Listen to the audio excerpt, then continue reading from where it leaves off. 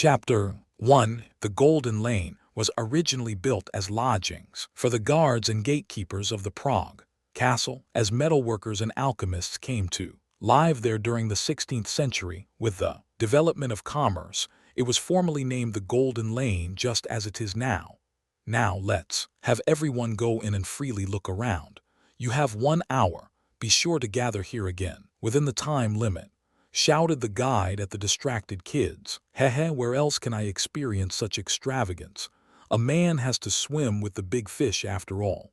You ha. Just 2 months after beating the competition and entering Daehan High School, the school known as Korea's most prestigious institution, I boarded an airplane for the first time in my life. Though my father was a well-off fund manager and my mother was a music professor, the two of them were immensely stingy. They never failed to go on trips around the world for a month or two every year, but they were extremely cruel to their precious one and only son. During my stormy period of adolescence, when I asked them why they treated me like someone they'd picked up off the street, my parents very simply laughed at my resistance and trampled over my rage. Males must be raised with a strong hand in order to survive, such was my father's ridiculous opinion. My mother backed him up, saying, "All the expenses you're using right now are the blood and sweat of your father and mother. Do you want to become a thankless child who carelessly wastes that blood and sweat?" It wasn't a safari wilderness simulation game or anything, yet my parents raised their only child with such severity. After that, I saw that there was no one in the world who I could trust, and spent every single day studying until my nose would start bleeding. And then the school I had chosen, Daehan High School. It was the high school that the president of the Daehan Group, the biggest business in Korea and among the top in the world, was the director. From the moment you entered to your graduation, all the expenses and pocket money you needed for school life were provided by the Daehan Group. Therefore, it was said to be harder to be accepted into than Seoul University. But I was able to get into such a school, and as a benefit of that, I was currently able to enjoy a paradise-like 10 days 11 night school excursion in Eastern Europe. Hyuk, let's go sightsee, While I was preoccupied with my thoughts, Jung Hyun, a guy who looked as friendly as your next door neighbor, dragged me along with his plump rump behind him. Okay, hoo. No matter how miserly my parents were, this was their one and only son's school excursion. I was generous enough to at least buy them a souvenir or two. Alchemists, did they really live here? Upon entering the Golden Lane, I saw charming buildings and various worthwhile handicrafts through the windows. Perhaps it was because the ancestors of this place had been gold, metal workers and alchemists. The myriad kinds of ornaments I saw were more than enough to catch my attention. Wow, pretty. Looks like it's made of gold. Ho, it would suit me perfectly well if I wore it. The clear female voices I heard while sightseeing this and that with Jung Hyun. Co Yi-rin, the representative of Daehan High School's first years, she was the embodiment of beauty. With a height of 167 cm, 5'5", long black hair, big eyes, and milky porcelain skin, she was a goddess with a graceful disposition, a rare item any guy would want to call their own. Today as well, she was blooming like an exceptionally brilliant, elegant lily among the chattering weeds. Her long black hair was neatly held back with a plain-looking blue headband. Her smile was more beautiful than the moonlight in May. She was looking at a hairpin through a small window with some friends. Her ebony eyes, which matched her distinctively pale white skin, were shining. Is there something good? More friendly with the girls than the male students due to his cheeky nature, Jung Hyun thoughtlessly dragged me straight into the girls. And then, in that moment, the girls turned their heads, and I happened to meet eyes with Yi-rin. Seeing me, a gentle smile came on Co Yi-rin lips. Whoa, is she smiling right now while looking at me? I was a person who had graduated from the brutal wilderness hell that baby lions experienced right at the age when kids graduated from elementary school and began yearning for manhood. Having set aside women in order to get accepted into Daehan High School, this school was truly my dream school. Contrary to the idea that people who studied well were physically unattractive, The school had some rather charming women. The saying that accomplished children rose from humble families was entirely a thing of the past. These days, with the waters so dirtied from pollution, you could only raise an accomplished child by maintaining a high-quality environment, a world that was truly heartless and specialized. That was how the world where such high-caliber children were raised was maintained. Wow, so pretty. Having squeezed in between the girls, Jung Hyun was looking at the platinum hairpin, which was embedded with many blue jewels. It's well made. The hairpin was so exquisite and vintage that my mother's collection of jewel hairpins couldn't even compare. Shaped like a long shell, the hairpin was enough to make even a guy like me desire it. Whoa! However, I exclaimed at the logical price tag. $10,000. Oh my God! The hairpin was worth a fortune of $10,000. I couldn't close my gaping mouth. It's pretty, right, Hyuk? When I was gaping like that and being surprised, I heard what must surely be an auditory hallucination at my ear.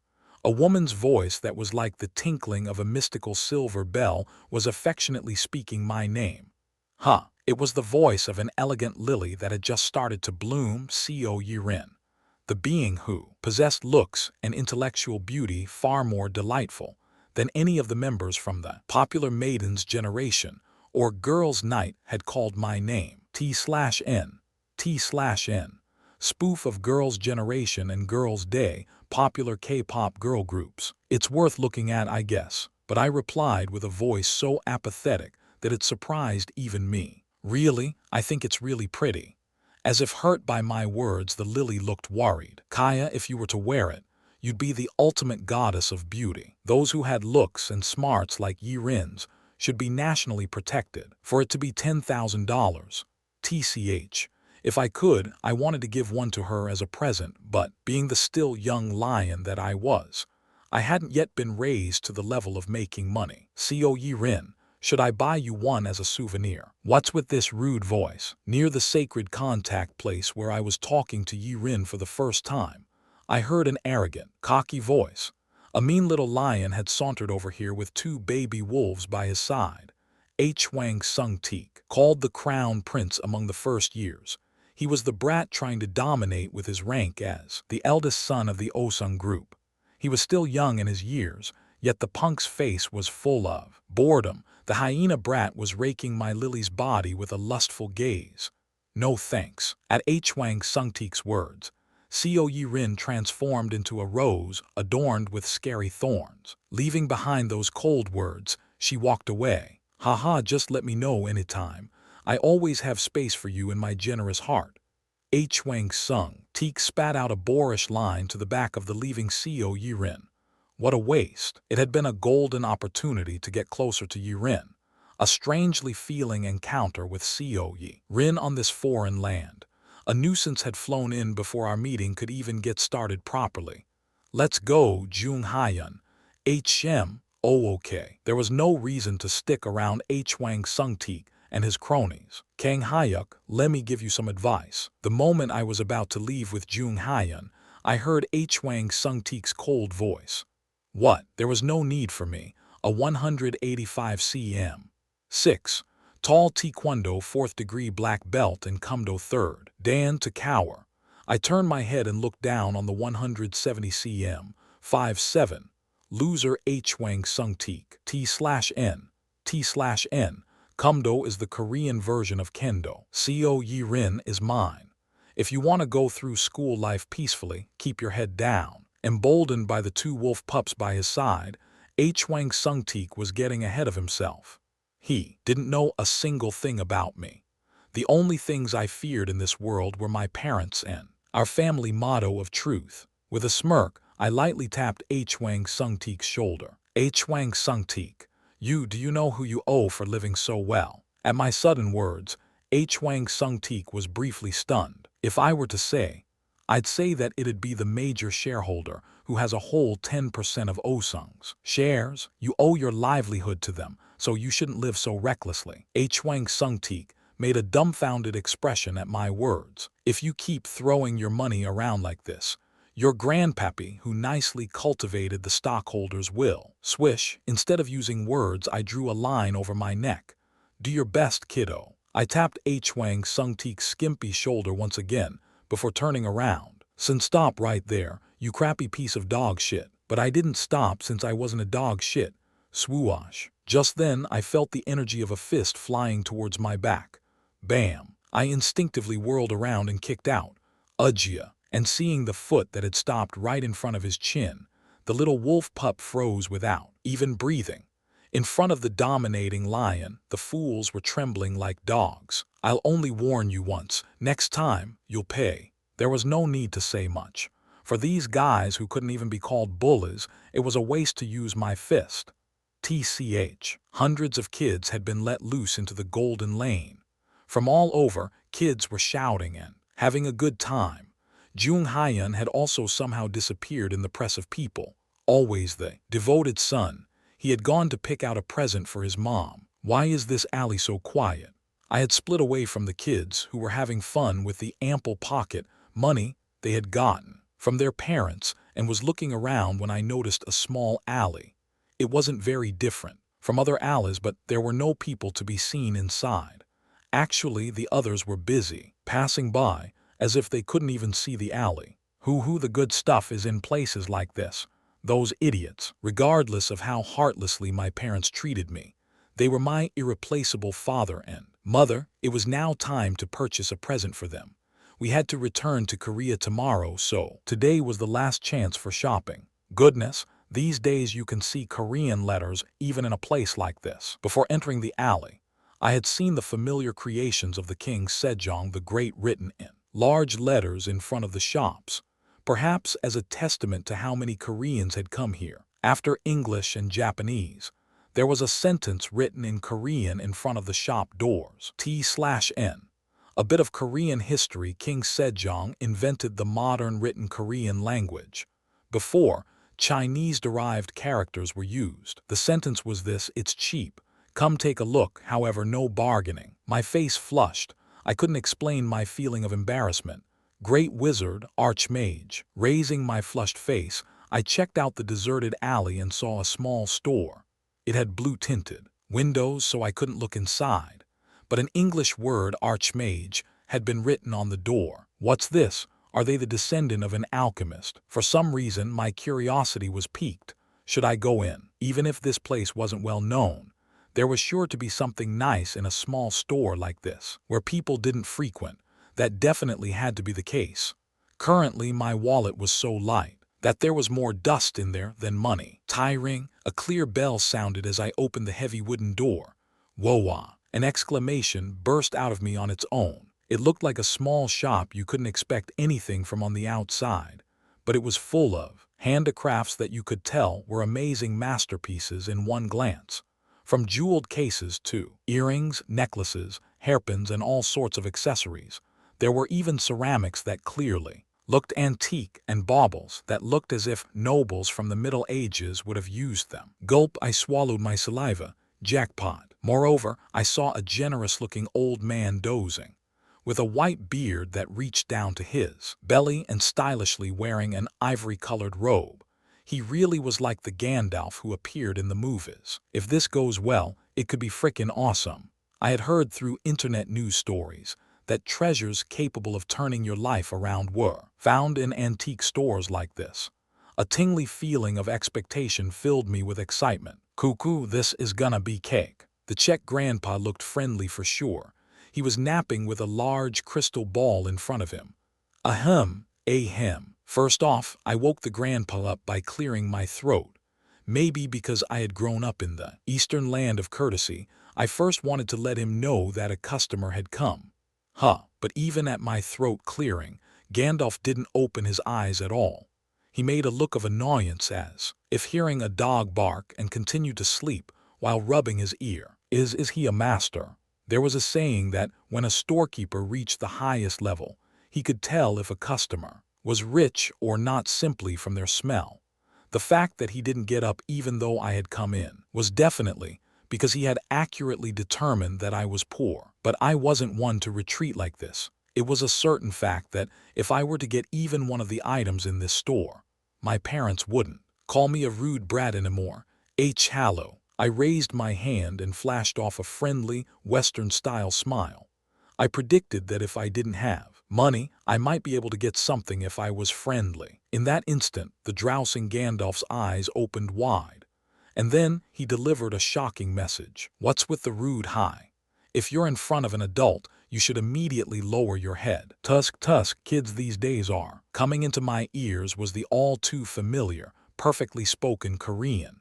If not for his looks, Gandalf had such an outstanding command of an elder's Korean speech that one might believe he was a village old-timer. You don't have money, right? Following that, Gandalf unleashed a critical hit. My body stiffened in a state of shock. Under the unfamiliar skies of Eastern Europe, I had met a grandpa who was Czech in appearance only. Even I, who had nothing to fear, went under mental overload at this sudden situation. How did he know that I was Korean? And what's with that natural native accent? For the first time in my life, I experienced the feeling of being thunderstruck. No, after the remark about my parents' wilderness simulation, this was the second time. I stared at Gandalf's golden eyes with a blank look. Cuckoo, you're wondering how I knew you were Korean, right? And how I can speak Korean this well, right? Maybe he's a Western shaman. If he hadn't possessed me, then how else could he know my inner thoughts so well?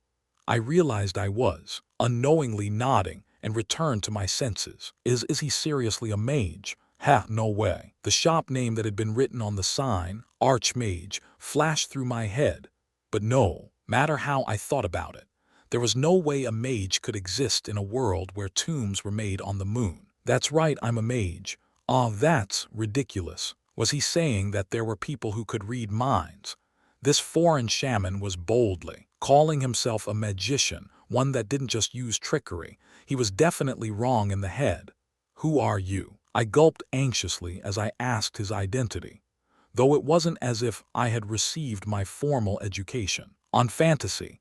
There was no sane person in this world who would seriously call themselves a mage, especially if that person looked as if they were long past their prime. Tusk.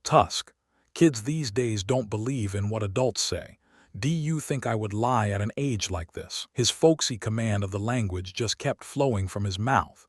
It felt as if this wasn't a shop in the Czech Republic, but in Korea. I've been possessed by a ghost. It's probably because I haven't eaten any kimchi in the past few days. No matter how many times I heard it, I just couldn't get used to Gandalf's native fluency. This is dangerous. A warning sizzled up my spine and sparked through my body.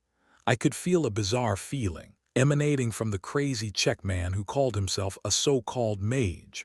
And now I also noticed letters and figures of an unknown language in the shop. It occurred to me that it might be the rune language that appeared in fantasy novels. I hesitantly made my way over to the door. What, you're just gonna leave? If you don't have money, I could just give it to you. At those words, my legs ignored their owner's will and stopped right there. Free. A reward quest that was worth the danger. That's right, in a global world like today, he might be able to speak a foreign language, and he might be able to read a person's intent a bit. Since he's that old, he must have learned mind reading or something. My mind suddenly scrambled to comfort itself. I flashed my signature detached smile to Gandalf, who was scanning me with his unknowable, peculiar eyes. Ha, you are truly fluent in Korean. Even as I spoke, my eyes were working hard to scan every part of my surroundings. At that age, he probably wouldn't lie. My eyes locked onto the item that would cost the most. My luck today is good. Starting with a conversation with Yirin, I had happened to stumble into a store called Archmage. The only problem was that the owner had otaku fantasy mania. But other than that, there was no problem. I'm not lying. Out of the items here, pick out the one you want the most. I'll give it to you as a present. This mage grandpa, who looked as good-natured as the Gandalf from the Lord of the Rings. At his incredible offer, my lips went from ear to ear. Kuhaha, jackpoot. I had no idea that something like this would happen in this tough world. You do not have to go so far, but since an adult said so, I will swallow my sense of honor and pick one. Before he went back on his words, I picked up a silver bracelet that had drawn me to it the moment I had laid eyes on it. Even if this big thing is a fake, I think it'll make some money. Hoo-hoo, this is frickin' awesome. The silver bracelet was engraved with unknown patterns and letters. Glowing with a silver platinum color, it was clearly a high-class rare item. Furthermore, there were shining stones that looked like diamonds embedded inside the silver bracelet. Even if it was a fake, it looked like it would fetch quite a price. I'm strangely drawn to it. There were a number of other ornaments and items made out of gold, but I was peculiarly attracted to this silver bracelet. I could feel a shimmering energy so faint I might be imagining it from the bracelet. Cuckoo, right, I see, of course. As soon as I raised the bracelet, Gandalf Gramps nodded as he said something insensible. Let's run. Now that he had picked one out, Gandalf Gramps could change his mind. With my thoughts of running away, my head went down to a 90-degree angle. Thank you for the meal. Because I had been raised under polite home discipline, I sincerely relayed my thanks. Then I turned around. Puhaya, this is so awesome. I really like this bracelet. Just holding it gave me the feeling that I had become rich. Kerchunk. But that was as far as I went. The shop door wouldn't open no matter how hard I tried. Despite my physical strength, the door wouldn't budge, as if it were stuck shut with the strongest super glue. Hoo-hoo. And then a sinister laugh. All my hair stood on end. Since stingy, he won't tell me to give it back, right? If it became a contest of strength, Gandalf Gramps had nothing on me. But since I couldn't do something like that, I'd have to give it back. No matter how much I wanted it, I wanted to avoid getting imprisoned as a thief in a Czech jail. Since you've gotten a present, let's go. What? Surprised by Gandalf Gramps' sudden words of going, I turned my head. Right there and then, I felt myself freeze again. PSSSSSSS. At some point, Gandalf Gramps had raised a strange stick. An intense, blue light was pouring into the room. Why are you doing this? Isn't this free? My lips disregarded my will and trembled. Free? Of course it's free. That is, if you can survive. Q-ha-ha-ha-ha. This time my hand started shaking. Gandalf Gramps had suddenly changed. He emanated a brilliance that was truly like that of an archmage. Shit, what's with this ridiculous situation? At the powerful force Gandalf was exuding, I couldn't speak. I could only hear a single friendly word by my ear. Sleep. Only. A magic incantation that only appeared in fantasy novels. I felt my entire body getting enveloped in a wave of enormous energy. Then I tightly closed my eyes. Unable to toss aside the delusion of free, I was still gripping the silver bracelet. Fuck. Utterly horrified, I coughed out a short breath and was plunged into a deep sleep. I couldn't have even imagined my very first thrilling taste of magic or the future ahead of me. Chapter 2. Gaia. A tingly energy made my whole body prickle, as if I'd been bitten by bugs. As the important component of elements like the sky, earth, fire, wind, and water, mana is the driving force that operates the world. For a long time, humans desired to make mana into their own strength. Using the boundless talent granted to them by the great god Adin, humans sought a method to use nature's power for many years. I opened my eyes and glared at old fart Bumdelf, who had pretended to be Gandalf.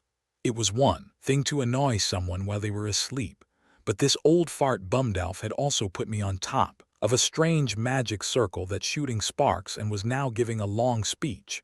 Even among kooky old men, there probably wasn't one who was this much of a nutcase. That was no damn magic. He definitely put sleeping powder on the bracelet. I couldn't believe it even though I tried. How could magic exist within a civilization that used cutting-edge technology? If magicians truly existed, then they would have already appeared in YouTube videos. Magic puts emphasis on communicating with nature, the hard-won fruit of the ancients who worked to harness the strength of that nature was the creation of magic. Thus the magic language, or rune language, was born. Some said that magic was an amusement of man, gifted to them by the grace of a dragon. Others said that magic was a seed of evil planted in the human world by demons, But that was the ignorant manifestation of a sense of defeat by the foolish. The true root of magic was humans. The master of the world, the great god Adin, had chosen only the humans. I was one step away from being driven insane by the shocking wave of electricity that was rippling through my body. But this bumdelf was going on and on about a ridiculous magic theory. Could it be mad cow disease? How else could he write out a fantasy novel that calmly, if he wasn't somehow wrong in the head? Even in my pain, I couldn't help but be suspicious of the mad cow disease that was still prevalent in Europe. But the fertile age of magic did not last long. Addicted to the present dimension's mana, magicians of darkness opened another dimension and summoned monsters from the demon world, bringing about a terrible ravenous ambition that would swallow the world. And thus began the long, long war between humans and the magicians of darkness. It could be called a proxy war, between gods and devils, a divine war. Hearing old fart Bumdelf so fully immersed in emotion, as if telling a story from long ago, even I was made to listen closely despite my pain. And then the dragon appeared. A dragon from another dimension was summoned by the great god's permission in order to preserve mankind, which had been driven to near extinction. Thus the first divine war ended. The humans, who had once been the rulers of the land, entered a long, long period of a magic ice age, while suffering the contempt of the dragon and other races. As if he were really that angry, Bumdelf was grinding his teeth. Tisk, he's totally off his rocker. It seemed like the man had written a proper fantasy novel with his imagination. There was no way something like that could have happened in the history of the earth. Of course, Bumdelf had said that magic users had existed, but no human would have had the guts to fight a war with devils, besides the hotshot bluffing warriors who appeared in Greek and Roman myths, of course. That's why I became a mage. I wanted to return everyone who dared to disrupt the land that mankind should have ruled over the demons, the various races, and even the dragon to whence they came. For myself, the Archmage Adel, the real name of this Czech Gramps who was incessantly spewing madness, was Adel. My fear withered away and instead, pity filled my heart. Well, in this rough world, it's probably not too bad to become so fully crazy. If you were only half crazy, you'd probably be called a weirdo. But if you were to become perfectly batshit crazy, then no one would be able to call you out. For someone like that, even a mental hospital would pay money to reject someone like that. Kekek, I trained in magic like crazy and became an 8th Circle Mage. A stage hadn't been reached in all of human history, and that was when I was exactly 99 years old too. TCH, this is interesting. When writing a novel, you had to write it with realistic lies like that to make it fun. Even while in electrifying pain, I could feel that I was engrossed. The feeling was like coming across an interesting work after a very long period of time. No matter how you sliced it, old fart Bumdelf Adel didn't look much older than 70. Proudly saying that he had become an archmage at age 99. That mental world of his was admirable. Even so, it didn't seem like he was paint the walls with poop level crazy. Rather, he came across as a pure and beautiful soul who was still dreaming about a fantasy. Even Don Quixote would call him an elder brother. Now all that needs to come up is dimensional travel. Pleased, I tried my hand at predicting the next part of the story, but that was as far as I went. Even during the lost magic era, the 9th Circle was a godly domain, not permitted to humans. No matter how hard I tried, I couldn't rise to the 9th Circle. Bloody hell, damn it. He spat out the very familiar words, bloody hell and damn it. Such frustration was necessary in order to proceed with the story. Even though I wanted to attain 9th Circle magic and attempt a mana change. Like a dragon, I wanted to become a handsome man through polymorph magic and have all the world's women. Arg. Now he was suddenly spouting a very human idea. Have all the world's women. Gah. As I reeled in pain from the shock that followed his frustration, Bumdelf Adel didn't even look to see what kind of shock I was in, and continued with the next part of the story. Even so, it was still worth living. Before I knew it, I became the master of a magic tower, and every empire and kingdom was desperate to curry favor with me. Cuckoo, worldly treasures, and endless research funds poured in at the start of every year. I passed 100 years of age and was somehow able to find solace. I could restore my youth to some extent with 8th circle magic. Anyways, so I was able to hit it off with the fresh chicks in no time at all. If only I hadn't met that bastard. Adel's life story was getting more exciting. I knew it was fiction, but my ears were sharply tuned in to his forceful melodrama. There was still a tinge of tingliness in my body, but I was so immersed in the story that I was able to forget about that pain. It was a very windy day. When I had just finished writing a polite letter asking every kingdom to quickly send me the princesses who would become my wives, that bastard appeared. He was a truly shit-faced bastard. Even I was curious about who it was. The story was pretty watertight. I felt like if I could just return to Korea, even I could debut as a writer with this story as a base. It was a shock. A bastard who hadn't even reached his 40s challenged me to a magic duel. Me, this 8th circle Archmage Adelnim. As if recalling that moment, lightning sizzled from Bumdelf Adel's eyes. A dragon came to have some fun, or a devil. I tried guessing who had appeared. At first I thought he was a silly novice and magnanimously showed him mercy. My temper is as sharp as a blade, so I normally just burn alive the little shits that charge at me. But I held back, since that was a felicitous day when I had made my first step towards getting married. And maybe he's not an archmage, but a sorcerer instead, and one that made the world quiver at that. Otherwise there would be no reason for empires and kingdoms to send him bribes, and an old man like him wouldn't have been able to send invitations to bring forth the princesses. If he had been an honorable, good-tempered mage, he wouldn't have even dreamt of getting married at 100 years of age. But the bastard just smirked at me. Kaya, I was crazy to have agreed to the duel without knowing that I was being baited, though it would have been fun to listen to a story like this while eating chicken and drinking a cola. My regrettable situation didn't allow that it was lacking by just 3%. At first I very lightly tried to burn the bastard to death with a 3rd circle lightning magic. But the guy dodged with an air shield as if he'd been waiting for it. I thought to myself that he was pretty good to be at the 4th circle at that age. He was on the level of geniuses. For being such a ripe old gentleman, he sure commanded a rich vocabulary. It didn't sound awkward at all to me. That roused my interest a bit. So this time I resolved myself and unleashed Burn Flare, a 5th circle magic. Since I was serious, it was a powerful magic that could destroy a pretty good castle wall, you see. But no, that rotten, moldy son of a bitch deflected it with a fireball. I mean, does it make sense for a 5th circle magic, used by a 8th circle mage, to be blocked by a 2nd circle magic? The moment Bumdelf asked me, I found myself shaking my head. According to my fantasy knowledge, that was impossible. I felt something was wrong then and should have stopped.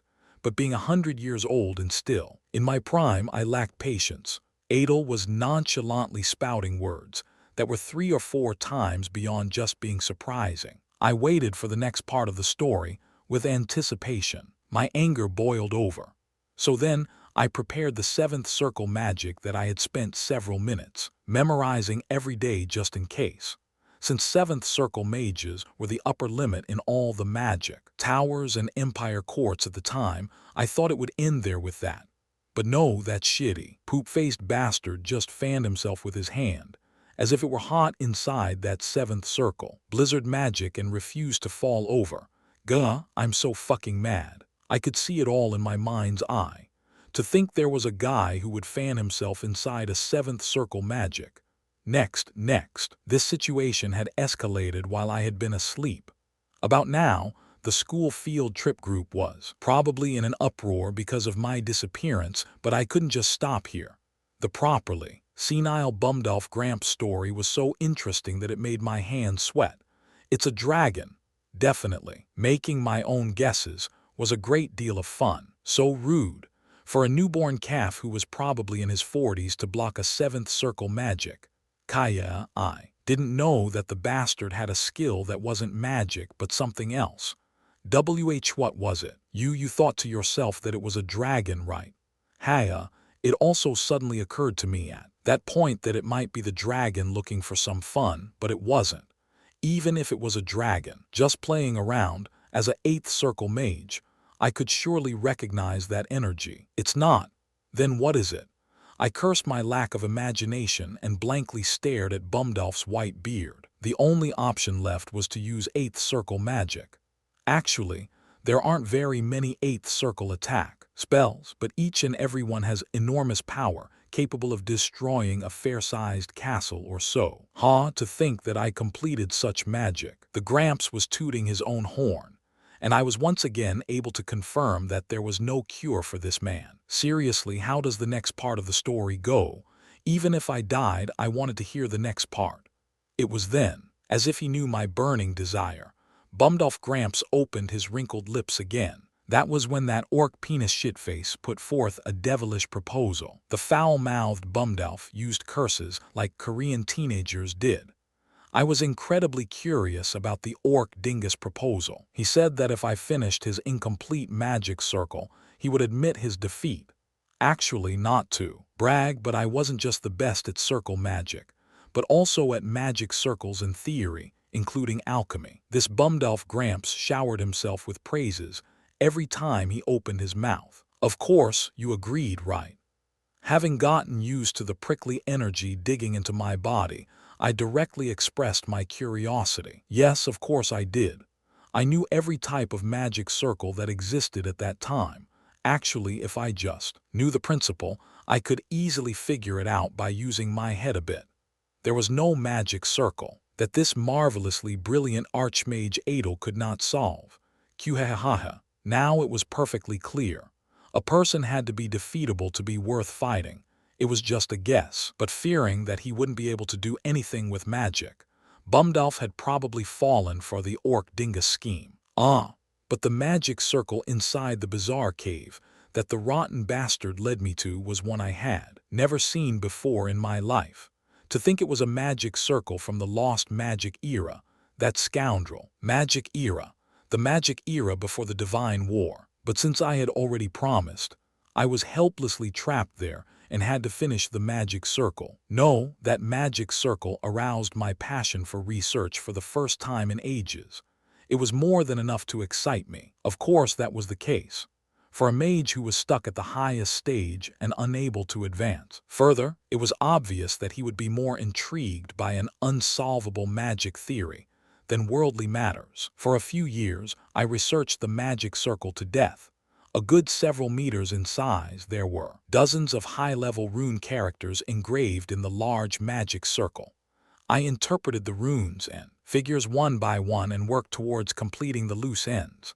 And with such speed that those little brats couldn't have even imagined too. Brats, it wasn't just one person. My questions grew. And then one day I was able to complete the magic circle. I perfectly analyzed and completed the magic circle from the great magic era, which even the legendary dragon wouldn't have been able to complete. What impressive tenacity! I was filled with awe for Bumdolf Adel's copious imagination, which allowed him to spout fantasies so vivid it felt as if he had truly lived it. It was enough to make me determined to become perfectly insane like that if I were to ever go crazy. That's when the bastards appeared. Those despicable bastards who wheedled the great Archmage Adelnim into fulfilling their own ambitions. That's when I realized that the one who had tricked me into a duel was Yasmahel, the master of the Golden Magic Tower, a secret group, and that every kingdom and empire's court mages were involved. It was a plot devised by the underling mage shits to eliminate me, a great Archmage. Laughing and then crying, this Bumdolf Adel mage was sure to have a bushy bottom. He even shed tears as he agonized. In Korea, people jokingly say that if you laugh and cry at the same time, your butt will get hairy. Wow, he's really good at acting. He was delivering the perfect, full package of empathy. It was so convincing that one might believe he was a real Archmage. But I couldn't do as the bastards wanted. If they found out about the completed magic circle, it was certain that all the magic techniques from the magic era would fall into their wicked hands. Those stupid brats. Lightning shot out like lasers from his eyes. The bastards laughed. They laughed at me, who had squandered several years trapped like a fool in their scheme while under the guard of master-level knights. But I laughed back at them. They had no idea that the magic circle they had led me to was a dimensional travel magic circle. Hoo-hoo-hoo. Upon hearing that it was a dimensional travel magic circle, an exclamation inadvertently burst out of me. And maybe he's really a mage. I thought he wasn't, but the foreboding feeling in my heart was blaring out a warning. And as they watched, I activated the dimensional travel magic circle, while silently clenching my teeth. Kuhaha, those idiots. There was no way they could figure out the magic circle no matter how much they struggled. After I, the great Archmage Adelnim, had perfectly mastered the magic circle, I had modified it to only activate by my method. Kuhahaha. Adel was holding his belly, while laughing delightedly. I didn't know why he looked so pitiful then. Idiot, in the end. Doesn't that mean you used dimensional travel to run away? It seemed like the poor fool hadn't found a way back home yet. If this was all true, of course. But is there really a world like that? My curiosity grew and grew inside my heart. If what Bumdelf Adel had said was true, then I wanted to go there at least once. A totally different world that Adel had agitated after becoming an Archmage. For all the Koreans who were living a painful reality, they might desire such a world. So then you were chosen, eh? While I had been briefly lost in thought, Adel's calm voice fell on me like a cold splash of water. Adel had somehow regained his composure and was looking at me with flashing, golden eyes. What? Hoo-hoo-hoo, you'll go instead of me and take revenge. Go where? Where else? Did you think I was spouting lies up till now? I'm talking about the Kalian continent where I lived. This bad-natured Bumdelf had suddenly gotten mad and was berating someone who had done nothing wrong. Why do I have to be the one to go? If someone goes, shouldn't it be Bumdel? No, Adelnim. One can only live their later years in peace if they solve their own problems and finish what they started. I wanted to get away from this crazy old man. I had a bad feeling that he would send me to that other world if he was really a Bumdelf. Don't wanna. I'm going to live comfortably now that I'm nearing 200 years of age. My joints are creaky and I don't even have much of an appetite. Where are you telling your old master to go? Ma, master. That's right, master. You accepted my proposal and even got a present. When did I get a present? No way. I suddenly felt something cold on my wrist. Somehow the silver bracelet had wrapped itself around my left wrist. You and I have already undergone a mana succession ritual. You're now no different from a clone of me, Adel. Kuhahaha. This crazy Bumdelf was even laughing uproariously. Father, mother, I suddenly thought of my parents' unfriendly faces. Why I wanted to see them so much today was a mystery. If you've rested, then let's start again. Start what? Adel's actions were so unpredictable. What else? It's the original mana injection magic circle I developed for this day. All right, prepare yourself. I'm activating it for real now. Wait, please wait. I called out to Bumdelf, who had frighteningly raised a staff while wearing a wicked smile. This went through a safety inspection, right? Glowing with a number of opaque colors. This existence that was called a magic circle didn't seem like it had been properly made, considering Adel's condition. Dunno, some of the magic crystals were made in China, so there's no guarantee. Then here we go, power up. Zing. Gazag. Without a chance to be surprised by his words that it was made in China, I was assailed by a surging energy. The last thing I remembered seeing was Bumdelf's evil face. And then I was out, the while desperately praying to God that this was all a dream. Firebolt. I concentrated and unleashed Firebolt, a first circle attack magic at a rabbit. Ba-ba-bam. But what kind of nice rabbit would let itself get hit by a lame mage's Firebolt?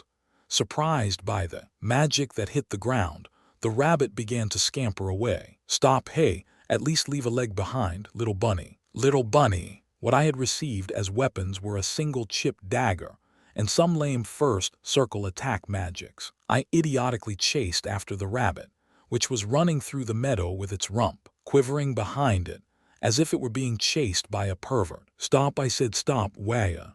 If I couldn't catch the rabbit, I'd starve for the second day in a row. Even Lineage, a popular game these days, probably didn't torment their beginner players like this. Pant, pant. But the rabbit paid no heed to my desperate wish and ran far away. Flop. I breathed heavily as I laid down in the thickly grown wild flowers. Damn, I'm gonna go crazy. I felt like I was going to go crazy from this absolutely unbelievable reality, while suffering after meeting a crazy mage during my cool Eastern Europe school excursion. In this moment, even though she always calculated the cost of the food, I longed for my mom's kimchi stew so much I could cry. So that's how it is, this was all planned. Right now, I was in some unknown grassland area in Iceland, Europe. It was a month since I woke up after dying from the original mana injection magic circle, which used Chinese-made magic crystals. Exhausted, I had opened my eyes to this place, for a mage to really exist, and for him to be a mage who used dimensional travel from a different world too. Everything was unbelievable. The fact that Bumdalf was an archmage was particularly unimaginable, so he rigged an illusion magic circle in the Golden Lane and was having fun fishing, in order to find only the mana-sensitive people among the tourists. While I was on the mana injection magic circle and resting, he had told me countless things. Bumdalf Master had dimensionally traveled to an unfamiliar planet. He told me that at the time, a science-based civilization had begun to develop, since the entire planet had been at the peak of the Industrial Revolution. In such a world, he used magic to easily adjust and make a fortune. Back then, the Earth hadn't been so polluted, and mana had been rather abundant, so apparently he had been able to do all sorts of things with magic. He used magic to become a medicine peddler selling a panacea, entered a university to become a professor with his outstanding intellect, met Rockefeller, and even tried digging for oil with mana detection.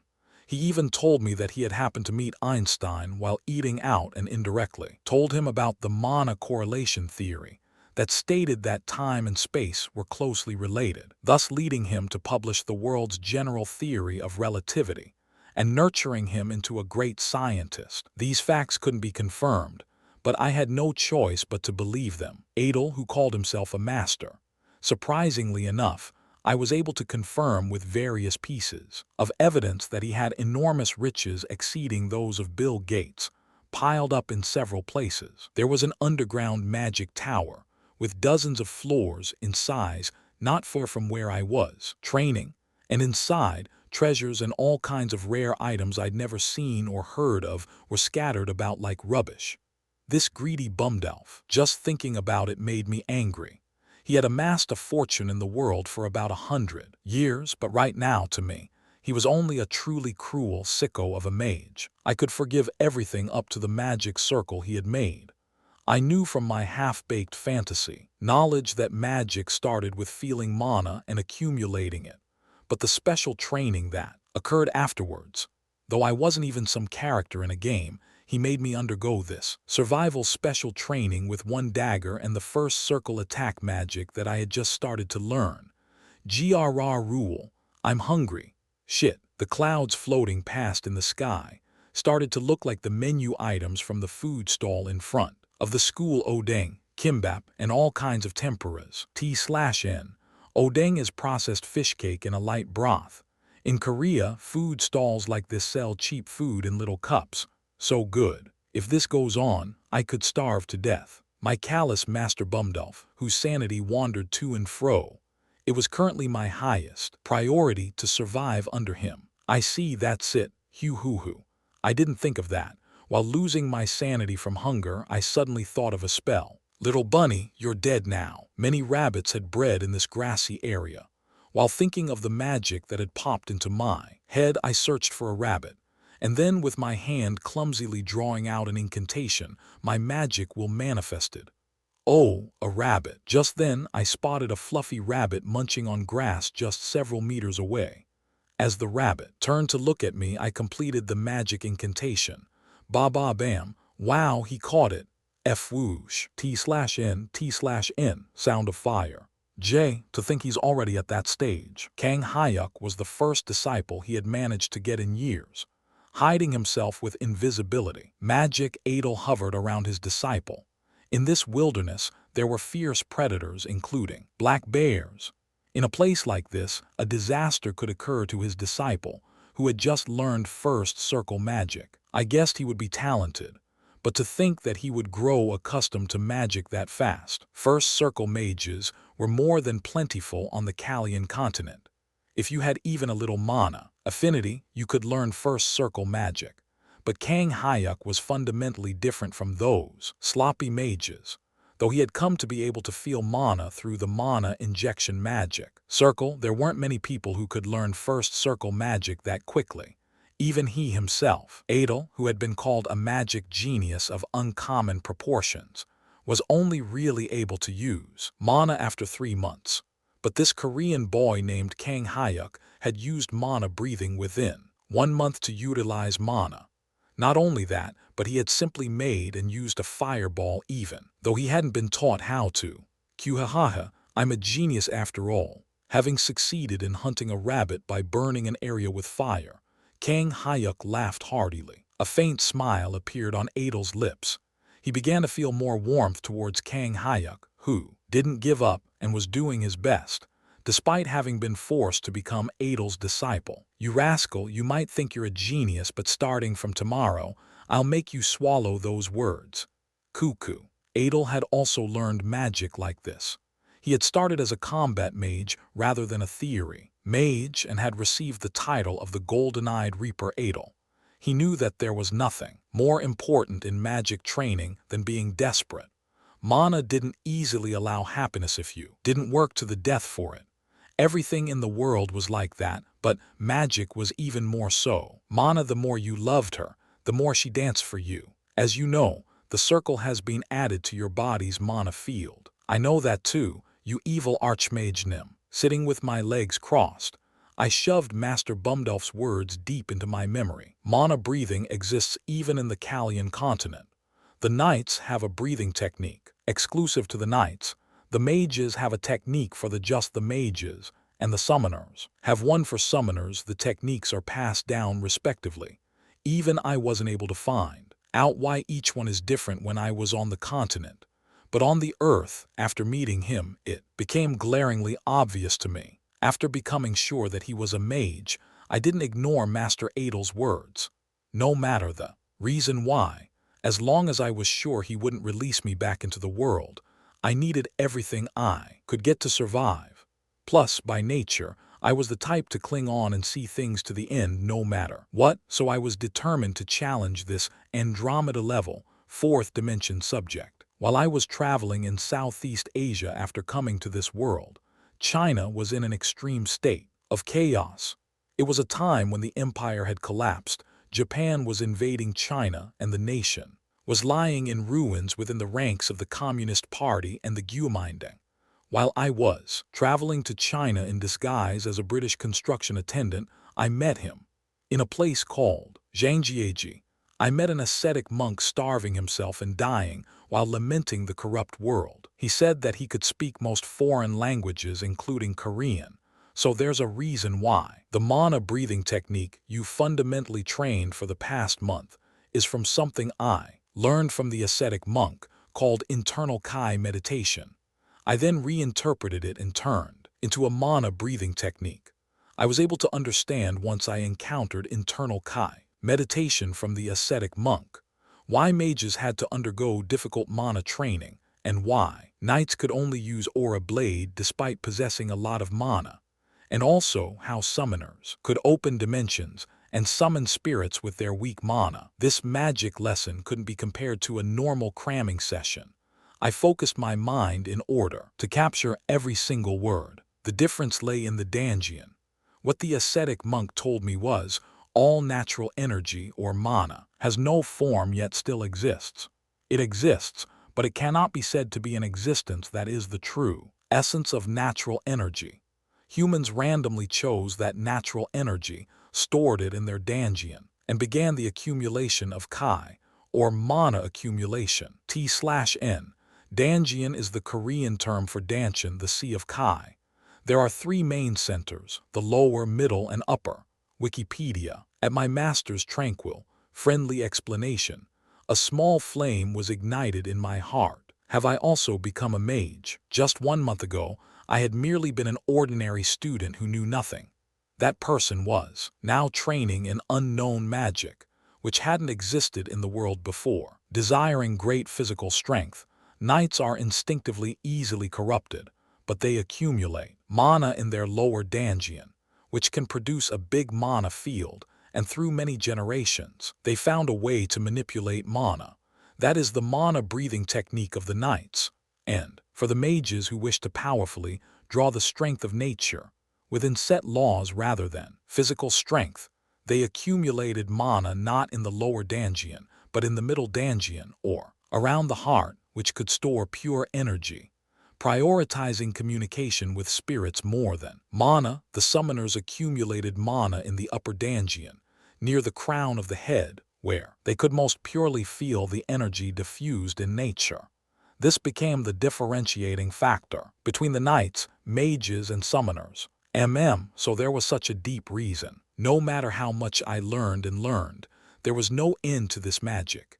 It was so fun it made my heart boil. By any chance, did the internal Kai channeling you learned from the ascetic monk also include the term multi-Kai channeling? How did you know that? Oh wow. So that multi-Kai channeling I saw in wuxia novels was right. I didn't relish reading fantasy or wuxia novels that much, but I enjoyed reading them to cool my mind off once in a while. That imaginary world that I enjoyed on top of my bed while eating a tasty snack, that was a heavenly resting style that only those who knew of it could enjoy.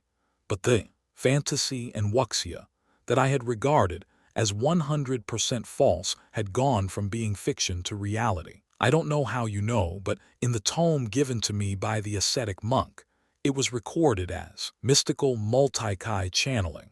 It's an amazing mana technique that couldn't be found on the Kalian continent. Really, where's the limit to this bummed-off master? He surprised me every day. But after seeing the hobby lifestyle that my bummed-off master enjoyed, I was totally amazed. There were dozens of giant TVs installed in the central hall of the underground tower. The hall was filled to the brim with cutting-edge plasma TVs over 50 inches in size. And on those TVs, broadcasts from almost every nation on the planet were noisily blaring out in their native languages. Master Bumdolf enjoyed his time crying and laughing while watching those broadcasts. As someone who didn't have much talent in languages, it was enough to garner my respect. The most pure mana in the world gathers here, where the magic tower is. As you know, over many years of industrialization, the Earth's mana has been severely polluted. That's why, compared to when I first came to the Earth, at least half of the mana has been polluted or lost. Since the Earth's mana was far lower than the Kalian continents in quality and quantity to begin with, that pollution has a huge effect on those training in magic. But since you met a good master, you can discard those worries. You just have to believe and follow me, your master. There it was, a dramatic phrase that a man used to coax a woman. Master Bumdolf stroked his white beard while spitting out a cliché phrase like "just believe and follow me." He was wearing an expression like that of a kindergartner who was starved for praise. Should I cry or should I laugh? Goodness, once my master, always my master. With all my sincerity, I shall treasure master's grace deep in my heart, I said, putting a lot of emphasis on treasure. Who would have thought that I would have become a mage?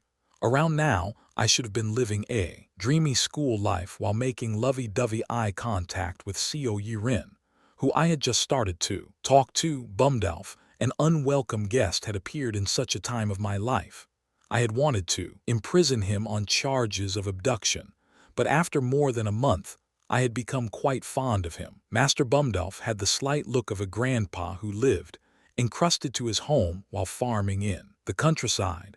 Every so often he showed a look of indescribable longing.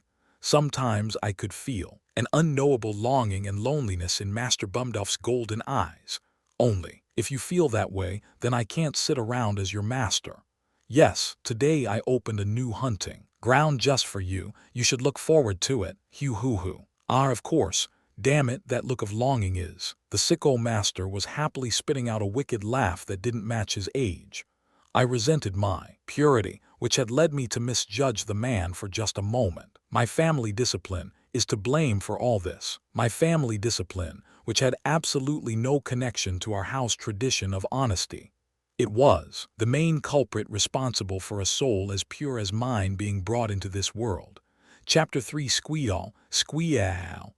Mommy, thur thur thur thur thump. This is when one would use the saying, always be modest. I had been quite encouraged by my master's honeyed praise, that no one in the history of magic had risen to the second circle this fast before. But upon experiencing the bitter hell that started after I got dropped off in a rather thick forest, I started crying. As my tears flowed, I was able to realize the sage's words of Fuak. There weren't any rabbits I could catch with magic here. Time had passed, so I was hungry, and for a moment I had lost my sanity. I'm a crazy bastard, Graya. I could feel an immense bloodlust from behind me. It was a slight exaggeration, but there was a boar the size of a bull running towards me like crazy, with its hide slightly roasted by my fireball magic. There was no use to being a second circle mage. I was made to feel with my entire body that circle awakenings and mana levels were not proportionate. Not even a dagger but a club, Gaia. Even as I ran like crazy, I tasted the feeling of being driven to insanity as I looked at the wooden club in my hand. Being a Taekwondo 4th degree black belt or a Kumdo 3 Dan was no use. With such a miserable weapon, the jet black boar and its quivering bacon were the essence of horror. I'll die like this full-course wilderness adventure, which I was experiencing for the first time in my life. Realizing that I was really going to die by getting hoof-stomped by a boar, I looked for a way to survive. I'm saved. Just then, perhaps by the grace of the mountain god, a huge boulder appeared in my view. I kicked the ground forcefully and flung my body on top of the boulder.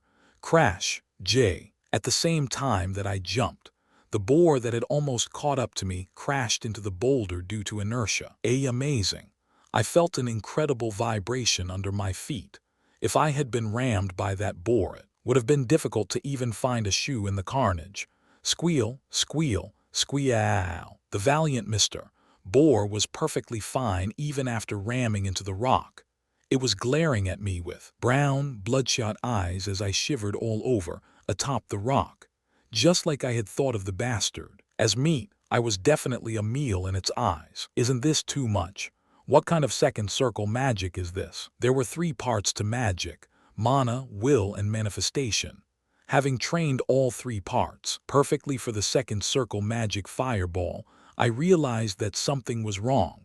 Master had said that second circle magic was the beginning of a so-called magician's training.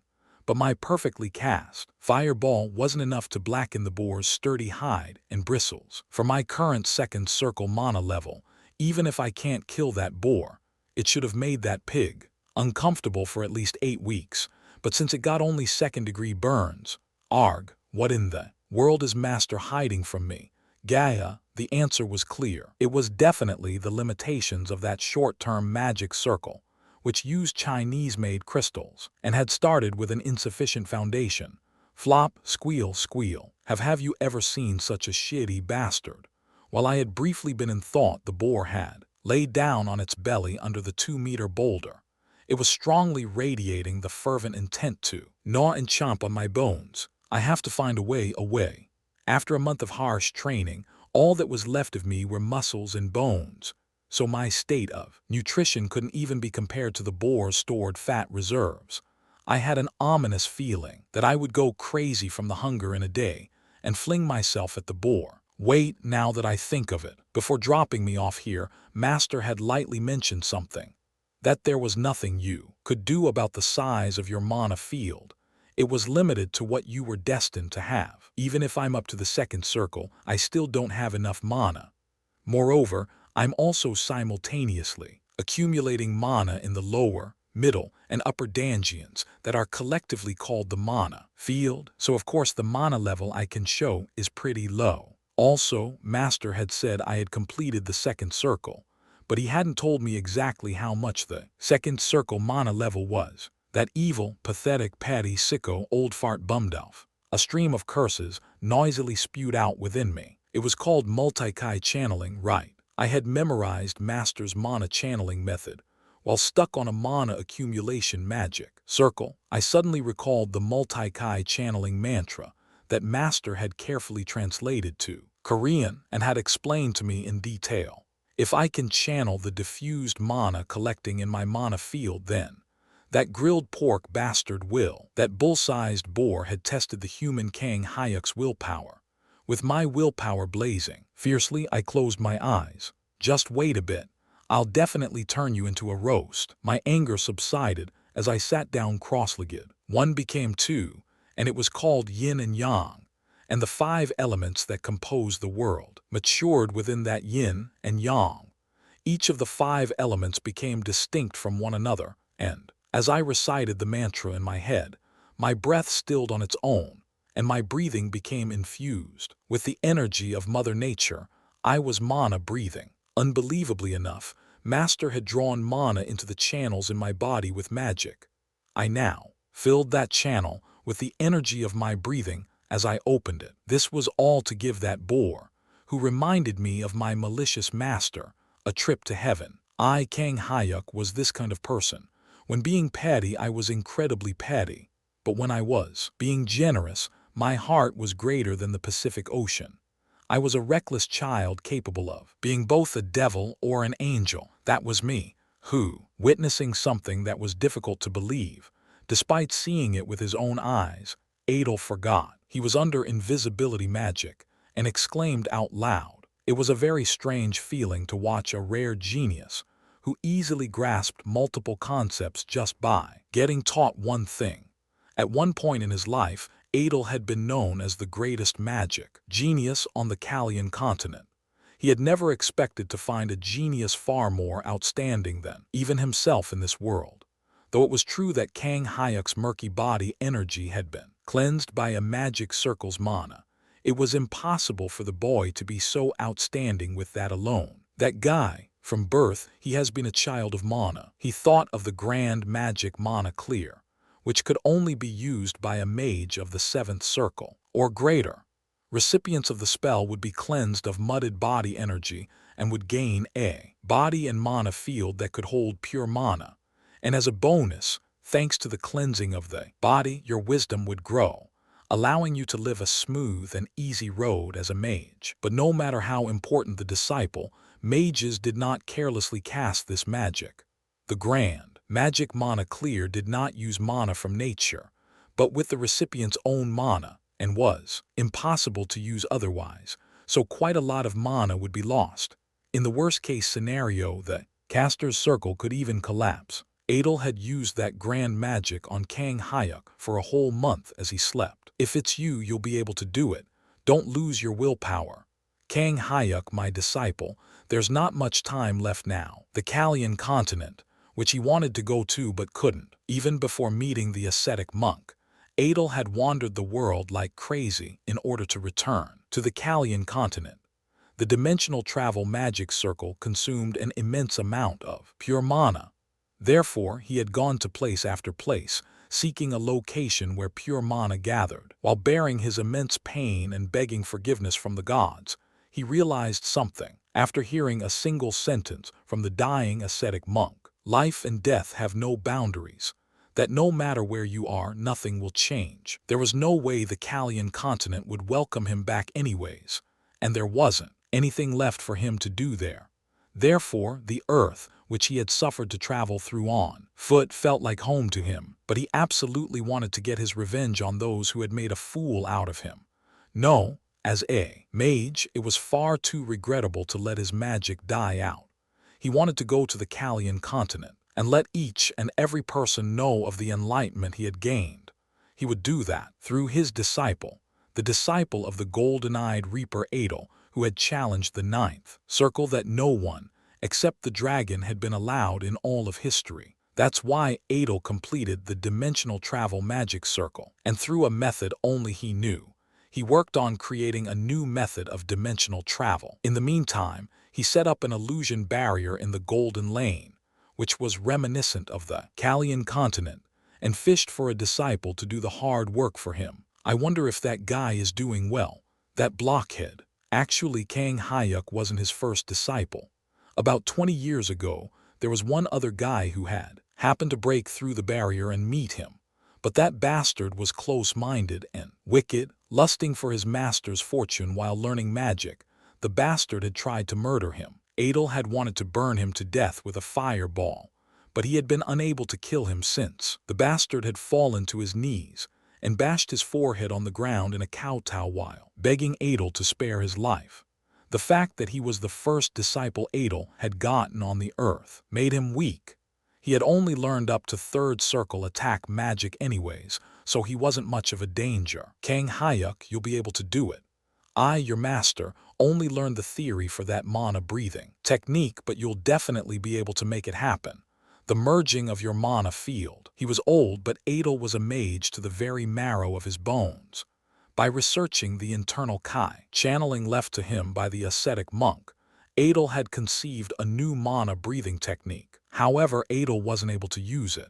Because he was already an 8th circle mage, his mana field had stationed itself in the middle dungeon and was far more powerful than the other fields. If he forcefully tried to merge his mana fields now, the disparity in power would make all the other mana fields explode. That's why the mana breathing technique that Kang Hyuk was training right now was a new method that no one else had tried before. It was the beginning of a great path that even the legendary dragon had never challenged. I did it. I was mana breathing as comfortably as when my mother had sung a lullaby for me as a child, with the multi-kai channeling that had been passed down through legend. As the base, the mana channeling had given me a taste of being one with nature, and with the strengthening of my will, the mana that had gathered in my lower, middle, and upper dungeons was merged, though weakly. ZZZZZZZZZZZZZZ tilde. Having trapped me on top of the boulder, the boar had begun a drawn-out siege. It was happily sleeping with its belly carelessly left out in the open. Geez, this boar looked down on a human, the lord of all animals. In the name of Kang Hyuk, I shall punish you. As I chanted a sentence fit for a Sailor Moon girl who liked to punish evil in the name of justice, I gathered my mana in the middle dungeon, where the circle was. My blazing will, my friend mana. My rage is your rage. In my name, rain down the purification of fire. I focused my mind and recited the magic incantation with a low voice, modified by the mana inside me and my will. The pure shamanistic mana that was diffused in nature was manifested in the world. That was how magic was used. The boar's eyes flashed open. Living while surrounded by nature, animals were sensitive to natural energy. As soon as I drew the nearby mana, the piggy bastard felt something was wrong and opened its eyes. Having enjoyed a nice rest, the boar's fatigue had flown away. Thanks to this bastard, I had been stuck wrestling mana for half a day. How pitiful I was. Get fried, you piece of crap pig. Fireball, whoosh. As soon the incantation of fireball fell from my mouth, I felt the mana that had gathered in my heart vibrating vigorously. T/N. As a reminder, the lower dungeon is in the abdomen, middle is in the heart, and upper is near the crown of the head. Ba ba ba ba ba boom. As the vibration stopped, a huge lump of fire somehow appeared above the boar's head. Wow. Though I was the caster, I was more surprised. It was a huge lump of fire that looked to be a whopping 50 centimeters, tilde 20 inches, in diameter. It was enough to make the magic that I had cast so far look as shabby as gum stuck on the sidewalk. Ba-bam, FWW-woosh, squeal. Ever seen a boar get hit by lightning under a clear sky? The boar that had futilely dared to target a human as its meal was struck with divine retribution. It ran into the dark forest like a bastard struck by lightning. Crosh, squeal tilde, and just like that, it rammed into a huge tree, leaving behind its woeful death throes. Puhahahaha, that's right, this is how it should be. standing atop the boulder and looking at the sky. I burst out with vigorous laughter, the destructive power of a second circle magic. Moreover, it was a great achievement that I had won. By merging the little mana I had, I was a rare genius sent down from the heavens. Stagger. But suddenly the sky whirled and spun above me. Something burst out from my nose and trickled down. Damn it. My delight was short-lived. Due to the immense fatigue that crashed into my entire body, I lost consciousness right then and there. My boar. The afterimage of the fireball roasted boar barbecue came to my mind, and then crash. Tusk. He had thought it might happen, but a problem had indeed occurred. While happily cheering atop, the rock Adel had made through the spell stone edge. Kang Hyuk had fallen 2 meters onto the dirt floor and had passed out, and in that moment, Adel had cancelled his invisibility magic and appeared while clicking his tongue. You stupid rascal, to be so happy after forcefully merging mana the size of an orc's tail. Hoo-hoo. How does it feel? The hot taste of mana exhaustion. The state of mana exhaustion, which you would experience 1 or 2 times while living as a mage. It was a state that occurred when you used mana that exceeded the amount you had. At low circles, it didn't have that much of an effect, but in the upper circles, this condition could induce a mana collapse and kill you. Your first experience with it is always that harsh.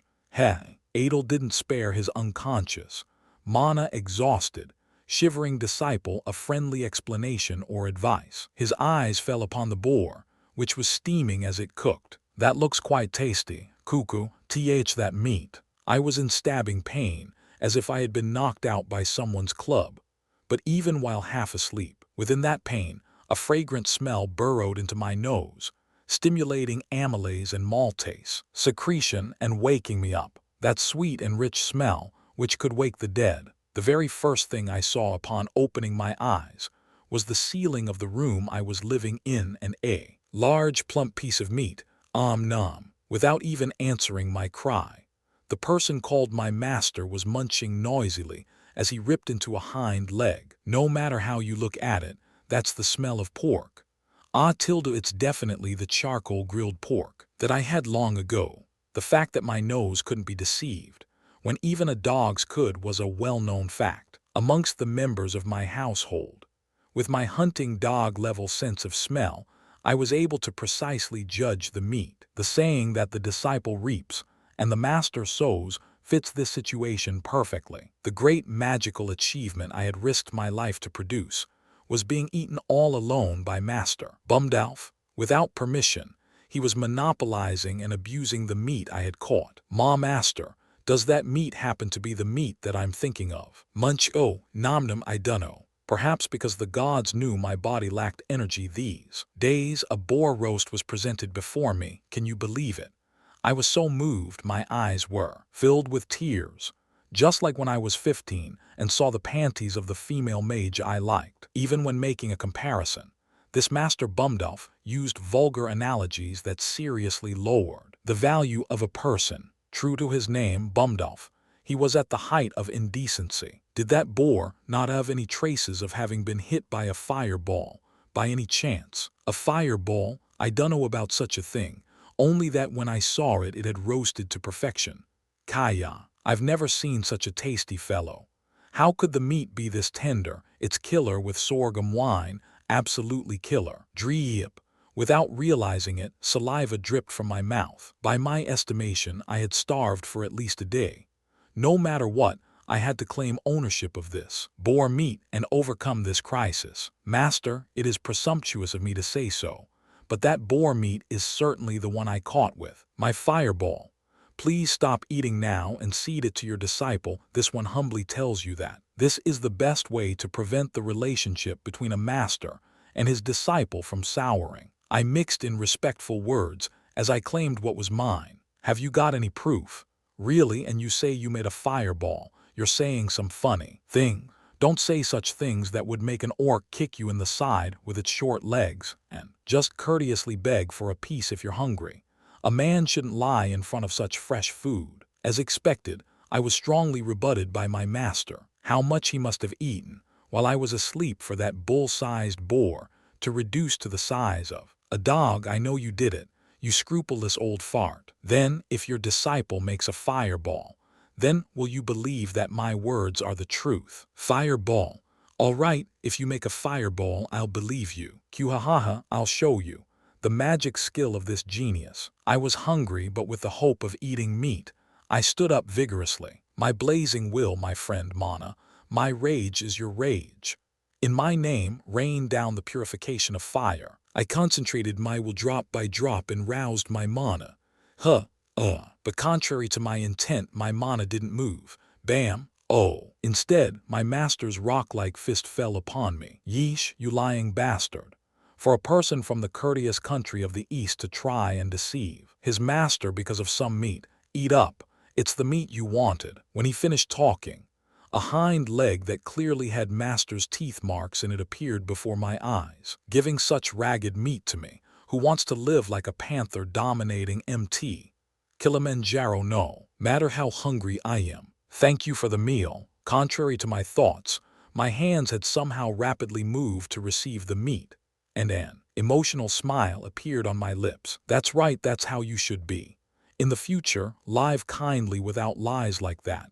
Being hungry isn't a sin. Master's words, I shall definitely be sure to keep them in mind. After laying down some stern discipline, Master turned around and left the room. Arg, how can I live my life without having to eat bread soaked in tears? One day, I will get back at that master who is arm in arm with the devil. My desire to win blazed furiously.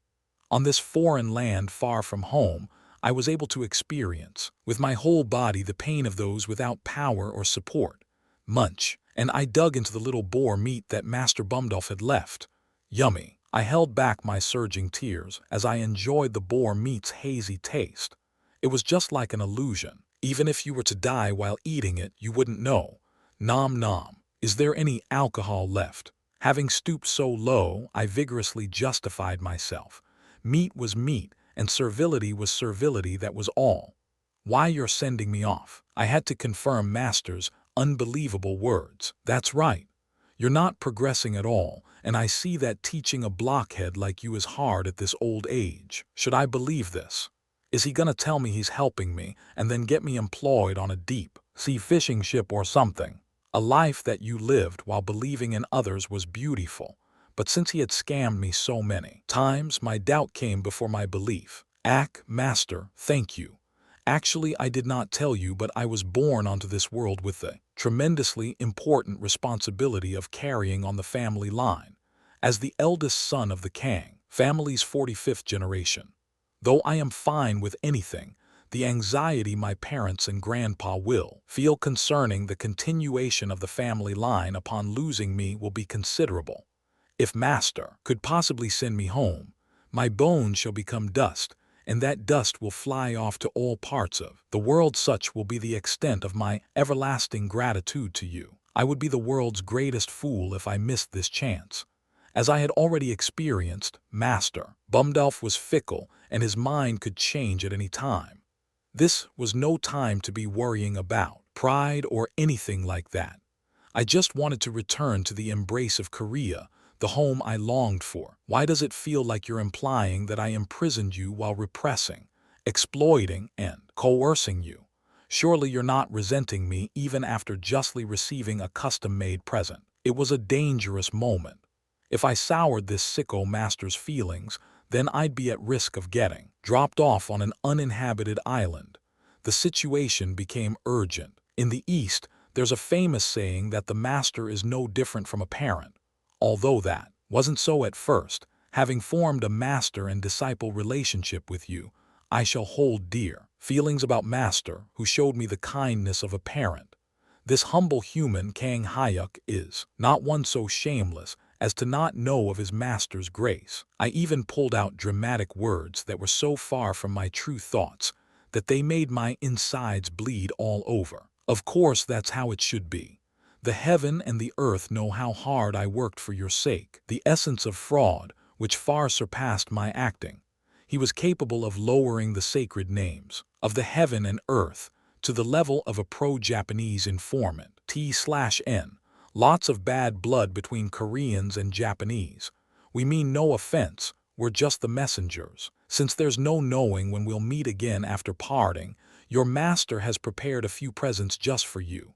Huh, pre-presents. Before, I would have jumped to receive them, but because I had a very bad memory about presents, my face hardened like a stone statue. What, you don't want them? Upon seeing my stiffening expression, Master Bumdolf frowned. That's not it. How could I not want them? Only this disciple of yours has done nothing so. Always receiving things like this prickles my conscience. Master, can't we just pretend that I received them? Never in my life had I, Kang Hyuk, lived while trembling in fear with such servility. When I was in preschool, resentful of my parents' disciplining methods, I had fearlessly run away from home for 5 days and 4 nights with just 2 choco pies and 1 liter of milk. That Kang Hyuk became impossibly smaller before Bumdolf, and especially because I had learned magic, I knew very well the weight of the 8th circle.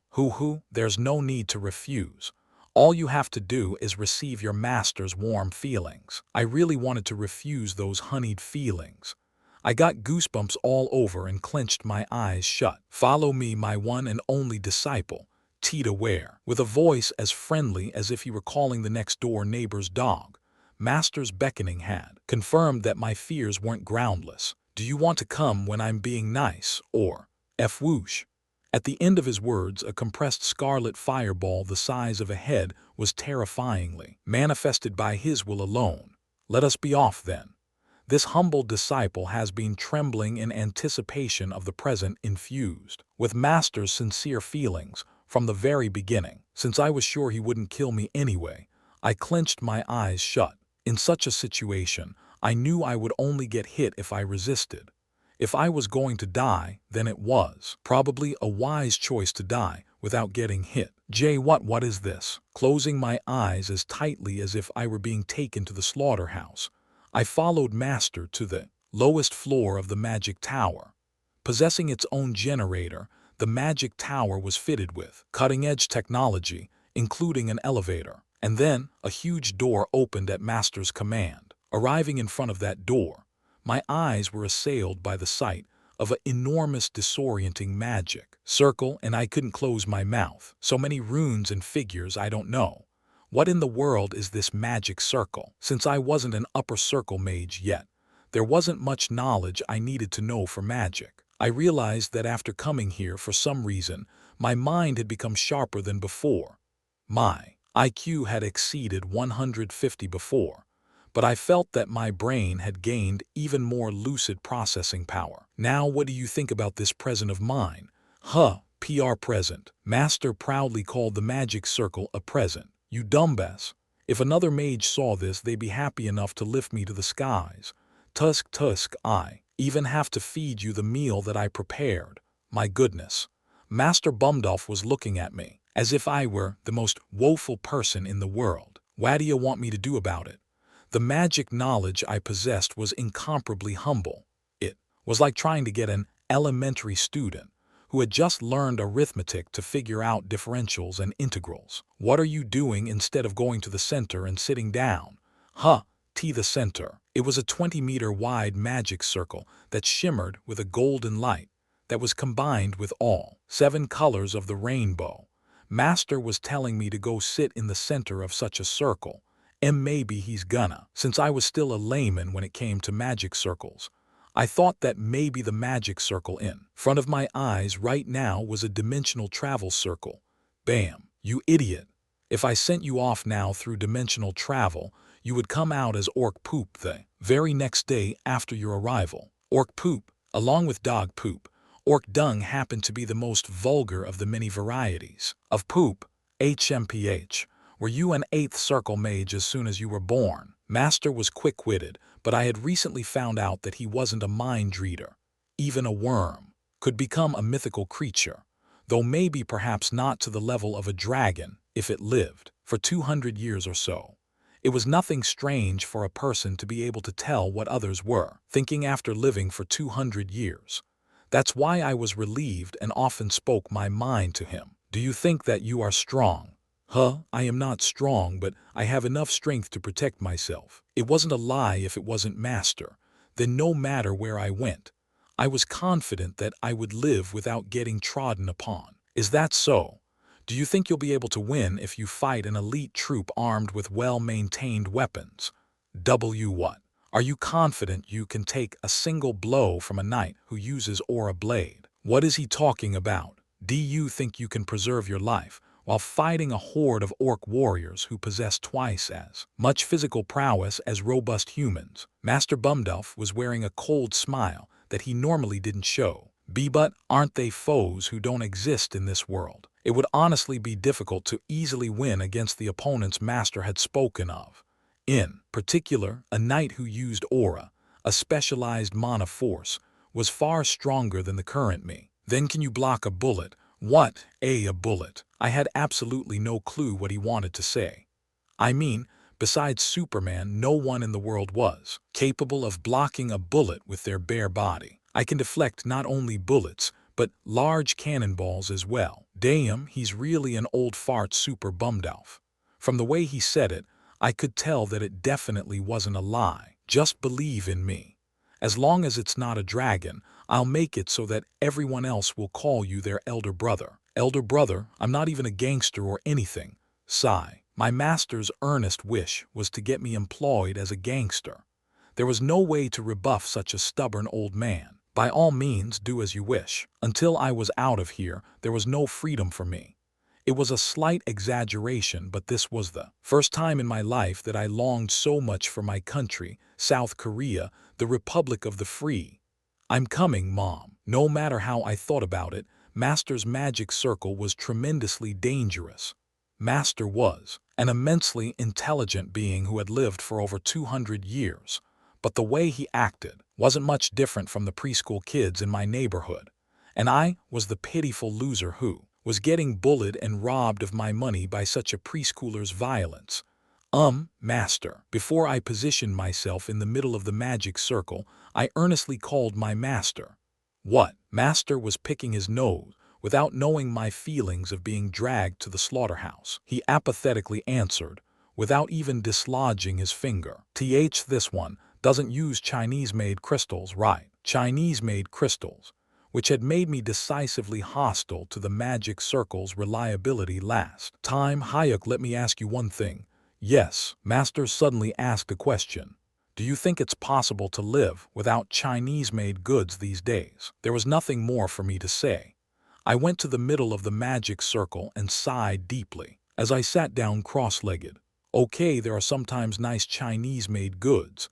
I tried comforting myself, but the problem was, those nice goods only appeared by random chance with the same probability of finding a pearl while eating an oyster. I thought it would take half a year. He's an amazing kid. The totally dejected Kang Hyuk sat on top of the magic circle and assumed the mana channeling position. As he looked at Hyuk, Adel the Archmage was unable to repress his awe. Actually, even among the genius mages in the Kalian continent, it normally took them at least half a year to condense mana and barely reach first circle magic. If magic was as easy to learn as the sword, then mages and even dogs and cows would gain the title of Archmage. Working that hard was normal in magic, but surprisingly enough, in slightly less than 2 months, Adel's new disciple Kang Hyuk had been able to reach the second circle, and he had done so by merging a knight's mana field, the lower Danjian, a mage's mana field, the middle Danjian, and a summoner's mana field, the upper Danjian. I have to send him when he's risen to the third circle, and the fusion of his mana has naturally occurred, but there's no time. If this mana is held back any longer, it will burst out. With a look of regret, Adel gazed at his disciple who knew nothing and was channeling. Contrary to the Kalian continent, Adel had not been able to find materials for producing high-quality crystals. The result of that was that, unlike his calculations, the mana that had been held in the dimensional travel magic circle could not stabilize and had begun to activate. As per the law of mana restoration, the instinct of powerful mana was to return to its original state. Now everything is up to your luck. I can only pray that the great god Adin's blessing is upon you. Though it wasn't as dangerous as the dimensional travel magic circle, this forced knowledge transferal magic circle was also very dangerous. Though Hyuk's body had been cleansed through the grand magic mana clear, getting to the second circle was the limit for generating circles by forcefully injecting mana. From the third circle onwards, he would have to gain circles through enlightenments without anyone else's help. That's why people called magic a study for wise men. I will pass on all the magic theories I have comprehended in these past 200 years to you. After I do so, it's all up to you. Your life will change by as much as you are able to comprehend. Once Kang Hyuk was completely absorbed in mana breathing, Adel opened a side door. The door opened to show a magic circle 3 meters in diameter. It was the core magic circle that could impart all the magic knowledge inside Adel's head using magic. Awaken, my disciple, and let the whole world know of Adel's great disciple. The wall of the 9th circle, which he had not been able to achieve, only Adel wished. He wished for his one and only disciple to become a great archmage who would surpass him. Magic inheritance. A clear magic incantation burst from Adel's mouth as he closed his eyes. Zing. Countless mana particles slowly poured from the magic circle, each particle possessing a color of its own. The mana swirled into a whirlpool. The mana at the magic circle that Kang Hyuk was sitting on also began to dance. The magic was filled with Adel's earnest wish for Hyuk to become a great archmage. Chapter 4: An Airplane. As soon as I opened my eyes, I saw an unfamiliar sight. In a place that looked just like the inside of an airplane, my body was reclined in a plush seat. Stupefied by the faint hum of the engine and the slight turbulence from riding the currents, I returned to consciousness right away. Mr. Hyuk, did you sleep well? Who are you? I was on a spacious bed-like seat that was immensely plushy. Without even getting a chance to regain my bearings, a strikingly beautiful blonde with long straight hair greeted me amiably while wearing a stewardess uniform. My name is Marisol. Her bright smile was similar to Jeon Jae-hyun. Even in my surprise, the sight of her skinny legs bore into my eyes. T/N. Jeon Jae-hyun is a popular Korean actress and model. My face flushed. We are scheduled to arrive in Incheon International Airport in 1 hour. What? In Incheon International Airport? Amidst the woman's friendliness, the words Incheon International Airport soared into my ears. Ho, you have slept for a whole 15 hours.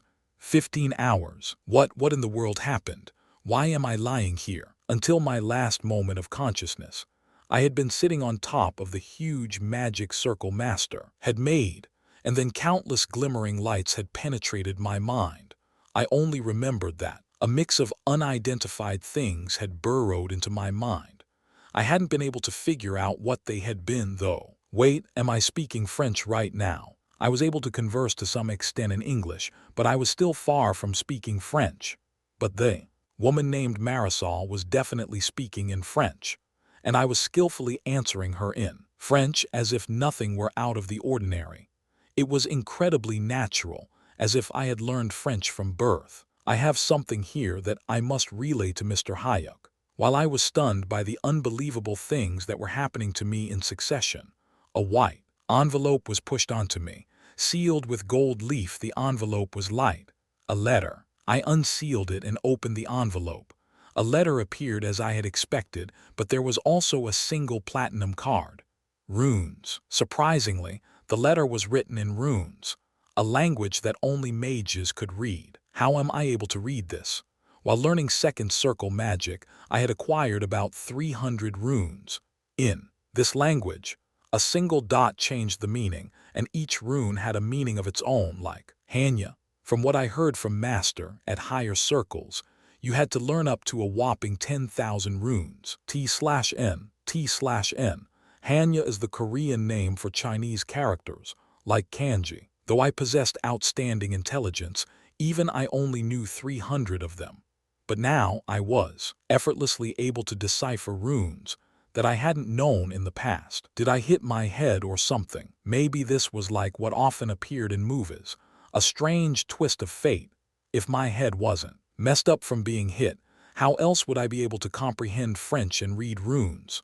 I tried, using my imagination to make a guess, but it was all too unbelievable. Turning my head, I read the letter Master had written. To my beloved disciple, Hyuk. Blah! I suddenly felt a surge of nausea from the incredible first sentence. I feel such regret that the 3 months I spent together with you are already over. Even as I send you off, this master of yours already longs to see you, the one with whom he shared that brief time. Is this old man crazy? The lines were oozing with love and almost felt like a proposal. The impulse to rip the letter into pieces raged in my chest. Having met you thanks to the grace of the goddess of fate, Palin, this master of yours was truly happy. When you later raise a disciple of your own, you too will be sure to understand this tingling pleasure that I'd never before known in my 200 years of life. This sick old fart. Even if I couldn't see him, I could just imagine Master Bumdolf's evil face. Thoughts of Master, man immune to laws or strength, got me so heated up that I'd need to grind on a few chunks of ice before I'd be able to rest easily. My dear Hyuk, unfortunately, God will not permit our eternal love. I wanted to make you into a mighty mage over 10 or 20 years, but the wheel of fate has decreed that you and I will be separated like this. My hands trembled, saying something like eternal love to me, a pure virgin soul. Graya, this perverted sea anemone, this orc cousin Mage Bumdolf, Gaia, T/N, T/N. Sea anemones equals tentacles equals perverts. I couldn't scream because Marisol was radiating a refreshing smile from a distance away. But if I were to shout, this airplane would explode. My hostility towards Master was even greater than that time in my childhood when the neighbor's mongrel had bitten me, making it my bitter enemy. Separated from you by the will of God, I write this letter while enduring the pain. Hyuk, my beloved disciple, while bearing the cruel capriciousness of fate, this master of yours has left you a few presents. The card you are holding in your hand right now is the only one of its kind in the world, an unlimited withdrawal card. At any bank, if you present this card, you will be able to withdraw as much money as you want. An unlimited withdrawal. An unlimited withdrawal card which I had only heard of. Moreover, it was a ridiculous card that could be used at any bank in the world. Master, what in the world are you? I had known that he was rich, but I hadn't known that he was so insanely loaded. And the personal plane you're riding right now is the promised present I'd prepared for you. Use it as you wish. If there's anywhere you want to go, use it any time. Even this airplane. Whoa, it was an immense gift from my master, someone who exceeded all imagination. Suddenly, a warm breeze blew over my Siberian tundra-like feelings of hatred and loathing towards Master. That's right, Master isn't that bad of a person. How lonely must he have been in these 200 years, for him to have kidnapped and forced a person like me into becoming his apprentice. It was only a crappy 3 months, that's all. Our family motto of honesty was written on a wooden board, and 128 specific rules were written all over the back of that board so that only members of the family could see them. They were rules of honesty that you could only see once you were an adult. Not long ago, when my parents had been away, I was dusting our proud family motto and discovered it. One of the rules popped into my head. Those who reject what is free are hypocrites who are betraying their true feelings. Those who look at the free item and feel love for the giver deep in their hearts, rather than rejecting it, are the ones who possess true and honest feelings. They are the descendants of the Kang family. There was also, look at women as if they were gold. Covet thy neighbor's possessions as much as possible. Flattery is a necessity for success, so use it honestly among others. These bits of wisdom that one had to learn while living life were all engraved behind the single word, honesty. And I was an honest man. This generous heart of mine, which was forgiving the master who had committed a permanent sin. Even an angel would kneel at the sight of me and request a teaching from me. One last thing. No matter what happens in the future, do not blame or resent this master of yours. Everything that happens is simply your master's deep love for you. Yes, sir. If master had been by my side, I could have even forgotten the misunderstandings that had accumulated so far and embraced him warmly. The human Kang Hyuk was not such a petty Korean man. The next time I see him, I should ask him to give me his inheritance inventory.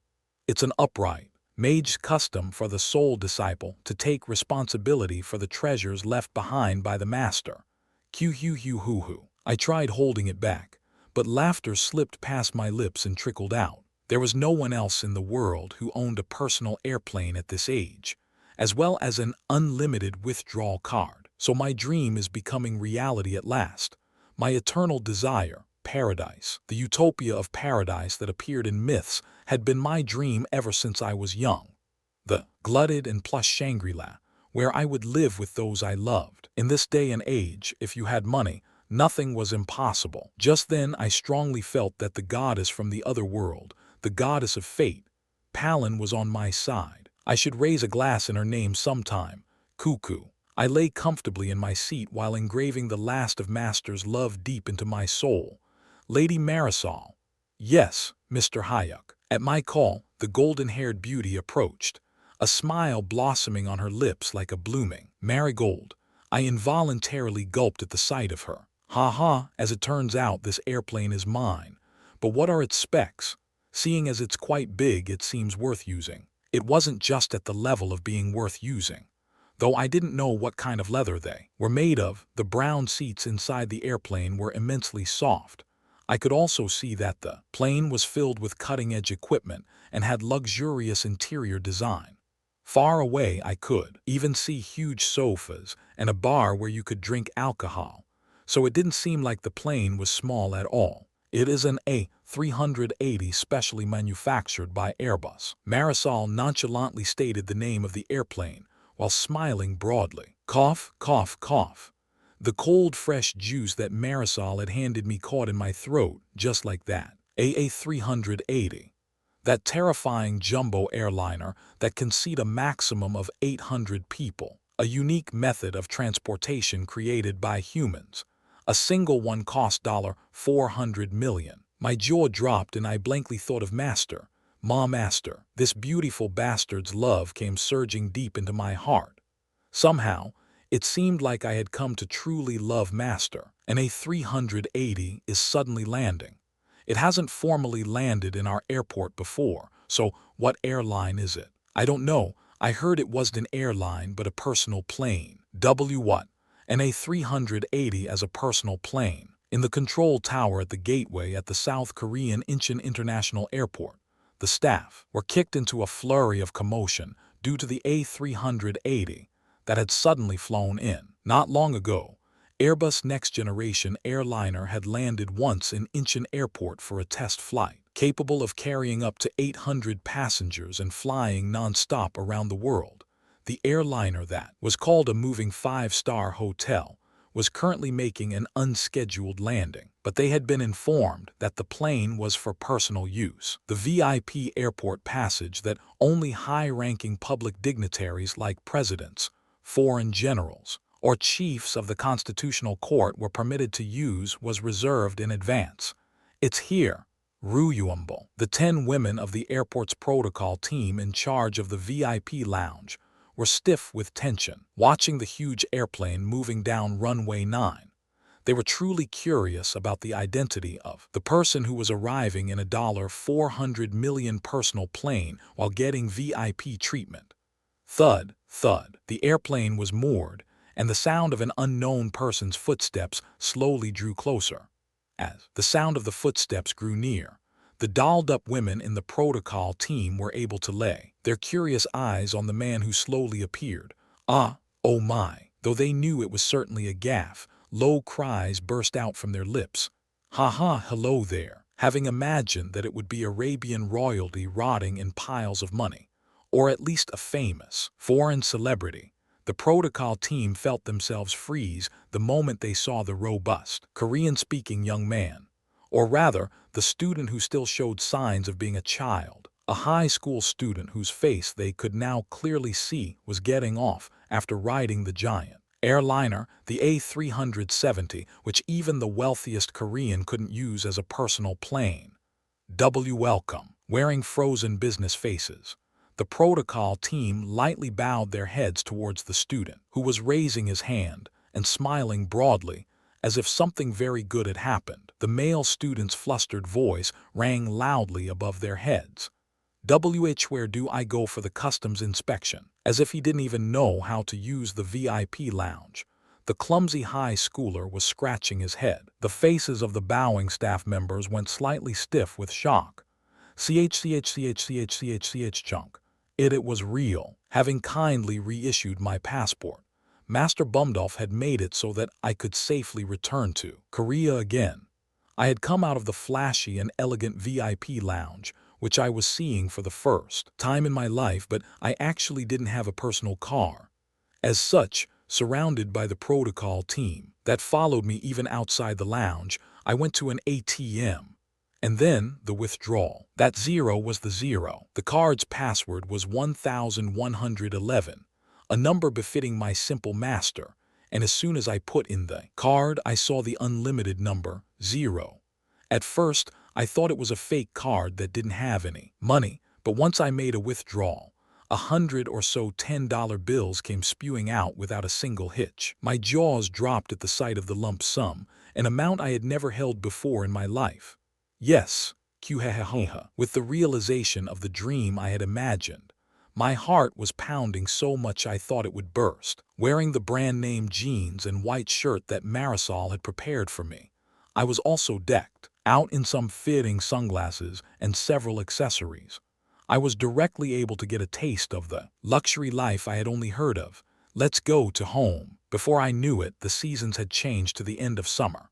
While under the cool, air-conditioned breeze, I grandly walked out of the airport, and then the blinding August sunlight, the rays of hope that signaled the end of suffering and the beginning of happiness, were energetically shining on me. Surely they haven't sold my family register because I died or something, right? I had arrived at my house via a limousine taxi. I was curious about how my parents, who raised their son as if playing a safari wilderness simulation game, had fared while I was gone. I was truly curious about whether they had flown all the way to the Czech Republic in tears because their one and only son had disappeared, or if they were comfortably living their daily lives while believing that I was alive and would return. Thanks to my well-off father and mother, we were living in a fairly nice apartment in the Gangnam district. T/N. Gangnam is a district in Seoul. It's known for stinkin' rich folks who want to send their kids to really nice schools. App 707, the current date and time was Saturday, 5 p.m. My parents would be home at this time. Ding dong. Taking a deep breath, I pressed the doorbell, but I didn't hear any response. Did they go somewhere? They weren't the kind of parents who would throw away their lives because their son was gone. I don't even have a key. The door was double locked with an electronic lock and a key. Who is it? Just then, I heard my mom's voice from within. Though it was a familiar sound, it didn't have any energy in it. Mom. Suddenly, a part of my chest tightened. Their son had quickly grown up while eating, sleeping, and pissing well. From the voice I heard, I was able to grasp how difficult this time had been for them. Because of me, the son they had lost while on a school field trip. Who's this? Following my mother, I heard my father's heavy voice. They should be able to see everything through the front door camera, so what are they doing? Hyuk. And shortly afterwards, having seen me through the front door camera as I had expected, I heard my mom's agitated surprise from the speaker. I'm home. With a voice that was as energetic as ever, I announced that I was home. It was something I said whenever I came back from school. The door opened with a click. Haha, father, mother, this son of yours has returned. Thinking that my parents might possibly be worried, I went inside as if nothing were wrong. My parents were dazedly standing in the entryway. They were blankly staring at me with faces of disbelief. TCH, why have they grown so old? The several wrinkles that had lined my mom's eyes in the few months that I hadn't seen them, and the grayish-white hairs on my father's head were glaringly obvious.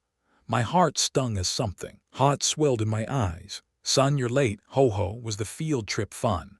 Yes, it was a very, very valuable trip. My mother called me her son like normal as she greeted me. With rough strokes, my mom tousled my hair, which had grown longer than hers. You've grown a lot while you were away, haven't you? What were you doing until now that you couldn't even contact us? Though they knew that I had disappeared on the school excursion, they treated me as if I had just gone somewhere far away to play. I tried running away for the first time in a while. If not for the school field trip, when else could I have tried traveling in Europe? I ran away. I couldn't tell them the truth that I had learned magic under the crazy Archmage Master Bumdolf. If I told them the truth, then they might even send me to a mental hospital. I'm joking. I drank something that a strange grandpa gave me in the Golden Lane, and when I opened my eyes, I was in some village in the European countryside. I helped the bad-tempered, kidnapping old man with some work over there before coming back. Ah, so that's how it is. So there was worth in your father raising you with a strong hand after all. Father nodded as he said that it was thanks to him. Well, that's true. My father had a point. If not for the parent who practiced 101 hidden rules in order to make his son strong, I might have committed suicide under Master Bumdolf's tyranny long ago. Son, thank you for coming back. My mom hugged me lightly. Rather, she was shedding tears while in my embrace. Ah, seriously, the stinging in my heart was enough to almost make me shed painful tears. If not for the next thing that my mom spoke into my ear while in my embrace, I would have certainly burst into tears while hugging her. Surely, you didn't forget to buy Mom a present, right? While in the midst of our unexpected, touching, and emotional family reunion, suddenly a gust, colder than the air conditioner, swept right past my heart. Oh, those sunglasses are nice. Is it a Ferragamo? Oh my, it really is. As expected of our son, no matter how busy he is, he won't forget presents for us. Ho ho, ha ha, this is all due to raising our child strictly, is it not? That was how my brief relationship with the goods that Marisol had given me ended. The whole bundle of gifts that she had passed to me were steadily divvied up in my father and mom's hands. Really, like that, I was able to return to my house for the first time in 3 months. I had become both the world's greatest millionaire and a mage. Lala la lala. Never had I dreamt that coming to school would make me so happy. Thanks to Master Bumdolf, the things I treasured in the world had truly become many. Have a good day, young master. Driver Kim, please come so that I'm not late to cram school. Daehan, the most prestigious private high school in South Korea.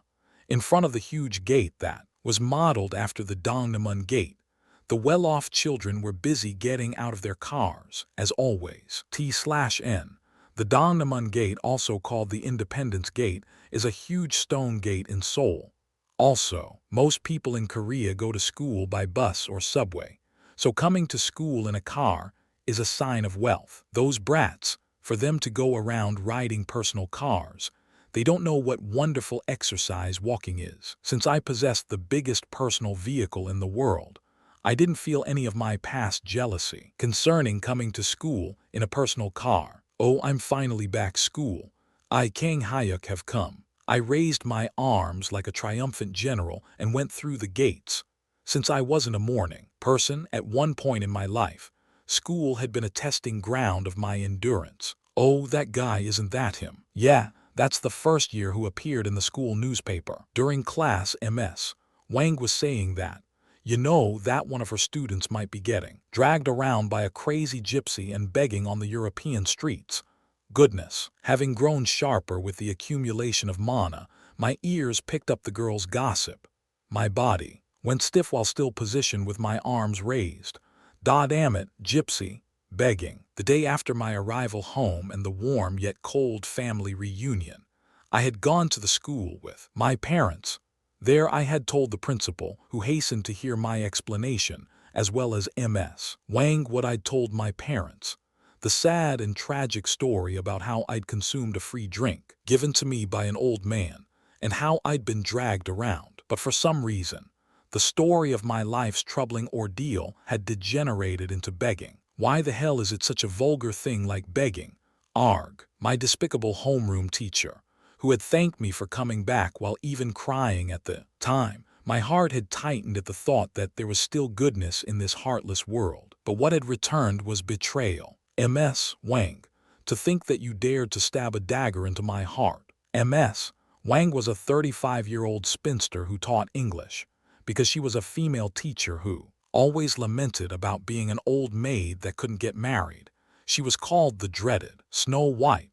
With that dreaded mouth of hers that made millions cringe, she had turned me into a pitiful and shabby beggar boy. I won't let this slide. Someday I will have my revenge. I swore vengeance with a blazing heart, for the sin of having carelessly opened her mouth, and also for spreading false information.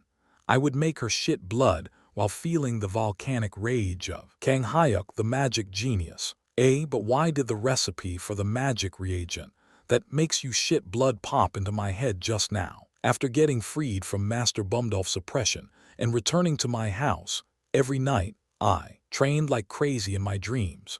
Runes and magic spells I hadn't even learned, as well as countless basic magic theories and alchemy, upper circle spells, and so on.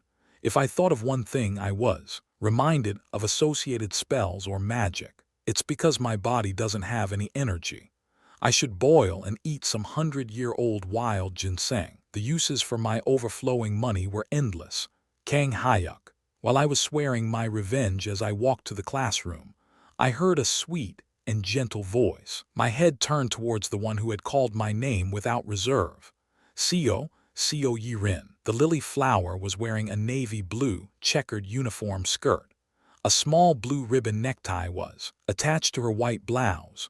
Her beautiful skin, which looked whiter than her blouse, was radiantly blossoming under the morning sun. You're alive. As if seeing me as a dead ghost despite looking at me with her own eyes, Seo Yirin asked for confirmation. Course I am. I just randomly went on a vacation in Europe for a bit. Without cowering, I coolly lied about having gone on a vacation in front of Yirin. That's a relief. Seo Yirin nodded as she showed eyes of happiness. What, is she worrying about me right now? I hadn't even seen my parents look at me with such doting eyes before. The angel Seo Yirin had presented me with such a precious gift so early in the morning. If someone just put wings on me, I could fly right into the sky. Let's go in. Jung Hyun is really waiting for you, Hyuk. Yeah, okay. We should go in. That rascal, to think that he yearned so dearly for this elder brother of his. Heck, that's why you've got to treat a person well while they're still around. I walked through the hallway towards the classroom with the grinning Yirin. Hyuk. Just then, the angel cautiously called my name. HNNG, she must have been super worried. What? I warmly gazed at Yirin's red lips as her eyes sparkled. I was filled with boundless anticipation at what kind of happiness those sexy and cute lips would deliver this time. Was begging fun. Yirin's finishing blow. An intense groan rang ruthlessly through my throat. MS, Wang, I won't forgive you. Thus, like Jack and the Beanstalk, the seed of vengeance rapidly grew towards the sky. Hyuk. When I entered the classroom, Jung Hyun sprang up and energetically called my name as if he were a husband calling his wife. At the same time, all the kids in the classroom turned to look at me. Hi, everyone. T/N. He says this in English. A virulent rumor that I had begged in Europe had circulated, but I was blameless. The rascals, why are they surprised? Because I had lived my own way without cowering. I was able to grin even while in front of their surprised and confused looks. Keek, there was a rumor that you went around begging while getting dragged by a gypsy, but looks like you managed to come back alive. Ara, would you look at that? There was a bastard sitting askew on his chair as he enthusiastically yapped me a welcome. It was Hwang Sung-teek, the mega brat who lived on his grandpappy's fortune. Rumors are just rumors. Isn't someone who believes such a ridiculous false rumor just an idiot? I laughed stiffly as I sought agreement from everyone else, but not a single person nodded in response to my words. Even Jung Hyun avoided my eyes, even though he was the blood of my blood and a close enough friend that I would share a black bean bun with him. Would you look at these guys? Should I give him a taste of fireball magic? This misunderstanding could all be quickly resolved with a single spell. But for some reason, I didn't want to. Unlike before, my pockets were lined. With the enlargement of my wallet, my generosity had also become as big as the earth. You dickhead, how are you gonna pay for getting us locked up in the hotel until the very last day? If you're an idiot, You should have slept nicely in the car. Why the hell did a penniless bastard like you even go sightseeing, huh? F whoosh. Hwang Sung-teek unleashed a two-part assault that made my insides blaze. A fiery smile appeared on my quivering lips. I do feel sorry about that point, but I don't feel sorry at all to just one person. I did feel sorry that I had probably ruined their school field trip. It hadn't been intentional, but the result was that it had definitely negatively impacted everyone. But to just one bastard, no, to the two faithful mongrels beside him as well, I didn't feel even a whit of remorse. Hwang Sung-teek, beware of the sky. Don't get hit by a bolt out of the blue while walking around. A bolt out of the blue, puhahaha. The threat you come up with is lightning, you immature little shit. Unlike me, Hwang Sung-teek had never given serious thought to unexpected lightning strikes. You're dead, this dirty-mouthed bastard. As soon as I thought of a bolt out of the blue, the magic spell for lightning, the ultimate third circle, attack magic, naturally came to mind. I firmly resolved to give him a lightning bolt as my sincere school excursion gift. Ho ho, Hyuk, you were greeting the kids. A woman's awkward laugh came ringing into the classroom, which had gone quiet due to my savage conversation with Hwang Sung-teek. MS. Wang Sun Nayo only, disguised in makeup, MS. Wang the spinster came in through the open classroom door, having debased me into a mere beggar, MS. Wang wore a pretentious smile as she gestured at me as if we were friends. I have finished saying my greetings. I will go sit in my seat. There really wasn't a need to say more. I see. If I control the strength and use poison magic, she should be able to shit blood. As I walked to my seat, 21 different ways to make her shit blood happened to pop into my head. I didn't know why that was stored in my mind, but it was certainly very useful knowledge. Chapter 5. What is the area between the two curves y equals x2-3x and y equals x2 plus x? 8 out of 3. Huh. Since when has integration of multiple polynomials been this easy?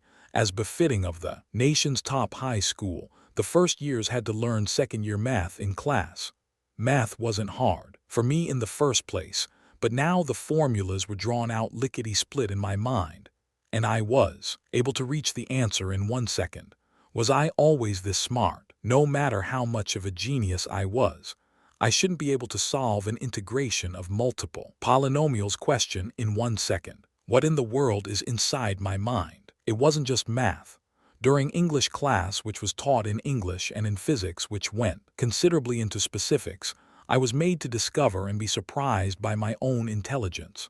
I was able to tell that the English teacher's drawling accent wasn't the way American white people spoke, but the characteristic accent of black people. And I even discovered some enormous errors in the formulas of my physics textbook. Then math had followed the English and physics classes. Unlike the kids who were moving their pens to studiously solve the problem, I had come to the answer in 1 second through mental arithmetic. After solving it, my eyes settled on the teacher who was lovingly gazing at the kids who were solving the problem. What a pretty teacher, hoo-hoo-hoo. Wasn't it said that forbidden love with a beautiful female teacher was among the romantic fantasies of a man? Lee Jae-hee, the math teacher, possessed the best looks in the school. No, her beauty was on the level of the top celebrities in the nation. Her outfit, a sky blue blouse over the pencil skirt she liked to wear, refreshed those who saw her. Moreover, her slim fingers holding a piece of chalk and her raised white collar matched all too well with her intelligent face. Kaya, if only I were just 3 years older. If I had been at least a college student, MS. Lee Jae-hee would have been well worth trying for with my life on the line. Hyuk, is the pace okay? While I was enjoying some hazy imaginations as I stared at my teacher, MS. Lee Jae-hee had gotten right in front of me and worriedly asked me a question. Of course, listening to your thoughtful lesson makes every problem no problem at all. Ha. Ho ho. There was a rumor that you had a hard time during the school excursion, but I see that was all a lie. Gleaming white teeth were revealed the moment she flashed a smile. The instant she approached, the beguiling fragrance of a woman ignited a fire in my spirit. There is a famous saying that the young invite hardship after all. The recent Europe trip was a fruitful experience that gave me many lessons and gifts. Lessons and gifts. That's right, there's something to learn even in times of hardship. Our Hyuk grew a lot while he was away, didn't he? At the happiness of having found a student to be proud of. Ms. Lee Jae-hee brushed my hair with her slender hands. I thought that if I were to make an appearance on TV is the vehicle of love. Later in my life, I would definitely seek Ms. Lee Jae-hee, T/N. That's an actual Korean show that ran from 1993 to 2010. There's no official translation for the name. One of the programs was to find someone who was important to you in your past and share your feelings. But that little shit, why is he glaring so much? While I was enjoying Ms. Lee Jae-hee's soul-calming warm hand, Hwang Sung-teik and his cronies were glowering at me as if something didn't sit well with them. I ought to trash the brats with magic arrow, but now wasn't the time. A little later, after I reached the third circle, I would give them a hot rated R experience that they wouldn't forget for the rest of their lives. Ring. It's already over. With the noisy ringing of the fourth period ending bell, Ms. Lee Jae-hee returned to her lectern. Stand, Bo. Thank you very much. All right, have a good lunch. Leaving behind a loving smile at the very end, the teacher left the room hugging the attendants, log and her teaching materials with her delicate arms. My regrettable crush ended with that. Jung Hyun, let's go. Yeah. As always, we left the classroom in a hurry. It was the cafeteria of Daehan, a high school with the best facilities, but being late would only leave us standing in line. What was the spell for haste magic, again? I thought of haste magic while running towards the cafeteria, and with the thought, the magic incantation naturally came to mind. Mana, I have to hurry and expand my circle. Because of the squirming magic knowledge in my head, the still insufficient circle and mana felt like enemies to me. Father, mother, are you not going on a vacation abroad this year? A vacation? I want to go, but the stock values are turbulent these days, you see. It's such a shame. Why is the stock market like this when I'm on sabbatical, really? As I ate my mom's spicy and refreshing kimchi stew, I lightly brought up the topic of an overseas vacation. I'll be able to train magic without worries, only if my parents are away. I was in a hurry, due to the countless pieces of magic knowledge that popped out pell-mell in my mind, but because of my parents, who frequently opened my door unannounced, coming in to check for wholesome computer use, I couldn't do any magic training. Honey, please quit being a fund manager now. You've earned enough up till now, and I also have a stable income. So please stop the headache-inducing work and try finding another job. My mother was as sharp as a knife to her son, but to my father, she was an incredibly kind wife and friend. I want to, but we still have to send Hyuk to college and father, haha. Your Kilimanjaro panther has grown up already. Please stop worrying about me and enjoy your life together. There's a saying like this: you who worked hard to raise your child, enjoy your middle years tilde. Then shall we do that? After looking at only graphs for a year, my body and mind are getting tired. My father liked to eat and play as much as I did. Our combined encouragement roused his interest. Then, where shall we go for a vacation this time? Since we traveled around the Americas last year, ever the one to follow her husband's wishes. As soon as my father's words dropped from his mouth, mother was frighteningly quick to start planning the vacation.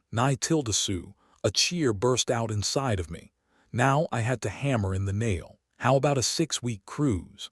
I heard that a luxury 7-star cruise ship touring the entire world, including Europe and Africa, is docking in Busan Harbor soon. Since you're going on a vacation, you might as well make it a memory you won't ever forget, especially because father and mother have maintained the youth and love of 20-year-old newlyweds. This son of yours is actively recommending this cruise. If I was going to send them off, then it was best to send them far away and on an extensive cruise. They couldn't just come back from whenever they wanted at that. Oh, now that you bring it up, going on a cruise is an option, isn't it? For now, mother made an expression of agreement. But I heard that the cost per person exceeds several $1,000s. Isn't that too excessive for us? He was tempted, but because he was aging, the poor, middle-aged head of the lion pride couldn't help but worry. "Please go, this son of yours will make it happen." "What? You will, Hyuk?" As soon as I said it, my parents were extremely surprised. They didn't know that the only unlimited withdrawal card in the world was in the hands of their son, a man as wealthy as an emperor. "Here are the tickets. I've arranged for a suite in your names. There you'll be able to see the broad ocean anytime you want. The departure date is Saturday of next week." I pushed the envelope holding the gilded tickets towards them. Having overcome their confusion, my parents were looking at me with serious expressions on their faces. "Hyuk," my father said my name quietly. "I hope it goes over well." My father's low voice was worrisome. It was reasonable to be honest. What kind of parent would nonchalantly accept vacation tickets that cost thousands, no, $10,000 from their fledgling son? I gulped nervously. If they asked me to be honest about where I had gotten the money, then I wouldn't have anything to say. How could I say that I had become the disciple of a crazy mage, Bumdolf, who'd come here via dimensional travel, and that I had been gifted with an immense fortune? But my father's next words dispelled my worries. "You don't have any pocket money for us, father." I sighed deeply as I looked at our family motto of truth, which was displayed for all to see on the living room wall. I was reminded of one of the additional lines that were related to truth. "When you take it all, and be extremely thankful to the giver. That is truly a reflection of your true feelings." And my parents were all too truthful, even to their one and only son. "You won the lotto, right? Since he begged in Europe, might it not be Super Bowl or something like that?" T/N. Hyuk's mom mistakenly thinks that the Super Bowl is a European lottery. Obviously, it is not. Lotto is a South Korean lottery. As expected of our son. Ho ho, Hyuk give us lots. It was amazing that they could even come up with such things. Even if they were to meet Master Bumdolf, they probably wouldn't even be fazed. They were already busy checking the tickets I had handed over as they cheered happily. "Thank you, Big Sis Marisol." The aircraft crew, including Big Sis Marisol, was staying in Korea just because of me. When I got off the plane, she had given me a business card, telling me to give her a call anytime if there was anything I needed. Magician Group. That name is so like Master. Even Master couldn't have avoided adjusting to this lawful world. He had told me that his immeasurable assets were cashed all over the place in some tax-free banks called Archipelago, in the name of the Magician Group. And today, I had gotten word from Big Sis Marisol that my parents had safely boarded the cruise ship. I also found out that the world's top luxury cruise ship currently docked in Busan was merely a part of Master's overflowing assets. My life was changed in 3 months. Kukuku. This is totally movie material. Besides the fact that I had been to hell and back in just 3 months, I'd become one of only 2 mages in the world, as well as an unheard of multi-billionaire. Paradise. For that grand goal, dreams existed to become true one day. I dreamt my own dream. A kingdom just for me, which I would live with the woman I loved while wielding absolute authority like a medieval king. That was my dream, and it would definitely come true. Shall I try moving around a bit? Though I was apart from Master Bumdolf, I didn't neglect my mana channeling for even a single day. Since I had become a mage, I would become an archmage at least as great as Master. Enlightenment. What could be the enlightenment that breaks the third circle wall? I sat cross-legged in the middle of the living room and immersed myself in contemplation about third circle magic. One would only be called a mage once they reached the third circle, and at this stage one could use useful magic for daily life, as well as diverse and powerful attack magic. When I thought about the third circle, all the incantations related to the third circle naturally popped into my mind. I'll raise my circle first. Money was like poison if picked up by those without ambition or ability. Magic incantations were exactly the same to mages who couldn't raise their circle. Magic really did exist. I would become not a mage of dreams, but a true mage in the flesh.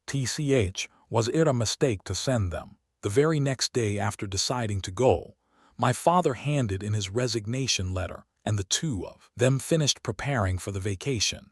They boarded the cruise ship with hardly a word of farewell and went on their vacation. A week had already passed since then. I want to eat the food Mom makes. HNNG. Learning magic was good, but food was important to me as well. For the past few days I had managed thanks to the side dishes my mother had prepared, but I was getting tired of them and wanted to eat my rice with warm soup instead. But why doesn't this bracelet come off? I thought, looking at the silver bracelet that had been Master's bait, a link that connects time to time and space to space. There was a sentence like that written in ancient runes on the outside. Time is time and space is space, but why is it parasitizing my arm? Since it was an ominous object given to me by Master, I had tried cutting it with a saw and taking it off with soap, but the silver bracelet wouldn't budge, as if it had become a part of my arm. It was extremely worrisome. Surely nothing will happen, right? It's just a bracelet. When I looked at the bracelet, some kind of figure came to my mind. But the figure was too difficult for me to understand at my level, so I tried to ignore it. TCH. It's Saturday, but there's nowhere to go, and that rascal Jung Hyun went on a vacation with his parents. Daehan High School's teachers worked hard for 5 days a week. As a result, Saturday was a rest day just like Sunday. But the problem was that I had nothing to do besides studying magic, and I had already acquired most of the knowledge related to the second circle. Because my unexpanded circle was already filled up with mana, I couldn't accumulate any more mana. Should I give her a call? Yesterday there was a sudden downpour in the afternoon, even though it was September. Since I hadn't brought an umbrella and didn't have a driver waiting for me outside like the other kids did, I was blankly staring at the falling rain. As the raindrops splashed onto the schoolyard, I saw something that I hadn't known of at all. Before, each trivial raindrop held clear and pure energy. Like the performance of an immense orchestra, the raindrops were performing with mana. Pitter, patter, pit-pat. While looking at the falling rain, the mana inside of me was also joyful and danced about. Just then, she appeared. It's refreshing, right? I like the rain. The girl endlessly staring at the falling rain by my side with her black eyes was Seo Yirin. A clear fragrance that reminded me of yellow autumn chrysanthemums rode the misty air and burrowed into my nose. Once in a while, I like to get rained on a bit. Whoosh. Without even asking for my opinion, Seo Yirin unfurled an umbrella that was as blue as the sky. Even though we were inside the school, she surreally took my arm. Caught up by her bold action, I was able to walk down the school road under the pouring rain. The rain fell on both of our shoulders at the edge of the umbrella, and I was receiving tons of jealousy from all the kids at that. You're a man, Kang Hyuk. Don't be so desperate for a phone number. After walking for a while like that, Yirin left her umbrella and cell phone number with me. 010-99XX1179. I turned on the cutting-edge cell phone I'd gotten a few days ago and punched in the number Yirin had given me. Re-eyeing. She's not picking up. The tone rang for a long time, but I couldn't hear anyone's voice on the other side. Hello. Just then, I heard the dreamlike voice of an angel from the other side of the receiver. Yirin, it's me, Hyuk. Hi, Hyuk. After telling her my name, Yirin replied brightly, although it seemed that she had just woken up. The weather's good today and all, so do you want to meet up? Ho, are you asking for a date? A date. Her question was directed to me. Someone who'd never had a date before in his life, thanks to the Safari Wilderness Simulation game. The man Kang Hyuk is sincerely asking Seo Yirin for a date. You'll accept, right? I had a good feeling from Yirin's voice. If it's you, Hyuk, then I'll say yes anytime. After a brief silence, I heard her say yes. My heart thumped wildly as it began to race. Oh, Tilda, truly, my life had drastically changed the day I met Master Bumdolf. I put aside my bursting happiness and made an appointment with her. Since it's 1 o'clock right now, let's meet on Dihangno at 3 T/N, a famous street in Seoul, literally means College Street. Dihangno, okay, I'll see you later. All right, see you later. Come all prettied up. Haha, for whose benefit, I'm hanging up, okay. Beep, beep, beep. I had no idea what kind of audacity made me say something like come, all prettied up to urine. D-date a date. That's right, a date. I grasped the hung-up phone as my deeply moved feelings quaked within my body. Wait a sec. Now that I look at it, I don't have anything to wear. Gaya. For the sake of growing up strong, besides 2 sets of my uniform, I had no newly purchased clothes. My parents were hyenas who had shown regret, despite stripping me of $1,000 for pocket money while leaving for their cruise vacation. The only clothes I had received from such parents after entering high school was my own panther leather-like skin. If the 2 of them appeared in fairy tales, they would definitely be Nalbu and his wife, who scorned Hyunbu. T/N. T/N. Very famous Korean folk tale. Look up Hyunbu and Nalbu on Wikipedia if you're interested. Holding back my tears, I squeezed into some jeans that gave me a wedgie because they were too small now, draped on the cotton t-shirt father used as pajamas, and ran outside.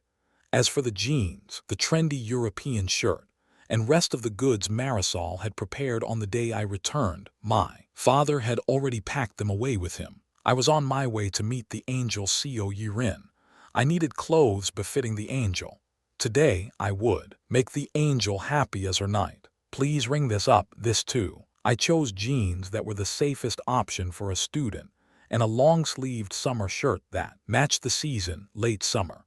Furthermore, I armed myself with completely new items from socks to shoes and even underwear. See customer, your total so far comes to over $400, but is it all right? I was in the Emperor Mall in Apgujeong, which only the most wealthy Koreans could afford to go to. I went into a store I liked and bought myself clothes. Do I look so poor? Though I knew all too well that our material civilization valued the exterior over the interior, the doubtful look the shop lady was giving me, Kang Hyuk, was regrettable. Please ring me up. I was on the way to meet an angel.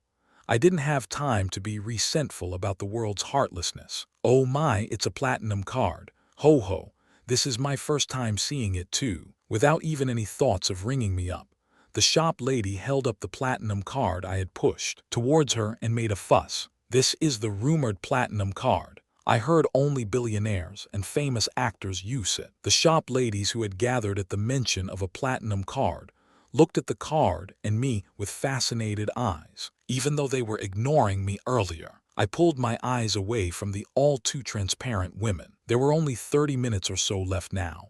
If I got into a taxi, I would get there right on time. There's so many people. We had chosen the University Marinier Park as the meeting place of our date. Since it was the weekend, there were as many women who had come out for dates as there were grains of sand in the sea. Hoo-hoo, this is a wonderful time. Thanks to yesterday's rain, the heat wave in Seoul had died down. Usually drenched in hot humidity today, for the first time in a while, the city was smiling brightly. Moreover, women were happily walking down the street, holding hands or arm to arm with their boyfriends. What a stunning body, a work of art in art. It wasn't just that there were women, there were a lot of women. They were all ladies several years older than me and just starting to bloom, wearing the currently popular short skirts and cool tops. Their figures as they walked with their hips swinging slightly made my heart tremble as I watched them. In order to get into Daehan High School, I had never taken a proper look since middle school. I was truly a soul bumpkin. For a person like me, this September Saturday afternoon was like a blessing. It was just like a dream, to the point where I couldn't even remember how long ago the hellish magic training had been. Time helped me recover from the painful times that I had spent with Master Bumdelf. Wow, she's pretty. Maybe she's a celebrity. What killer looks, hot damn. Celebrity, who? As I was admiring the pretty women and enjoying my time off, I suddenly heard exclamations from some people behind me. An incredible beauty must have appeared because the men were drooling as they shouted, and the women were making noise. My head also turned. It was enjoyable free eye candy after all. I would probably regret it if I missed out. Ooh, so sexy. My gaze turned right onto her slender legs. Though it wasn't as frivolous as the other women's short mini skirts, She was wearing a denim skirt that was still definitely a mini skirt. Below the skirt were snow-white milky legs. It was enough to make people marvel. I don't know who her boyfriend is, but he sure caught a big one. Even if her face was just average, that woman was most certainly qualified to receive people's attention. While I was in jealousy and awe, that woman's white Nike sneakers approached me. Hyuk, J, the beautiful girl wearing a denim mini skirt and a white summer blouse that made her pearly skin shimmer. That girl was my angel, Yirin. Damn it, then that means everyone has been feasting their eyes on Yirin. Countless males were still dazedly raking their wicked gazes over Yirin. Rage suddenly surged within me. After all, who but Buddha would like a thief that coveted his meal? The weather today is good. If not for you, Hyuk, I would have been taking a nap. Ho, thanks for asking me for a date like this. After looking up once, the angelic Yirin even thanked me for asking for a date. If you're thankful, then shall we start by watching a movie? A movie is good, but you've gotta buy me popcorn and a cola too, K. Sure, I shall give you the full service, princess. Q haha. I get to watch a movie with a girl besides my mom for the first time in my 17 years of life. Didn't someone once say that good things happened if you lived for a long time? Oh shit. While I was lost in my happy imagination, I felt slender fingers wrap around my left hand. Yirin had nonchalantly grasped my hand, just like yesterday when she had grabbed my arm. Silly. Yirin felt happy as she gazed at the pure Kang Hyuk, who was surprised just because she had grabbed his hand. Guess he doesn't remember me. He wasn't as good-looking as Jang Donggun or Jo In-sung, but Kang Hyuk had a refreshing face that automatically made you say that he was manly, with a sturdy physique that matched his height. He was already becoming the hot topic among the first-year girls. T/N. Jang Donggun and Jo In-sung are Korean actors. Their faces give off a manly feel. Q-hoo-hoo. They had gotten into the prestigious Daehan High School, but high school was merely a stepping stone for college. Moreover, since everyone was outstandingly skilled, each one was future competition. Because of that, everyone was always tense as they talked amongst each other.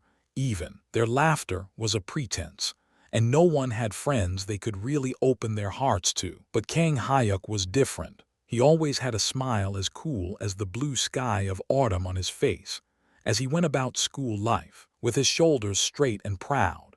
Kang Hyuk drew unseen popularity from the mentally drained students. Furthermore, Kang Hyuk was the savior of Yirin's life. In her second year of middle school, she had studied at cram school until late in the night in order to get into Daehan High School.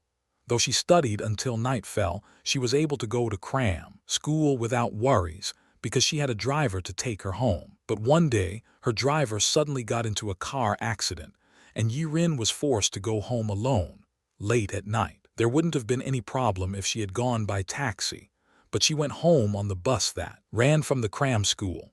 And then, she ran into 3 delinquent high schoolers at the playground at the entrance of her neighborhood. A chilly autumn breeze was blowing, so there were no people walking around late at night. The delinquents dragged Yirin to somewhere dark. She had wanted to scream, but she was so filled with horror that she couldn't say a word. Even now, she couldn't forget the sight of the delinquents who had looked at her lustfully as they dragged her along. That night, when she was sure to have suffered an injury that could never be washed away, a night like the ones in the movies appeared. Wearing the uniform of the neighboring middle school, the male student was just over 5'6". He met eyes with Yirin as she was dragged along like an animal, and in that moment, the boy jumped forward. There was no warning or anything. He picked up a wooden stick from the street and beat the daylights out of the 3 delinquents, as if he were beating mere animals. Then, leaving the high schoolers who were bigger than him, with the honest advice to live their lives properly, he had turned to leave. That was when Yirin saw it. By the dim light of the street lamp, she caught a glimpse of the name tag on the boy's uniform. The name she saw was Kang Hyuk. That was fun. Hyuk, what's the next course? We came out after watching a movie called Rotten, Filthy, Shitty Bastard. It had gotten good reviews for being fun on the internet.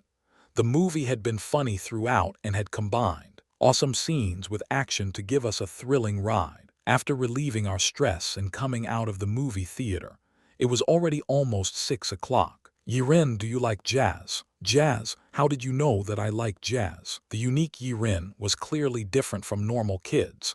I remembered the jazz tunes that had flowed from her MP3 the other day. Let's go. There's a place that does live jazz on Dihangno. Really impressive, Hyuk, but Hyuk are you maybe? What? Having cheered while praising my meticulousness, Yirin's doubtful eyes sparkled. Are you one of those playboys I've only heard about? Playboy. I heard the word playboy on my first date ever. Yirin. Yeah, at my quiet call. The goddess-like girl's large eyes glimmered with playfulness. As the one who compelled me to become a playboy, you're more likely to be one. And I trailed off as I gazed gently at Yirin's black eyes. For you, and only you, I want to become your playboy always. Tremble. That's right, she should be moved. Hoo-hoo. Words so naughty that they made me want to go into a hardware shop and bang my head on a metal bar came out of my mouth. Hyuk, her eyes trembling as if she had been touched 100 times over, Yirin called me with trembling lips. Yes, Yirin, on some street corner of Dihangno. As the dusk wrapped the city in shadows, Yirin called my name warmly, and I waited for Yirin's next words. I'm cold. Jay, has winter come so suddenly? Why is it this cold? Ho ho ho, Hyuk, be careful. You were so corny. You almost made me fall over. Ho ho ho. Of course. I'm the idiot for having believed that dating was easier than studying. In middle school, in preparation for the upcoming world of love, I had thoroughly studied a $4 textbook on dating. It was something I always felt, but the truth was, theories and reality were really as different as night and day, and the price of an item showed in its effectiveness. Welcome, do you have a reservation? Though it was located on Dihangno, a street that targeted young people, the live jazz cafe Prius maintained a dignified air. I had found through the internet that it was a place with jazz performances of the highest caliber. I have a reservation under the name Kang Hyuk. Please wait a moment. Ah, here you are. You're in the top VIP room. Please follow me. The cordial waiter guided us to our table. Hyuk, isn't this too much? Yirin's eyes had turned as big as saucers at the words VIP room. I spent all my allowance. It's fine as long as you feed me and keep me alive for the next month, Yirin. Ha, what? Well, you're being cute, so I'll think about it. She was pouting slightly with her cherry red lips. Those lips sure look cute. The strange warmth the sight of her lips gave me made me unable to look away. The VIP room does not take specific orders. In a short while, we will bring the chef's special course meal. Looks like we won't be able to drink even a single glass, though some wine would be perfect. We were clearly still youngsters. The waiter didn't even ask about alcoholic drinks and left with a nod. Looks like there's a quintet here. Saxophone, drum, contrabass, trumpet, piano. I'm really looking forward to it. Yirin was making an expression filled with expectation as she looked at the instruments on the dimly lit stage. She brushed back her long, glossy black hair with her right hand as she made an exceedingly expectant expression. This place specializes in performing standard pieces in the fusion jazz literature. It'll be pleasant to hear. Hyuk, do you have a lot of interest in jazz too? No, well, a bit. I stuttered a response to Yirin's query. At one point in my life, I hadn't just been interested in it. I had thought about pursuing the path of a musician professionally. Now, it was a dream of the past, for a car accident to have suddenly happened. It's no good if we don't have the performance, and at the time when all the customers are in too. A car accident. We could hear some shocked voices from behind the stage. Hyuk, looks like something happened. Having waited with anticipation for the performers to come onto stage with starry eyes, Yirin made an expression of disappointment. Arg, my perfect first date is. I wondered if this was the shitty feeling a painter might experience if they drew a woman of unequaled beauty, but were stopped before they could draw the eyes. At this unforeseen situation, my heart fell. Today's main date course, the jazz concert, was about to go down the drain. We can't go back like this. There must have been some news, because the waiters who had been serving the customers were running about in confusion. I was struck with the feeling that they would offer us a refund soon, Wait a moment. You're going somewhere. Yeah, to the bathroom for a bit. All right. She must have really been looking forward to it, because Yirin's pretty face was filled with heavy disappointment. For you, Yirin, no. For the monumental first date of this man, Kang Hyuk. I resolved myself and went towards the person who looked like the manager to show her that nothing was impossible on the path walked by the man Kang Hyuk. Sigh. Hyuk, who went to the bathroom, didn't come back even after a long time, even though it's my first date with Hyuk. Yirin felt pained. This was the event that her Prince Charming Hyuk had prepared for her. The live jazz that she hadn't even thought of had moved her in a way that couldn't be expressed with words. Even her considerate parents couldn't pay attention to Yirin because of work. Moreover, it was her birthday today. Her father managed a small business, and something must have happened, because he hadn't come home for the past few days and practically lived in his office. And her mom was busy lamenting her woes to her relatives and friends on the phone. Yirin didn't know the details, but from what she could gather, something bad had definitely happened to her father's business. The date with Kang Hyuk had found her while she was anxiously spending her birthday like that. Seeing Kang Hyuk's pure and vigorous smile, a guy who was so considerate of her, allowed Yirin to brush aside her gloomy mood. The only problem was, the live jazz that she had secretly looked forward to had been cancelled. Everyone, we apologize for the wait. We will start the performance right away. A sudden announcement rang throughout the store by Mike. Surprised, Yirin looked at the stage, and walking forward to appear on the stage were 5 men and women. Most of them were wearing black attire that allowed free movement, but interestingly, one man was in comfortable jeans and a blue shirt. Hyuk, the short-haired man who came up onto the stage with the performers, was indeed Kang Hyuk.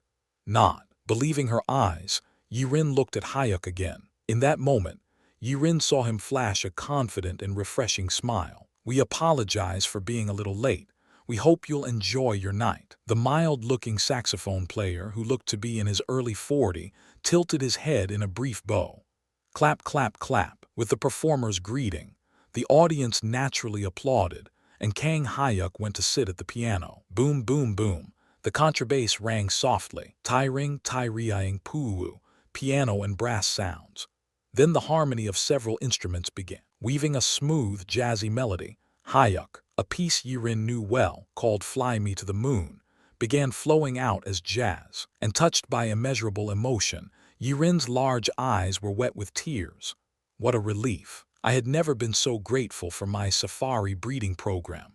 I had ended up learning the piano because of my mom's opinion that even a panther struggling on Kilimanjaro needed to be able to play an instrument or two in order to lure in a mate. Thanks to my mom, who had become an applied music professor, despite majoring in the classics, I was capable of performing all sorts of styles, including jazz. Thus, I was able to safely overcome the crisis that had struck our first date. Bada boom boom, bada boom. So this is an ensemble. Because jazz music was pleasant and comfortable to hear, I had often practiced standard jazz at home. Although I had started playing for Yirin, at some point I became immersed in the ensemble of jazz. Jazz, a type of music that was said to be loved by free-spirited people. I closed my eyes and fell deeper into that mellow and harmonious world.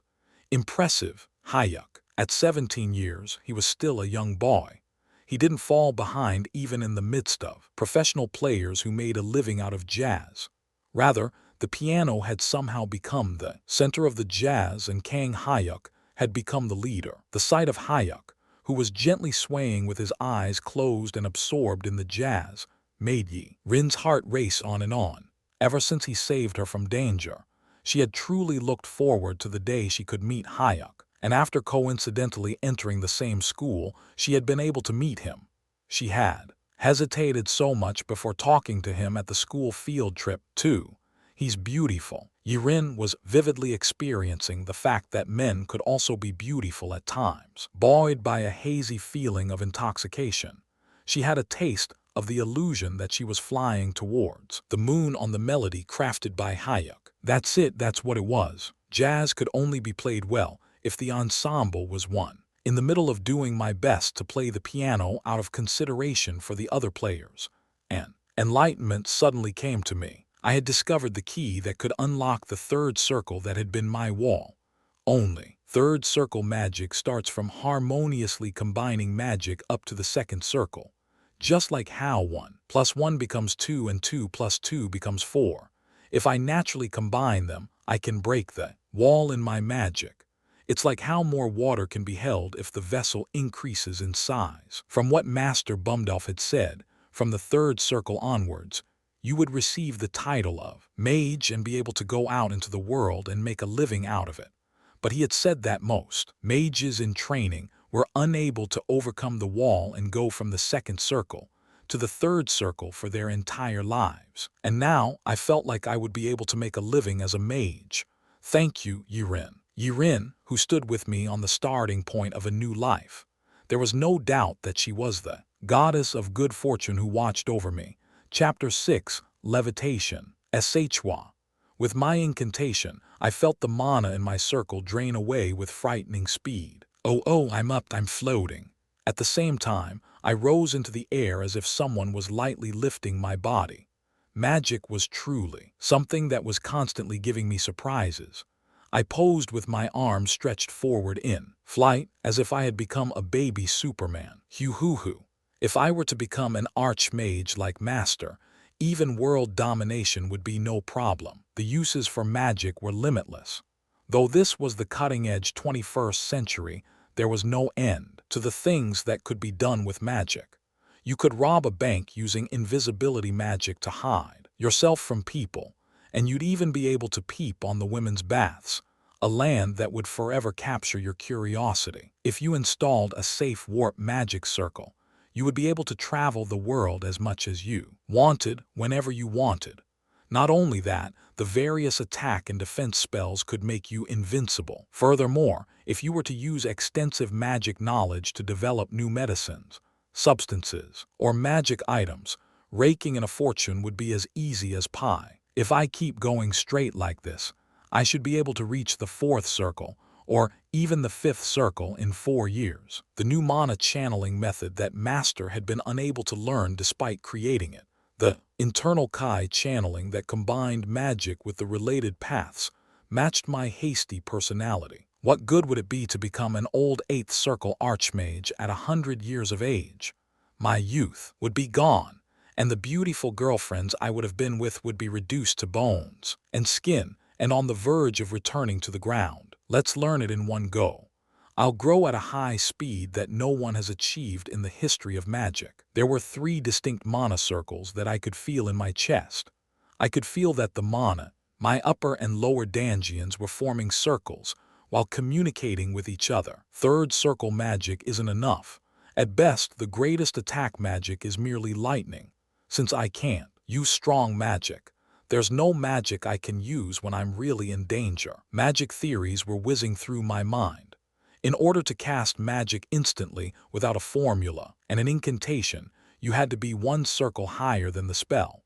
So simply learning third circle magic didn't mean much. Instead of slowly casting magic without any protection, it was faster and more effective to just use my fist. The fourth circle. My next goal is the 4th circle. Master had said, once a mage, always a mage. I had also somehow become a mage greedy for circles and magic knowledge. I'll learn flight magic, then I'll go to the window where Yirin is sleeping and hoo-hoo-hoo. There was one lewd thought that fired up my fighting spirit. It was the reason I needed magic, and later I planned on passing it down to my kids, too. After making 108 spells that were very useful in real life, of course. Is this information accurate? Yes, Master. The Magician Company's private plane that we have been watching has been in Incheon International Airport for an extended time. And the person who used the plane is a 17-year-old high schooler named Kang Hyuk. A high schooler, you say?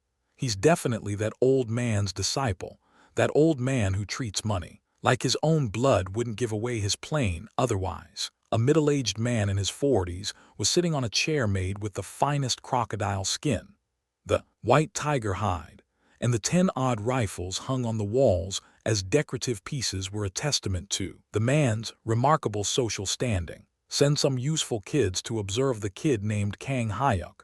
Yes, master. A man with a deep scar stretching from his right eye to his mouth bowed. The man in front, the one called master, had horrible scars over his forehead and was one of the 3 heads of the triad. In Hong Kong, China, and the East, the sound of his name alone made people tremble. His name was Chang Lai. He was one of the legendary killing machines in the triad, who had risen to his current position by his fists alone. You old man, I've waited for this day. I can't do anything to you, but I'll trample all the sprouting mages you've planted before they grow up. Arg. 20 or so years ago, he had gone into the Czech Republic for a contracted assassination and happened to become a mage. At first, he had thought of the old man as a lunatic who was building castles in the air, but after seeing the terrifying magic with his own eyes, Chang Lai became a mage's disciple. However, unable to overcome the wall of the third circle, even after several years of training, so Chang Lai decided to kill the mage and take his fortune. There was an enormous fortune in the place called the Magic Tower, as well as an astronomical amount of money hidden away in every nation in the world. Even if he just robbed the Magic Tower, it held huge wealth that could start an organization with laughable ease. That's why he planned on murdering the old man, but he failed. An 8th Circle Archmage. The upper circle magic he had only imagined was far greater than he'd ever thought. Expecting that Chang Lai would betray him, the crazy mage had already laid magic traps all over the place, and Chang Lai had been forced to bash his head into the ground in order to survive. Kang Hyuk, I sincerely hope you have the skills to survive me. Kukuku. Through the tenacious constitution he had been born with, and bloody training, Chang Lai had trained third circle magic to its very limits. Magic had gotten him to where he was now, and was the true source of his strength. Hyuk, what should I do? I think my grades will fall this time. A man shouldn't cry just because his test scores fell a little. Kukuku, our midterms have finally ended. Even for an archmage, midterms were an unavoidable part of Korea's education curriculum. Jung Hyun was shaking as he held his last test paper, as if he had bombed his test. There's really no way for me to not love master. Kukuku. I had grown smarter after learning magic. Truly, I had become so sharp that I could memorize everything in a book I read once while concentrating. And then I took the tests. There wasn't a single problem I couldn't answer. Now that I think about it, didn't master say he also raised Einstein, since he was said to have used about 20% of his brain? Ooh, then have I also come to possess such an outstanding brain? Like peeling an onion, I was discovering the immense benefits of magic one by one. If this kept going, I felt like I could even win a Nobel Prize. Ho ho, good work, everyone. But since the end of midterms doesn't mean that your life's exams are over, please don't lose steam and keep going strong. There's nothing to lose by studying after all. Ho ho ho ho. MS Wang, the dreaded Snow White who deflated everyone's spirits every time she opened her mouth. She was blathering on without even knowing the feelings of the kids who had been liberated from exams. Teacher, my grandfather told me to bring over all my friends who finished their exams. Oh, really? You're saying Chairman H. Wang said that, right? Yes, he said he would invite everyone to our Osung Hotel. Just look at him. I had warned him not to flaunt his money, but H. Wang Sung Teek yapped through his snout with a proud look. The Osung Hotel is good. I was there not long ago too, and the food is really flawless and tasty. The Osung Group was second to none in the Republic of Korea. As the direct grandson of that Osung Group's chairman, H. Wang Sung-teek was proudly treating the group like it was his. A bus has been prepared outside. We can go now. Ho ho, sounds good. Everyone, your friend's grandfather invited us, so we all have to go, right? Let's play as much as we want today, though she had been pressuring us to study, because the end of midterms doesn't mean your life's exams are over just a moment ago. MS. Wang's lips stretched ear to ear at the mere mention of an invitation to the hotel, as she roused the kids. Wow, I heard the Osung Hotel buffet is tasty. We get to stuff ourselves today. Ho ho, it's good to have a well-off friend after all. Along with the Daehan group, the Osung group was one of the big conglomerates in Korea. The kids in the class were clamoring and looking forward to it. Well, if you're busy and don't want to go, then you don't need to force yourself to go. I'm especially saying this to those who could get lost from the hotel. Laughing coldly as he spoke, Hwang Sung-teek looked at me. That brat. Arg. I had planned on giving him a scolding even if he hadn't said that, but now this Hwang Sung-teek was really testing the limits of my patience.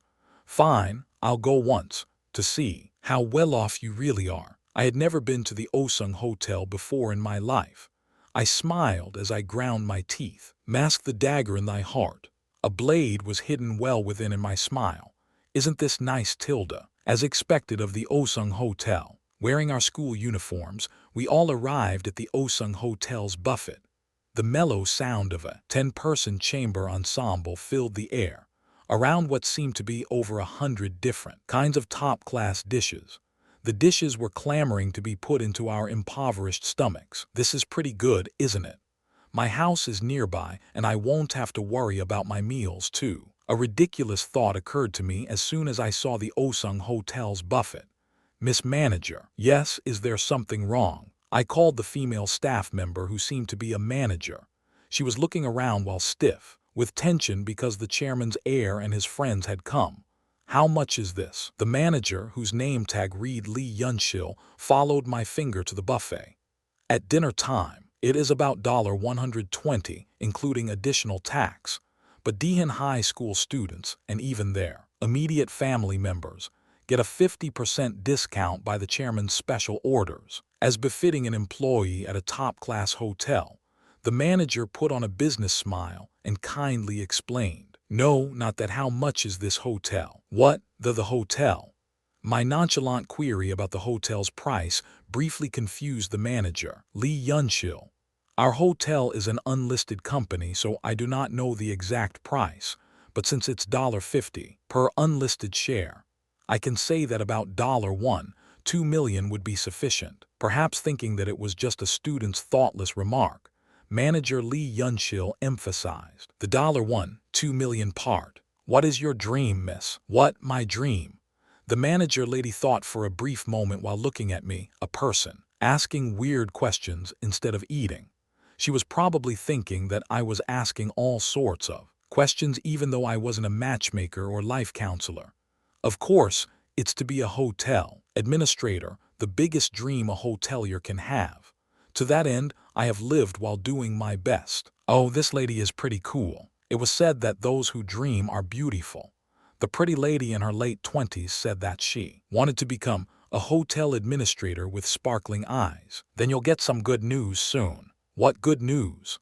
Asked Manager Lee Yunshil, failing to understand what I meant. I need a better place to eat, you see. So I was thinking about buying this hotel, I whispered quietly in her ear, as if telling a secret, but she was completely silent for a moment. If you really do take over the hotel, please leave the administration to me. I will make it the top hotel in all of Korea, no, the entire world. Manager Lee Yunshil must have taken it as a joke, because she regained her composure after a moment and whispered into my ear with a grin. She was such a charming woman that I would want to introduce her to an older bro if I had one. Munch munch. I dipped meaty king crab pieces in kiwi sauce and digged in. The taste is phenomenal. Even though our school meals were considered the best in the nation, they couldn't match up to a first-class hotel buffet. Moreover, having been unable to eat a proper meal for the past few days because my mom was gone, I was busy stuffing my face as I went around the buffet booths, thematically arranged by country: Korea, Japan, China, as well as cuisine from every continent. The seasoning is just right and the ingredients are fresh too.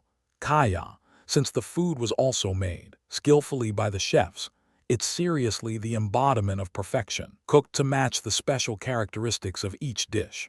The full-course meal of delicacies melted gently on the tongue. You were hungry, weren't you, Hyuk? Not really. It's just that I'm offended by our friend's consideration, so I'm eating up for him. But Yi Rin. Yeah, I called Yi Rin, who was only nibbling on a few kinds of salad even in the face of global delicacies. My mom says this, but you've got to eat heartily to be able to pump out babies later when you get married, you know. Pump out? PFFT, this isn't the primeval times or anything. I was worrying about our future. And at my suggestive words, Co Yi-rin made a unique PFFT sound and blushed. Gosh, just looking at her makes me full. You two are acting weird. Whether it was coincidence or inevitable, Jung Hyun and I sat together. We were as inseparable as elastic bands and panties, after all. But Yi-rin sat next to us without reserve, making me happy. That made Jung Hyun, who had been stuffing his face with food, look at Yi-rin and me with suspicious eyes. The rascal, he's more perceptive than he looks. I was gratified by Jung Hyun's unexpected senses. You sure are eating as well as pigs. While Jung Hyun, Yi-rin, and I were happily eating our meal, we heard a voice in which all respect had seriously been thrown into a ditch. Since you were begging like a loser in Europe, I suppose you're hungry. Cuckoo pig out, you retard. Would you look at these kids? The three young brats were ignoring the saying that you shouldn't mess with a dog when it's eating. They had appeared out of nowhere and were ignorantly pissing me off.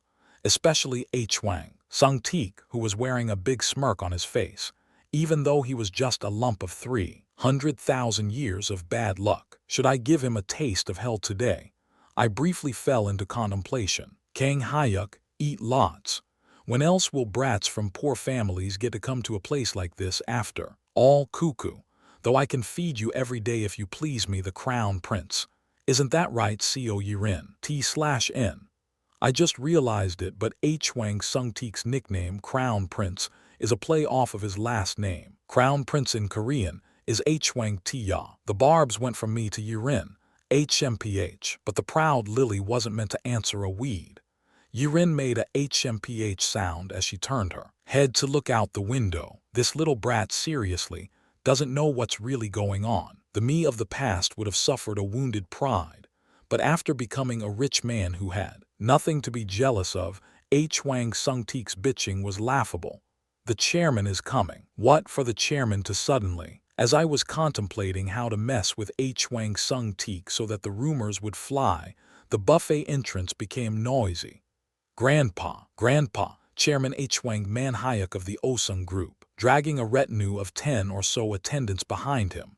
The chairman of the Osung Group, Hwang Man Hyuk, a person I had seen often on TV, came inside. Seeing that, Hwang Sung-teek ran towards him like a puppy, calling his grandpa. Lol, short legs run in the family. With his grizzled hair, the 70-year-old chairman Hwang Man Hyuk crouched like he was taking a poo, a posture that matched his low height, to embrace his grandson. Ah, you rascal. You've grown so much you could get married the day after tomorrow, you rascal. Hwang Man Hyuk made a smile that made him look good-natured as he tousled his puppy's hair. Contrary to my fund manager father cursing the chairman, calling him a vicious conglomerate that raised small businesses, he looked decent on the outside. He looked as mild as the generous KFC grandpa. Hello, ho-ho. I am Wang Sun Nayo, Sung-teek's homeroom teacher. It is an honor to meet you like this, ho-ho-ho, said the Snow-White MS. Wang Sun Nayo with a sophisticated air just dripping with pretense. Ah, so you are Sung-teek's homeroom teacher. I should have sought you out and said my greetings, but we finally meet. Ho-ho, please. How could the person leading Osung Group, which drives South Korea, come to the school? I will look after Sung-teek both materially and emotionally, so please do not worry. Caked in makeup, MS.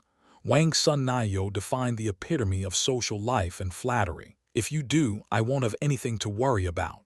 Then, I will send you a small token of my sincerity. Sometime please accept it. I leave Sung-teek, who will lead our Osung Group in the future, in your care. When else would you get to see the chairman of the great Osung Group paying his respects to a teacher? Moreover, at the word small token of my sincerity, MS. Wang Sun Nayo beamed with joy even under all that makeup. It was seriously embarrassing that she was our homeroom teacher. General manager. Yes, chairman. At the chairman's beckoning, the hotel's general manager answered immediately. Tell the kitchen to make their special menu. The friends of my grandson are here. Maybe he usually talked like this. But the end of Chairman H. Wang's sentence trailed off lightly. Before you arrived, sir, I already informed each kitchen to make their special menu. As if he were frozen in front of a Lance Corporal division commander in the army. The general manager was stock still before Chairman H. Wang. TCH, the brat is that old man's grandson after all. I thought I could surmise why H. Wang Sung-teek was so fucking rude. The person he had watched and learned from, his grandpa, just treated everyone under him like shit. That's why the young bastard had lost his sense of manners. All right, everyone. Shouldn't we thank the chairman of the great Osung group, H. Wang Man Hyuk, who invited us today? MS.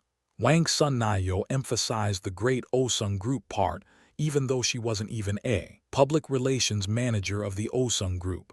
Thank you very much. Chairman, you're the best. Clap, clap, clap. For some reason, because there were only a few guests outside of our group, and it was mostly the kids from our class, the raucous greetings and applause vigorously filled the hall. Only Yirin and I were silent with apathetic expressions. Only Yirin and I were silent with apathetic expressions. Thank you. Now, please return to your meals. It seems that the senseless appearance of an old man like me simply got in the way of your meal, as was appropriate for a tycoon who held politics and the economy in his hands.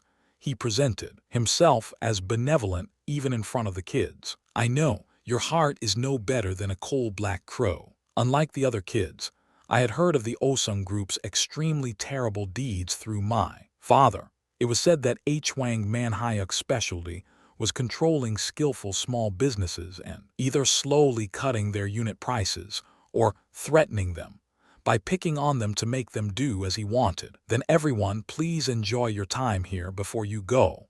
Sung-teek, go take your friends who can make it to Osung Land tomorrow too. I'll let them know. T/N. Osung Land is a theme park like Disneyland. Thanks, Grandpa, he's seriously gonna roll over. Though he was all sorts of arrogant at school in front of his grandpa, the bastard was wagging his tail and panting like a mutt. I pushed out my chair and stood. Hyuk, where are you going? At that, Yirin asked me where I was going. There's someone I have to admonish with some advice about life. I answered her and ran outside to where Chairman H. Wang had gone. Something I absolutely wanted to tell him had suddenly occurred to me. Chairman H. Wang. I called loudly to Chairman H. Wang, who had left the buffet and was standing in front of the elevator. You are a friend of Sung-teek.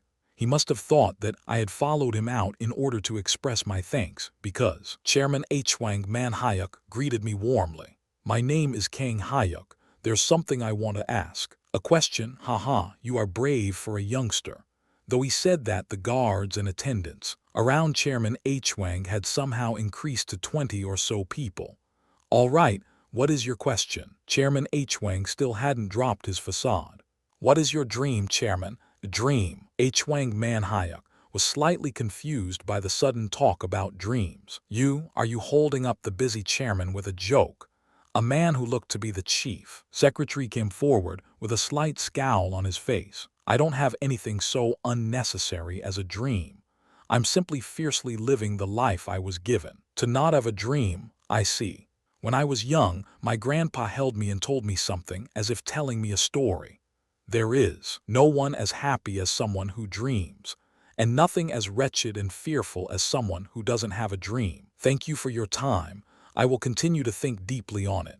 I sharply bowed and returned to the inside of the buffet hall. What is your name? I heard the chairman's stout voice behind me. Kang Hyuk, my name is Kang Hyuk. It is a name you will come to hear often in the future. The leader of conglomerate at the forefront of South Korea was someone without a dream.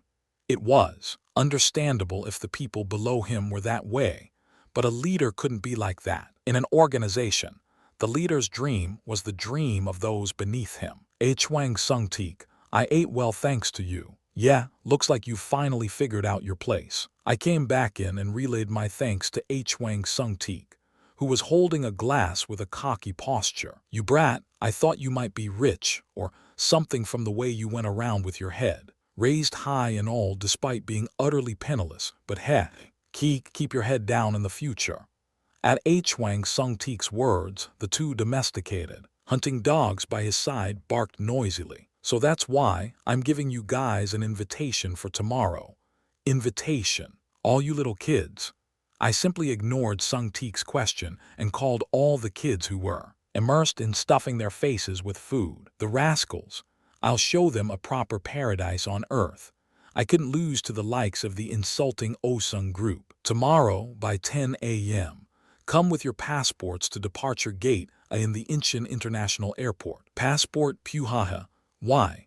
Are we gonna take our passports and go abroad or something? Still failing to understand the situation. Hwang Sung-tik laughed his head off. Teacher, you are free from tomorrow throughout the weekend, right? Well, I don't really have any plans, but it wasn't that she didn't have any plans. The spinster MS. Wang actually didn't have anything to do. She didn't know that there was sauce splattered on her lips. Then please come. Each and every one of you kiddos should come too. If you don't, you'll regret it. For the rest of your life, I would teach them what true wealth was. Hwang Sung-tik and you too, be sure to come. Don't be cowards that reject my invitation. Cuckoo, what did you say? HMPH, all right. I'll definitely come, you shithead. This was the baiting skill I had learned from Master. Without fail, the thoughtless carp head fell for the bait. Also, you don't have to bring much. Just bring some underwear to change into and the swimsuit that matches your figure the most. My exceedingly confident voice rang within the buffet hall. You rascals, this is just the beginning. And then I steadily made plans. I would show the youngsters the paradise I dreamt of. What's going on today? You didn't know. You remember the kid who got off on the A380 last time, right? Yeah, of course I remember. Even now it seems like a dream when I think of it seriously. Geez, I heard that prime ministers from Europe and the leaders of several nations called the airport president, saying to give the kid maximum priority and protocol. The kid in question is departing on a flight today, and with 35 kids from his class at that. What did you say? The protocol team of the Incheon Airport received immeasurable jealousy from every other department each month. Yet they were thrown into chaos again by a single call that came in late. On Saturday night, they had gotten word that the plane would be formally departing through Tollgate 9, and though they would be serving not a high-ranking bureaucrat but a mere kid, they were busy early in the morning. There was much to do in order to screen not just one or two, but 35 kids for departure. Even the National Intelligence Service staff are here. While swiftly moving through their protocol routines, the protocol team had seen just about everything they could be surprised at. As top veterans, their work wasn't difficult for them, but I am the Section Chief of National Security, Choi Byung-yeol. I ask that you make it so that the people who will depart today can leave after a basic departure screening. Wearing gray trench coats, the 3 NIS members gave a notice to the chief of the protocol team. Yes, I understand. Everyone besides the president had to undergo a departure examination. But the person related to national security was telling them to give the kids a basic departure screening, and they had to follow the orders of a national agency. That threw everyone into anxiety again. A single kid, who was neither the president nor a high-ranking VIP, was departing under the primary protection of the National Intelligence Service. Even as they moved, the protocol team members were busy racking their small brains to figure out who the kid really was. Welcome, teacher. Hyuk ho. I came because you told me to, but why did you call us here today? It was MS. Wang Sun Nayo, our homeroom teacher, who was childish, a bit of an airhead, and acted perfectly frivolous on top of that. Though I hadn't said anything about it, she had appeared with the math teacher, Lee Jae-hee. Haha, I called you here in order to show you a small token of my sincerity towards you, who worked so hard to teach us, and to the kids whose field trip I ruined. Token of your sincerity. She had probably been curious about it all night. Hyuk, I came because MS. Wang told me to, but where are we going today? The perfect specimen of an intellectual yet considerate teacher, MS Lee Jae-hee, asked about my intentions with part worry, part doubt in her eyes. You'll find out if you wait just a moment. You two teachers who would make a fairy cry due to your beauty. Ho ho ho, our Hyuk sure has perceptive eyes. Not knowing she was getting high praise due to MS. Lee Jae-hee, the spinster MS, Wang's son Nayo, was very happy. She didn't know that all kinds of tragedies were waiting for her all throughout this trip, that is. Hyuk, hey Hyuk. While I was chatting a bit with the teachers, the kids gathered in twos and threes in front of the gate. Oh cutie, you've got sense, huh? With a pair of sunglasses that didn't fall behind the trends atop her head, Seo Yi-rin appeared with her long black hair flowing to and fro. The revealing denim shorts she ventured to wear even in the chilly weather, as well as the white shirt she liked, made her shine amongst the second-rate women around her. MS, Lee Jae-hee is pretty good, but youth is good after all. Yi-rin a haughty lily, and MS, Lee Jae-hee a blooming cosmos whose looks rivaled Yi-rin's. With these two beauties by my side, my shoulders automatically straightened with pride.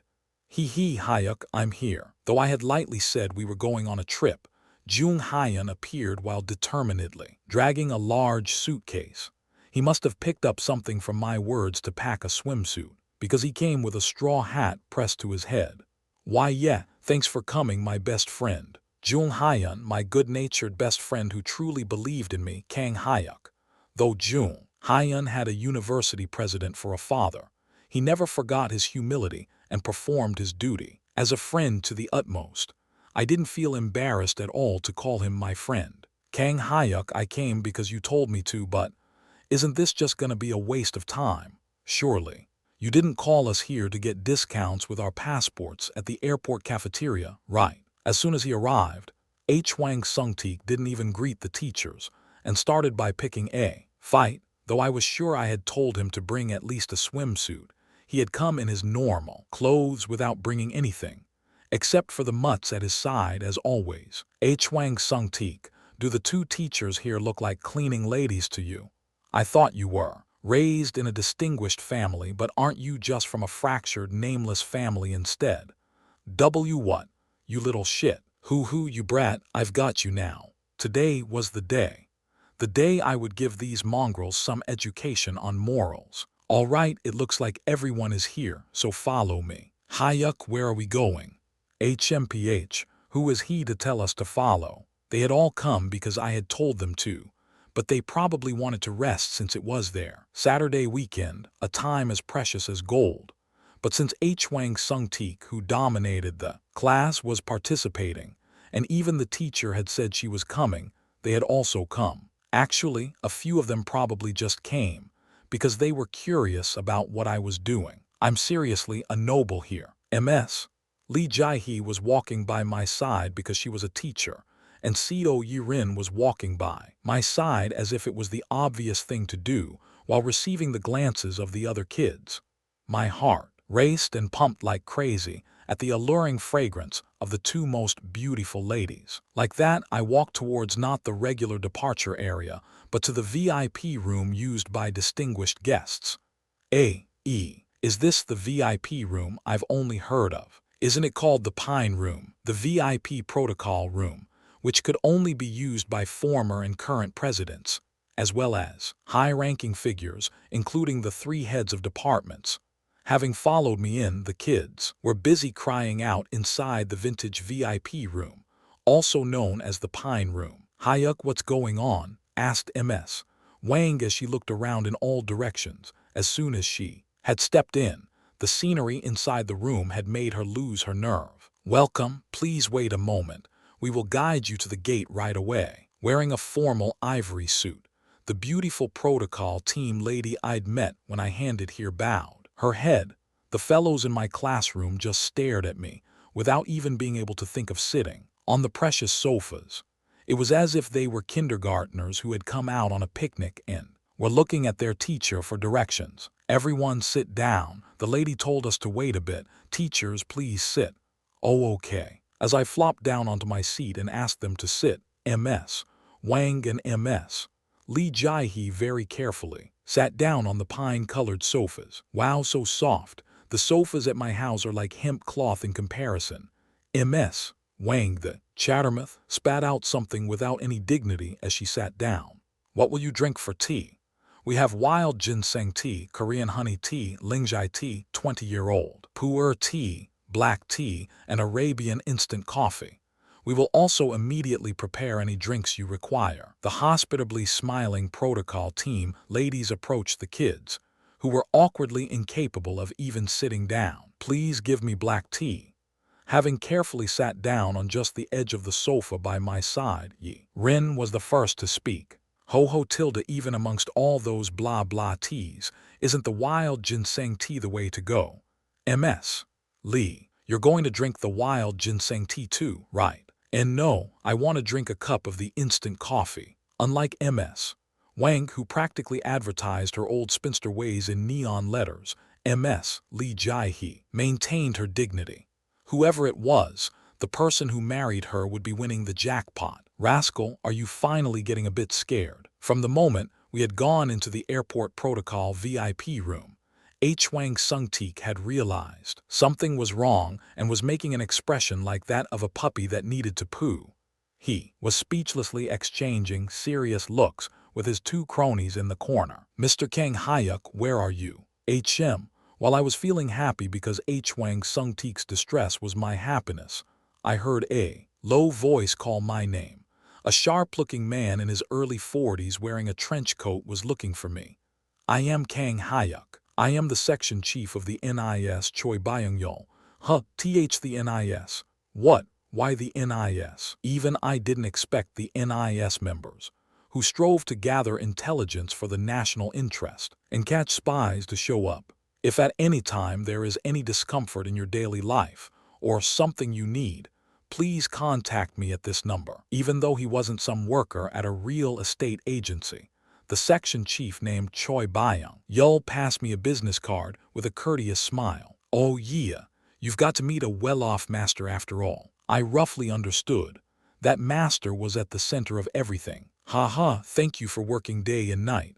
I will give you a call next time. Section Chief Choi raised my value with his appearance, though he had suddenly made me slightly worried about the nation's security.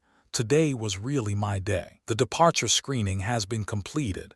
You may now board. A lady of the protocol team appeared with the passports they had collected from us in a tidy wooden basket. Then, shall we depart? After talking big to the kids last night, I had come back home and asked for Big Sis Marisol's help. I asked for a place where we could swim regardless of the season, because I was going to go play with the kids in my class. It was the beginning of a fateful day. This is a plane. It's wider than the living room in my house. Welcome, we hope you have an enjoyable trip. Who are these goddesses? The moment we boarded the private A380 plane, 10 or so beauties from various nations greeted us at the entrance, including Big Sis Marisol. Beautiful crew ladies from Europe, Japan, and Korea courteously greeted the kids. Mr. Hyuk, it has been a while. Big Sis Marisol, you have become more beautiful in the time I hadn't seen you. Hyuk, you have also become manlier in a few months' time to the point of being desirable.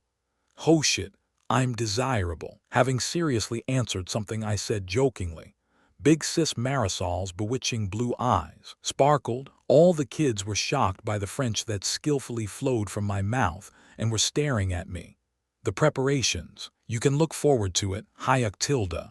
Why does my tongue roll like this? The French language was already as smooth as oil in a fry pan, but when I rolled my tongue even more, it felt like butter and oil had combined, and I was dancing the blues. Cuckoo, a private plane has gotta be at this level, at the very least. Even to my eyes, the A380 boasted enormous space. The kids who had been shouting and cheering had shut their mouths at some point and quietly followed me in. And from that moment on, I was king. Woo tilde, the plane doesn't even shake. So you're saying this is the A380 I've only heard of, right? Brats, so uncouth. Even though Daehan High School was sponsored by the Daehan Group, at the time of the Europe field trip, we had been assigned to the economy class. After having to sit on a plane without rest for several tens of hours, the kids had nightmares about planes. But this 2-floor Airbus, enormous size, swallowed dozens of kids without any sign that we were here. You rascal, I see you've completely lowered your tail. Cuckoo. Even in their awe, the kids who met eyes with me looked at me with respect in their shining eyes. But even amongst that respect, Hwang Sung-teek was crouched in the corner with a big scowl on his face. He might be the grandson of the Osung Group's chairman, but even he couldn't use such a huge plane as his personal ride. How is it it's worth seeing, right? The wicked feelings were steadily growing in the corner. Unable to resist the temptation, I approached Hwang Sung-teek and his cronies and pretended to be friendly. Hwang Sung-teek ground his teeth in response. Would you just look at this bastard? He must have not lost his nerve yet with this, because Hwang Sung-teek ground his teeth as animosity welled in his eyes. Hey, you faithful dogs. If you're hungry, go ask those ladies for something to eat. It's gonna be hard taking care of your bad-tempered master for the entire day. I'm way too kind. Even to my thinking, I was impossibly considerate. Whoever it was, the woman who lived with me would surely send a barrage of thank yous to the god above. Kang Hyuk, you bastard.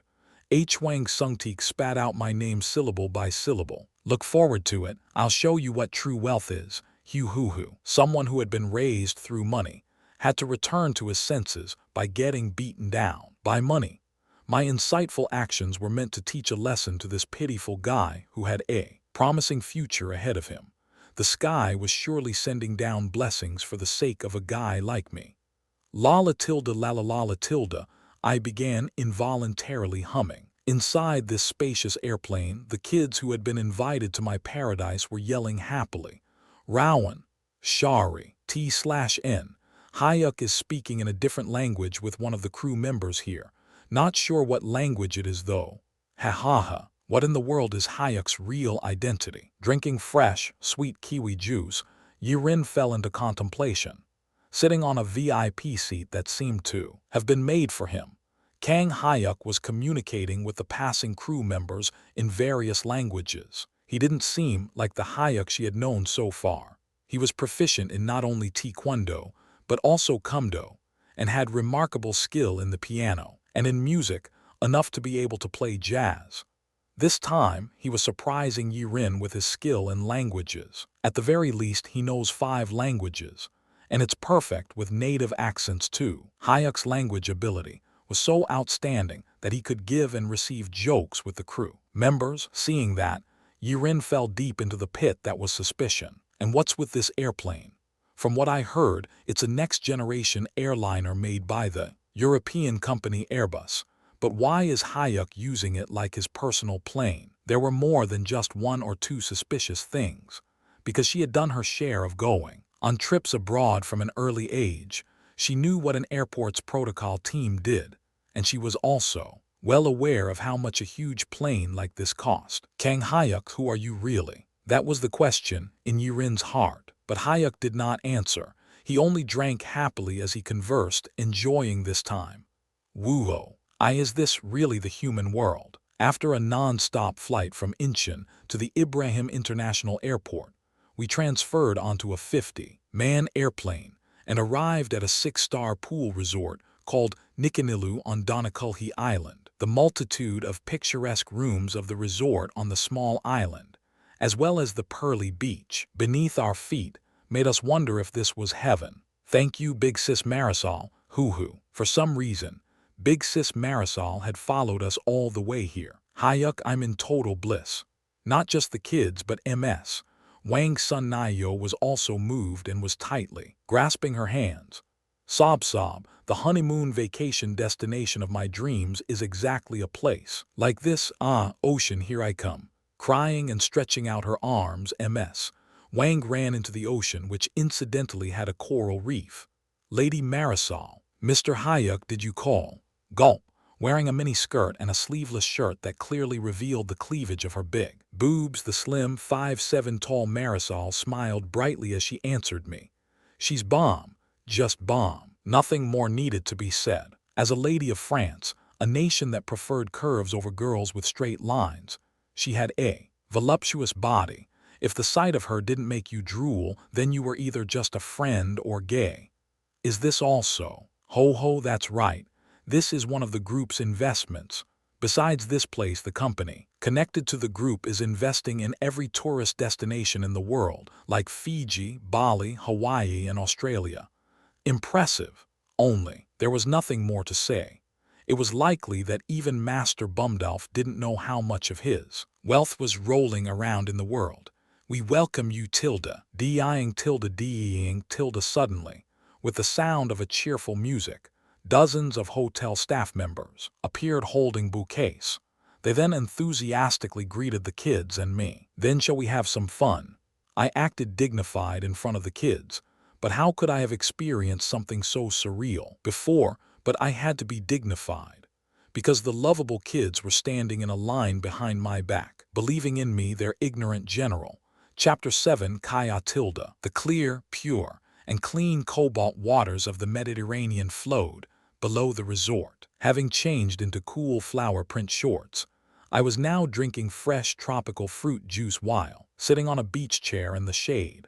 It had been briefly noisy because of Ms. Wang losing her senses upon seeing the ocean, but we'd soon all taken up rooms in the resort with people we liked. After a Mediterranean lunch, which was comprised of all sorts of seafood, we were enjoying a relaxing afternoon. A place like this is a scenic paradise. There's nothing more I could want. This was the ideal relaxation that I had dreamed of.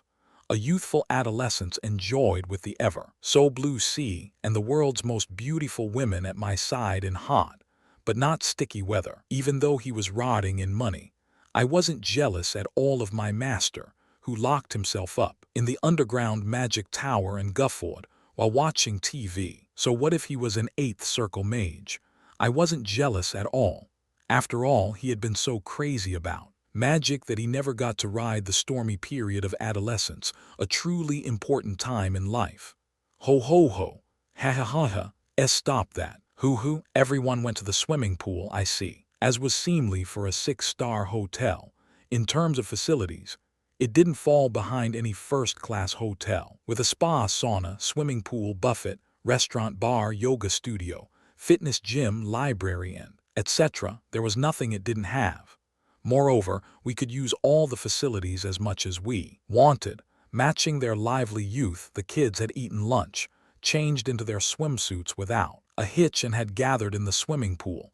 Shall I go too? For some reason, Marisol had prepared a suite room for my private use. Yurin is probably there too, and Ms. Lee as well. Hoo hoo hoo. The artful bodies of the two women made my chest burn at the mere thought of them.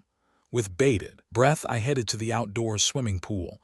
Hyuk Tilda, goo. The slightly nasally voice of a woman called me as I walked towards the swimming pool. Hot damn, is that really the body of a human being? A sensuous body with a Venus-level, slender S-line, which didn't even know the meaning of flat. Her large boobs of absolute fertility would make even milk cows cry and hail them as your highnesses. The important parts were just barely hidden by 2 white strings and painted in white. Jade skin was her slim, pencil-thin waist, so small that it was regrettable. Under that were her sexy legs as stretched out as the highway. Tied together with string was her swimsuit, which could certainly be called panties. Big sis Marisol, why do you want to make this young one fall into cardiac arrest? Having appeared like the reincarnation of a perfect beauty, Marisol would make even an ascetic who had undergone meditation training for 30 years and was about to reach nirvana ask to drink a glass of rice liquor with her. The peculiar smile on her lips was pouring oil all over my blazing heart. Ha ha ha, Marisol. My eyes moved wildly as I smiled awkwardly. Hyuk, do you have time in the evening today? The evening. Big sis, why do you ask? Q, of course I've got plenty of time. Maybe I have to make a campfire with the kids, and also, contrary to my thoughts, the sounds that came out of me were half rejection. I had no confidence that I'd be able to take it if Marisol were to come out like this at night too. I was still just a rugged panther that had only grown enough to move out of his parents' house. Ho ho, I will wait for you, even if I have to stay up all night. After saying some strangely suggestive words, Marisol threw a wink at me. My heart's gonna burst, seriously, even without this. Her looks that resembled Sophie Marceau made my heart go thumping every time I saw her, but Marisol had explicitly invited me. Ugh, how can a butt be so attractive? I watched Marisol's back as she walked towards the ocean after leaving me a wink. Every time her explosively sexy tush twitched, the flesh on my cheeks also twitched, until the East Sea's waters run dry and empty.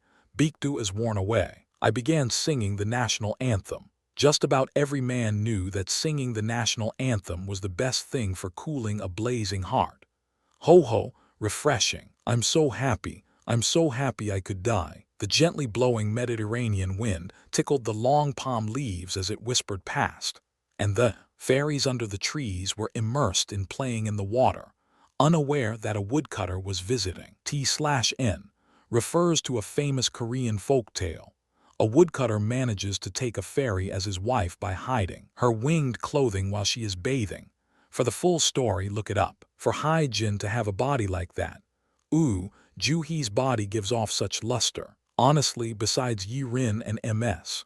Lee Jae-hee, I hadn't expected much from the other girls in our class, but a few of the ladies splashing like freshly caught mermaids were more than enough to make me happy. As expected, and upon discovering two women who didn't disappoint my expectations, I nodded.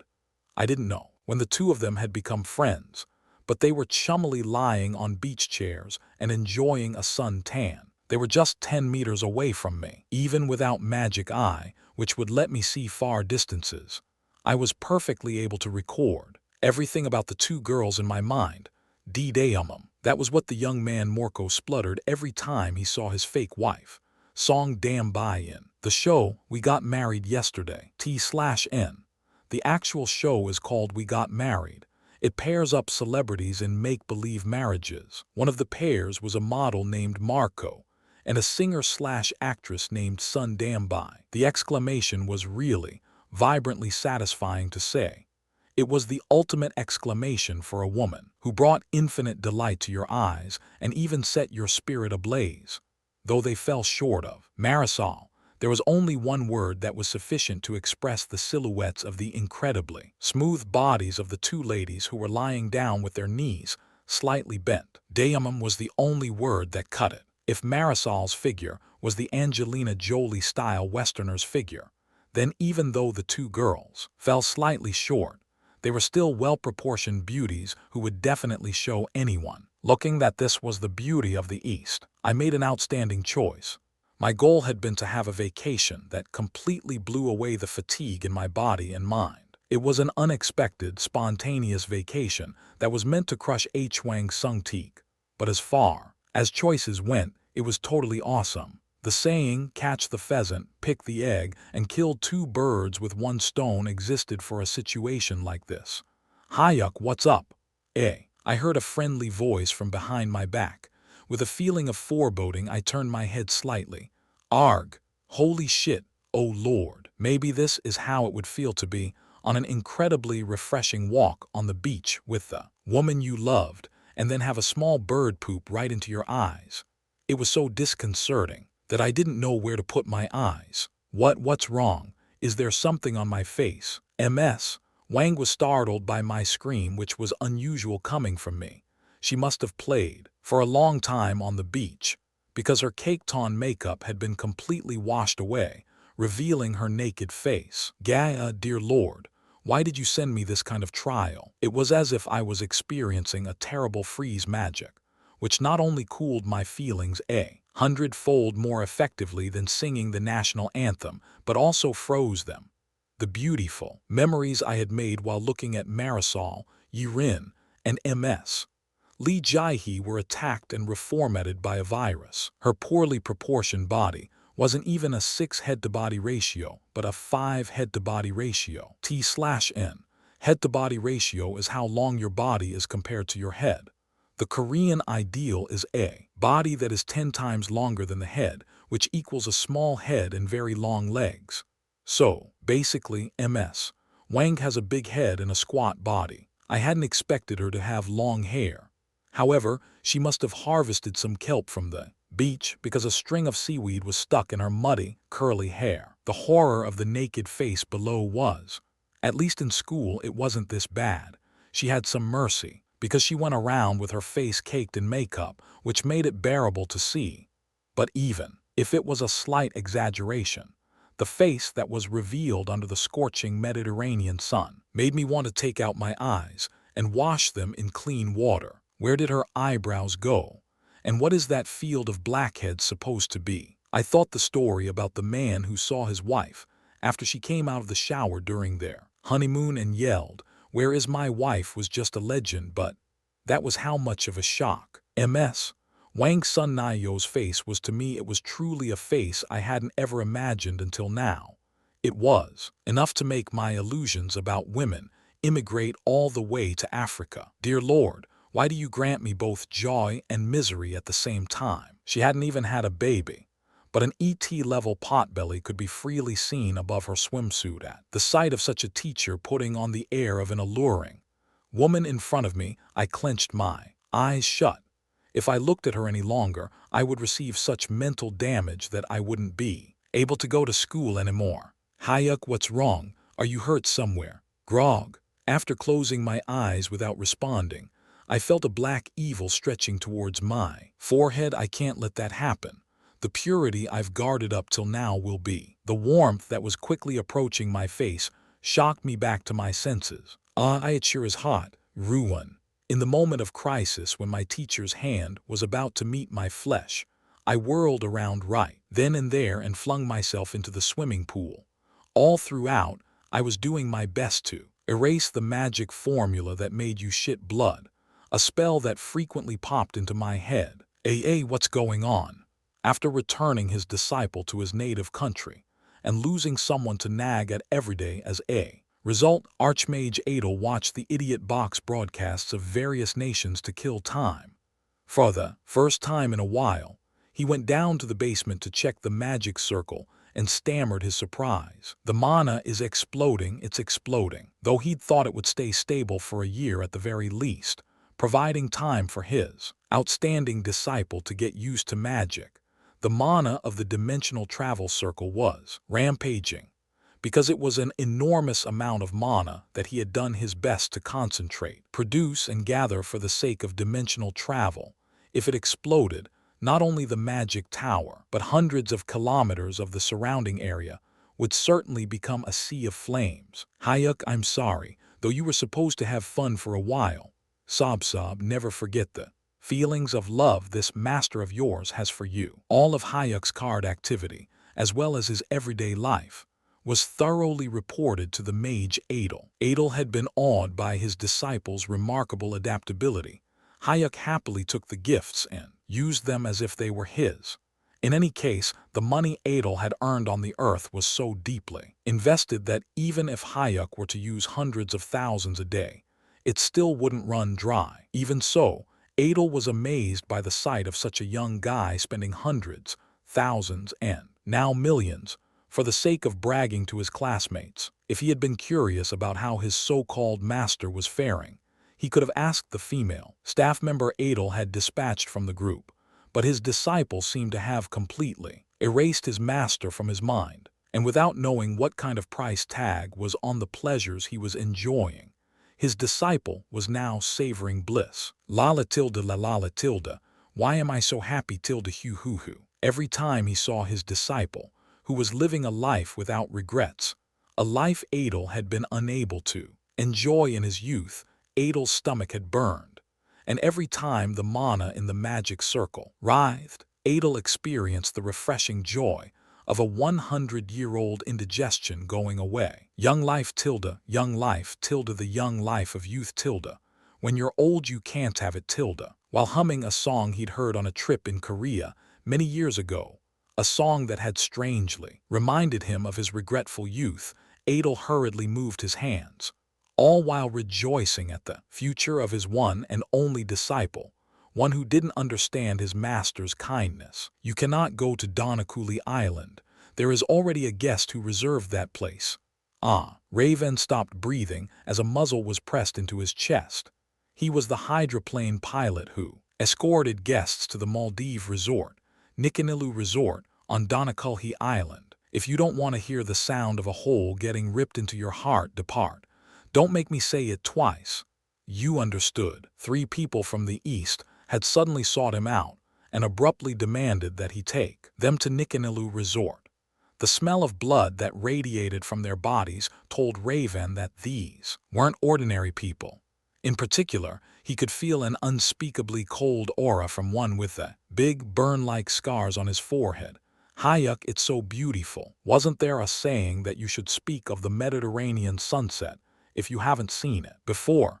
As if even the blue coral was sleeping, the emerald sea soaked up the magic dust of time and was turned into red rubies under the sun's rays. Surrounded by such a red sunset and the ocean view, I walked down the beach with an angel, enjoying Yirin's warm hand, which had casually grabbed mine tightly. Yirin, you're so beautiful, you steal my breath away. Having dashed into the swimming pool thanks to MS Wang Sun Nayo, I dragged Yirin and MS Lee from their relaxation to have fun together. Using the water play as an excuse, my hands were able to freely appreciate the feel of Yirin's and MS Lee's silky skin. And now it was evening. The kids who'd played in the water for several hours went to rest in their rooms, and Yirin agreed to my request to walk together on the beach with a smile, following me out. This is like a dream. It makes me think that the honeymoon I've wanted since I was a teenager must feel like this. Honeymoon. As soon as I heard the word honeymoon, my heart raced wildly like a crazy runaway horse. What did you think of when it came to honeymoons? The first night, short yet long, together with the one you loved. An evening spent at a beautiful resort, drinking wine as red as passionate blood, as you looked at each other with sweet gazes. And then came the fated time. Apparently people these days skipped all that and started the money talks instead. But how could you ruin the one and only honeymoon in your life with something so stupid? Hyuk, I'm more happy because you're by my side. Ah, Yirin, this is what it was like to be blurred by tears.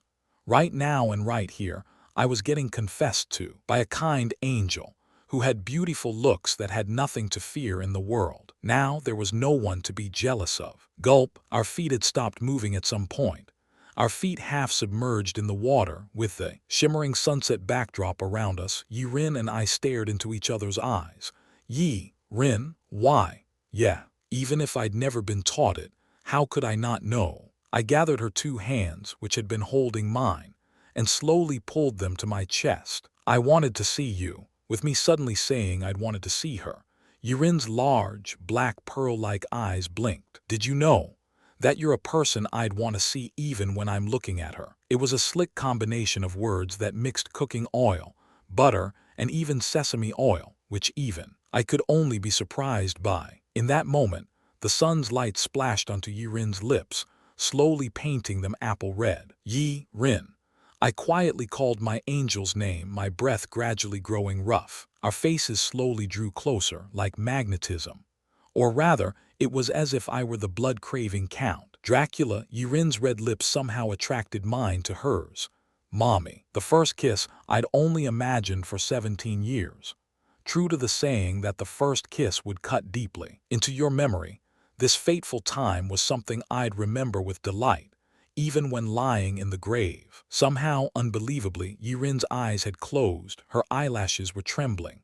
Her wordless consent, my heart, which had gotten faster not long ago, was now beating wildly against my ribcage, as if it were pummeling it with a laundry bat. Just a little closer, a little closer. The rough breathing of a soldier who had to capture an enemy's mountain fortress came puffing out of my mouth, and then Yirin's full cherry lips were only a few centimeters away. Now it would be game over if I just clenched my eyes shut and pushed my lips onto hers. This is. In that moment, while I was flushing with joy, I felt a shudder run through my entire body. Why in a moment like this, suddenly plunged into a difficult situation, like having to choose between saving either your mom or your girlfriend, my body quivered violently. The meal was all set. It would be over if I pressed forward by just a finger's width, but an enlightenment had happened to strike me now. I hadn't even cast all the 3rd circle magic yet, but the sudden surge of joy and expectation brought with it an enlightenment. From what I'd heard from Master, for mages, overcoming the limit of the circle was exactly half as difficult as conquering Mt. Everest with your bare body, but it didn't seem like such a wall existed for me. Something squirmed in my heart. It was the circle trying to elevate itself to a new limit. But I had to make a decision. There was no knowing when an enlightenment would come. I could plunge myself into the world of mana by following the enlightenment, or unsparingly light this time on fire with Yirin. Such mercilessness, because it wasn't a short moment. Yirin was also feeling that something was wrong. The temperature I could feel from Yirin's hand was running cold, and then, arg, whatever. I made my decision and pressed my lips onto Yirin's. Chew, our lips met with a clear and bright sound. Why, Yirin, sorry. With a word of apology, I left Yirin, who was startled by the feeling on her lips, and without even looking back, I ran to a place with no one else around. Thump. I ran without looking behind me. Og, the fate of a cursed mage. I made my choice. Rather than the royal road that would have stretched forth with Yirin, I chose the enlightenment as a mage. Tears blurred my path. But I did not stop, because no matter how untimely, a young mischievous imp had gifted me with the opportunity for enlightenment. In order to not miss the enlightenment that had come, I entered a forest shrouded in darkness. This was the moment I would rise to not the third circle, but the fourth circle. By the law of mana drainage, the moment the fourth circle was formed, there would be a powerful outward surge. I sat cross-legged in the quiet forest, and when I drew in mana by breathing through the channeling method Master had told me, the circle thrashed within my heart. It was such an intense feeling that it couldn't even be compared to when the third circle had formed. Moreover, the mana positioned in the upper and lower dangians moved in conjunction, so the feeling of a new circle being formed drew closer with a heart-crushing shock. I have to overcome it. I'd heard of people whose mana had scattered from the unfamiliar pain during circle formation, turning them into cripples. I clenched my teeth and circulated my mana according to the channeling method. Then all of a sudden, as if space itself was expanding, the circle in my heart rapidly enlarged, like a snake shedding its skin and emerging into a bigger body. The third circle that I hadn't even gotten, totally used to yet extended into my entire body. Zing. But then, suddenly, instead of condensing back into my heart, it started forming a band in my waist area. What the hell? If Master were here, I'd at least be able to ask him as much as I wanted. But I was shocked by this unseen, unheard of phenomenon. That's right. Master said I was the first to train using this mana channeling method, right? He had combined the internal Kai channeling that he'd received from the ascetic monk with his own mana channeling method, creating a new mana channeling method. Even Master wouldn't know what was going on. Is this gonna be okay? Ease and doubt settled after the pain. I was astonished by the feeling of 4 distinct circles encircling my waist area like the rings of Saturn, instead of being near my heart. Have I really become a 4th circle mage? I was seriously doubtful.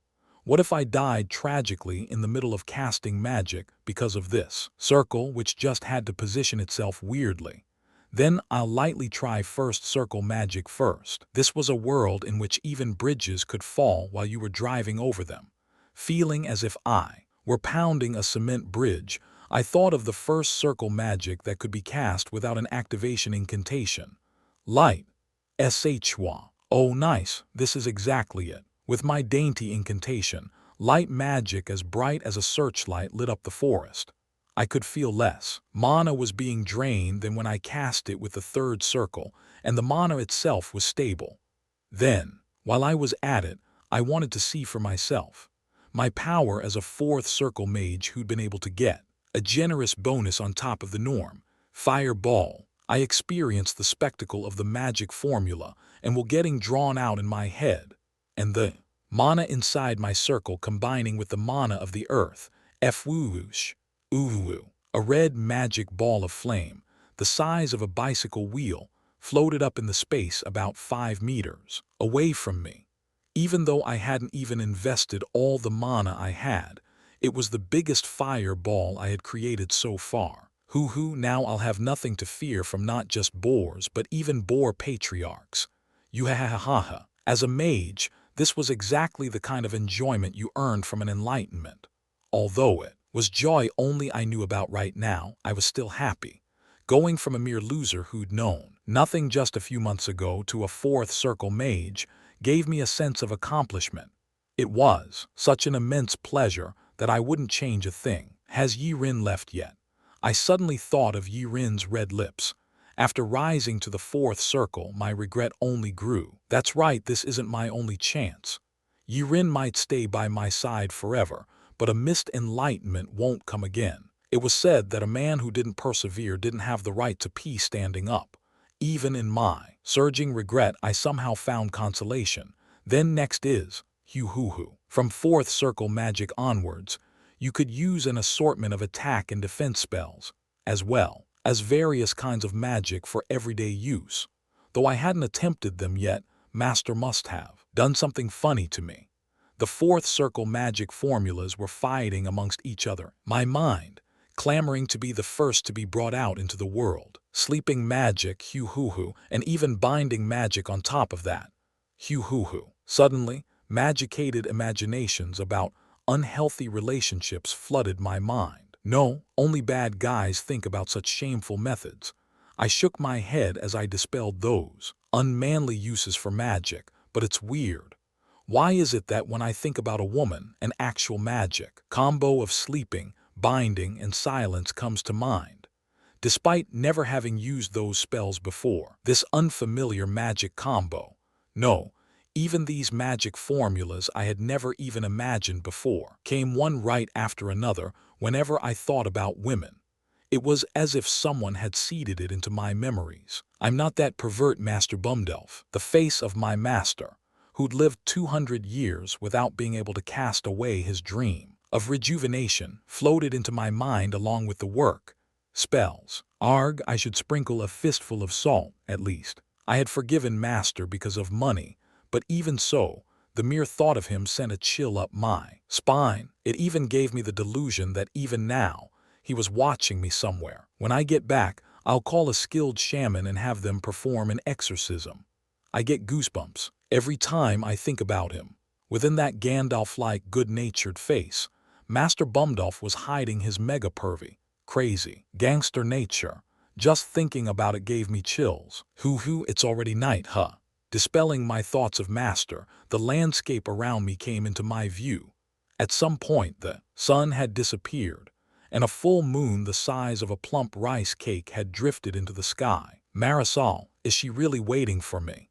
I suddenly thought of one scene I'd seen during the day, with a body blessed by God where the curves went in at all the right places and out ever so generously. Marisol's passionate gaze came to my mind. Why am I so happy, Tilda? Young life, Tilda, young life, Tilda, the young life of youth, Tilda. When you're old, you'll just be like Master Tilda. I involuntarily began humming. Flight magic. That's right, I'll try flying once. The rule of studying was that reviewing was just as important as preparation. Deciding to try, casting the fourth circle magic, flight, I activated my circle. Mana and will were the foundation of circle magic. The magic formula, which included math and the laws of physics, was also a necessary existence for a magic circle and various kinds of experiments. La la la la la Tilda. The rules of magic manifestation had come to mind with a single thought. It was weird that the circle had formed around my waist area, but because I had confirmed there was nothing wrong, I was able to concentrate with a feeling of contentment. What's this? I activated my mana, and when I was just about to connect the activation incantation to fuse the Earth's mana with my mana, I suddenly felt a strange energy from beyond the forest. Bloodthirst. I sensed an aura that was similar to what the boar had radiated when it was running to catch me. It was an aura that made a strange tension scintillate through me. It was as if needles were pricking my skin. 2 people, no 3. Why me? In the past, I would have just absently dismissed it, but the somehow ominous and viscous feeling made my body tense up. I suddenly recalled Master's words that there would be many changes when I came to harbor mana. Wang Sung Teek and his cronies. No, that's not it. This isn't an aura released by puppies. They hadn't been worth my fist even before I learned magic. So there was no way they could emit such a sharp energy. I became more tense as I slowly calmed myself. When I had been learning Taekwondo, the person who had taught me, Instructor Jung, had been #1 in the practical Taekwondo world in South Korea. Because I had studied rigorously under such a person, I didn't lose my mental composure even while tensed up. They're about 10 meters away. They're definitely coming. I didn't know how they'd known that I would be in a place like this. The people radiating bloodthirst were approaching me with certainty. I'll probably need magic. If I could feel their bloodthirst from this far away, then they definitely had some kind of amazing skill. It could get dangerous if I were to get into a fight with such people. Lightning would be good. So this is why he said that a mage must keep their greatest attack and defense magic memorized. Master had often muttered advice to me, as if in passing. At the time, I thought it wasn't that important, but thinking about it, it was all absolutely necessary counsel for a mage. Even as a fourth circle genius who could conjure magic formulas with a single thought, I couldn't compare to the experience of a mage that had trained to death every day. It was like the difference between a child who had just learned to hold a spoon and an adult who'd used a spoon to eat daily. What a shame. With a little more time, I would have been able to memorize fourth circle magic. I could cast third circle magic to some extent, just by preparing myself mentally and imprinting the image in my mind, but I had only just risen to the fourth circle. Also, because I had never cast fourth circle magic before, I was even more regretful about the approaching danger, and with a rustle they appeared. They were 3 men wearing comfortable-looking black attire. As I had expected, they were definitely people who made a living by fighting. So you're the crazy old man's new disciple, Kukuku. A Chinese man. Does he know me? A man with a hideous scar that looked as if he had bonded chewed gum to his forehead with superglue chattered with a Cantonese dialect. And who are you? I skillfully responded with an authentic Mandarin accent. Ho, so you can speak Chinese. As expected, you're worth being the old man's disciple. Kukuku. The old man's disciple. Does that mean he knows Master Bumdolf? Master Bumdolf had boasted that no one in the world knew about his existence. Having lived 200 years, there was definitely some dementia in him. After all, there was a Chinese gangster who didn't look so good precisely pinpointing me and calling me the old man's disciple. Well, this is shitty. Within the Chinese gangster's blazing eyes, I felt that there was a past that hadn't been resolved. With that bad-tempered old man. Who's the old man? I asked, pretending not to know. Cuckoo, so that old man Adel didn't tell ya that there's a senior who came before you. Senior. Then, if he knew Master's name and could call himself my senior, then there was only one thing he could be. He's a mage. Though it had endured the tension well, my heart thumped vigorously. This Chinese gangster was the first mage I had met, besides Master. Considering that he looked like he had a nasty personality, he was Master Adel's type. Ah geez, life is just not helping me out here. Just a single glance told me these people were definitely born fighters, and had come looking for me with a grudge against Master. Moreover, one of them was a senior who knew magic. I was dying to call Master Bumdolf and chew him out. Senior, why did you come looking for me in a place like this? I would have met you halfway if you had at least called to let me know you were coming. Ha ha ha. Hoping that maybe he wasn't hostile, I lightly threw out a joke. Go ahead and act cute, kiddo. If you disappoint me, I'll turn you into shark bait. Hoo hoo hoo. But the returning response was as I expected. He does seem like a dreary bowl of Chinese black bean noodles that doesn't even have the pickled radish. This dude. Death is the default and the other option is mummification, you rotten bastard. T/N. Black bean noodles are a Chinese dish, very commonly eaten in Korea.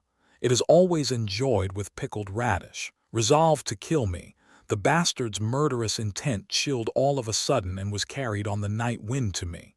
Kill him, as you wish. At his words to kill me, the 2 disciplined, rabid dogs stiffly bowed their heads. Shit, isn't that a knife? All of a sudden, looking like it belonged in a sushi kitchen, A 50 cm long sashimi knife glinted savagely in the moonlight. These bastards, that's so damn unfair. The Made in China gangsters were clenching their teeth and wearing faint smiles. A sincere cry burst out from deep within my heart. I have really bad blood with Made in China products. They were only together for a few months, but what's with this mana's energy? While entering the resort in search of the kid, Chang Lai had suddenly felt a powerful mana's energy and had run into the forest. According to the info, the kid in front of his eyes, Kang Hyuk, had only been with that crazy mage for exactly 3 months and 10 days. But the mana the brat possessed was enough to make even Chang Lai tense. He must have found a new method since then. Cuckoo. But what to do? Your new disciple is gonna become fish food today. For over 20 years, Chang Lai had been unable to forget. Even now, just thinking about when he had begged for his life by smashing his head into the ground until it gushed red, made his blood boil. A mage isn't made in a single morning. Hoo-hoo. Chang Lai's right and left hands were among the slaughterers of the triad. While licking the finely honed blades with their tongues, the two men approached the kid. They went forward to slice a hole into the stomach of the mage's new disciple. Keek, hoo-hoo-hoo. Like former executioners, the two coyotes approached with knives in their hands. Swish. They suddenly drew near while flicking their knives threateningly. This isn't a joke. Slees. They had honed the knives so finely that a simple flick of the pale blue blade seemed to cut the air.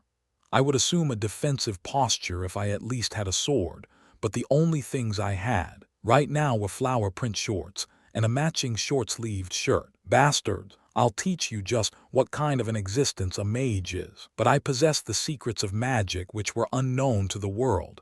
Sheeing, here it comes. It seemed that joint attacks were their speciality. With bloody smiles, the bastards ran at me like the wind. Hoo-hoo, you blockheads. I had already mentally prepared the magic. Light, I let loose a powerful blast of the easy first circle light magic. Night had fallen. The moon was up, but at the powerful light magic that was like the combination of hundreds of incandescent light bulbs, the two guys clenched their eyes shut, instinctively, blocking the light with hands over their eyes. Pow, paw, bam. I landed my taekwondo specialties, the back kick and the roundhouse kick, consecutively on one guy's chin and the other's stomach. Ack, cough, both of them taking a single blow each from the unexpected attack. They shouted as they crumpled, just like that, onto the floor. And mana even strengthens my legs. Knees. Even I was surprised. Each blow I unleashed after concentrating hit the mark perfectly. My legs were much faster than before. On top of that, I felt the blows hit squarely and heavily. I could vividly feel that the circle mana I'd activated in order to cast magic had migrated to the bottom of my feet. Hoo-hoo, then if I hold a sword, will there be a sword aura or something? On the Kalian continent where Master had lived, the knights there used aura blade. I felt that I would also be able to use it if I held a katana. Clap, clap, clap. Haha, impressive. These guys are supposed to be at the forefront of the triad, but you subdued them in just one move, and with something like first circle magic at that. Ha ha ha. The one who called himself my senior clapped as he looked at the underlings who had collapsed onto the ground. I couldn't let my guard down. There's something about him, I thought warily, even knowing how scary magic was. This guy was not fearful. Looks like I'll get some exercise for the first time in a while. Crack. The guy tightly clenched his hands, which were in leather gloves. Mana, as expected. As he cracked his hands, I felt the energy of mana. I learned magic from the old man and rummaged through the continent for a long time.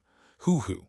In order to supplement the incomplete mana channeling method, I searched through ancient martial arts tomes like crazy, and I found it. Hoo-hoo, I found a divine technique that can rival the old man's mana channeling method. What? A divine technique. Though it sounded like a joke, it was definitely possible. Master Bumdolf had also gained the meditation method from an ascetic while traveling the continent. After all, I only know up to third circle magic, but I'm a fourth circle mage. Hoo-hoo. I realized that magic formulas and enlightenments were separate after overcoming the limit of the circle. Q-ha-ha-ha. How could something like this happen? It's like getting drenched while walking down the road. I'd thought of myself as the sole user of mana in this world, besides Master Bumdolph. But an oddball had appeared, and he was a criminal who, at the very least, had sent a few people to the underworld. Act cute, won't you? If you want to keep your bones intact at least. Q. Though he hadn't even raised a knife, I felt an even sharper energy from him than before. Wait up is the triad, the Yakuza of Japan, the Mafia of Italy, and the triad of Eastern Asia, which included Hong Kong and Taiwan. The names of the world's 3 henchmen gangster groups came to my mind long after he'd mentioned one of them. Oh God, what the hell did that old man do? Master Bumdolph had managed to make the triad, not just South Korean mobsters that sold pots or whatever the hell they did, but the triad that was internationally known as knife specialists, into his enemy. Please wait. I stretched out my hand to stop the man, who was approaching as if he were slowly strangling my throat. He stopped walking forward, but didn't say anything. I will give you the 4th circle formulas. At my mention of 4th circle magic, a glimmer of surprise passed through his expression. That's right. If you're a mage too, then there's no reason for you to refuse this offer. In fact, I can even tell you the rough location of where that crazy mage is living on top of that. I wanted to see it once. An intense war between the triad and an archmage. He's laughing. But what I heard instead of a reply was simply the sound of the guy's laughter. You foolish brat, did you think that the likes of the triad could kill that old man? This guy belittled the triad, even though they were so-called global gangsters. The shame and rage that surged from his eyes gave me the feeling that something I didn't expect would happen. That old man fought Europe's mafia on his own. The mafia. I was hearing about Master's secretive past from the person who was apparently my senior, and he annihilated them, though they armed themselves with anti-tank guns and even mobilized helicopters. The heavily armed mafia was. He buried all 576 of them in the Alps mountains, and so deeply that they could never be found again at that. Damn, I didn't know whether I should cry or laugh. I was so stupefied, my jaw could only drop. I'm satisfied. You're definitely that old man's disciple, so I'll be completely satisfied once I rip the skin off your back. The bastard had made a terribly smart choice. My legs shook. A true killer who knew magic was standing before me. Fire arrow, water shield, bam sheeing. Even before I could come to my senses, my foe attacked with fire arrow magic. I hastily cast water shield. But he hadn't been lying about having risen to the 4th circle. In just one magic attack, the shield shattered like a window struck by a ball. SWSHH. When the manifestation of mana exceeded its limit, the shield was naturally reduced to water droplets and dispelled. And then came a kick. I crossed my arms to block his kick, but I cried out at the forceful impact while getting pushed back by several steps. It's strengthened by mana. It seemed he hadn't lied about gaining something called a divine technique. After blocking, the throbbing in my arms told me my bones could break with one wrong step. Slow. It wasn't just attack magic. He freely used 3rd circle magic to try and debuff me with mana. Mana shield. SHWA. A shield made of pure mana unfurled. FWSSSHHHH. The magic created by his incantation crashed into the mana shield, making steam. SHWIC. He's a master of fighting. Though I had really fought for my 4th degree black belt, this guy was on a different level. Sparring with my instructor and the other masters was as close to actual fighting as I had gotten. But this guy must have been trained in fighting techniques that knew no mercy, because his fist came raging in as soon as he saw an opening. Because it was urgent, I also struck out with my fist. But there must have been spin in his punch, because the sound of bone bouncing off rang out, as the skin was torn off the hand that collided into his leather glove. You're pretty good, youngster, The bastard freely used magic and his fists.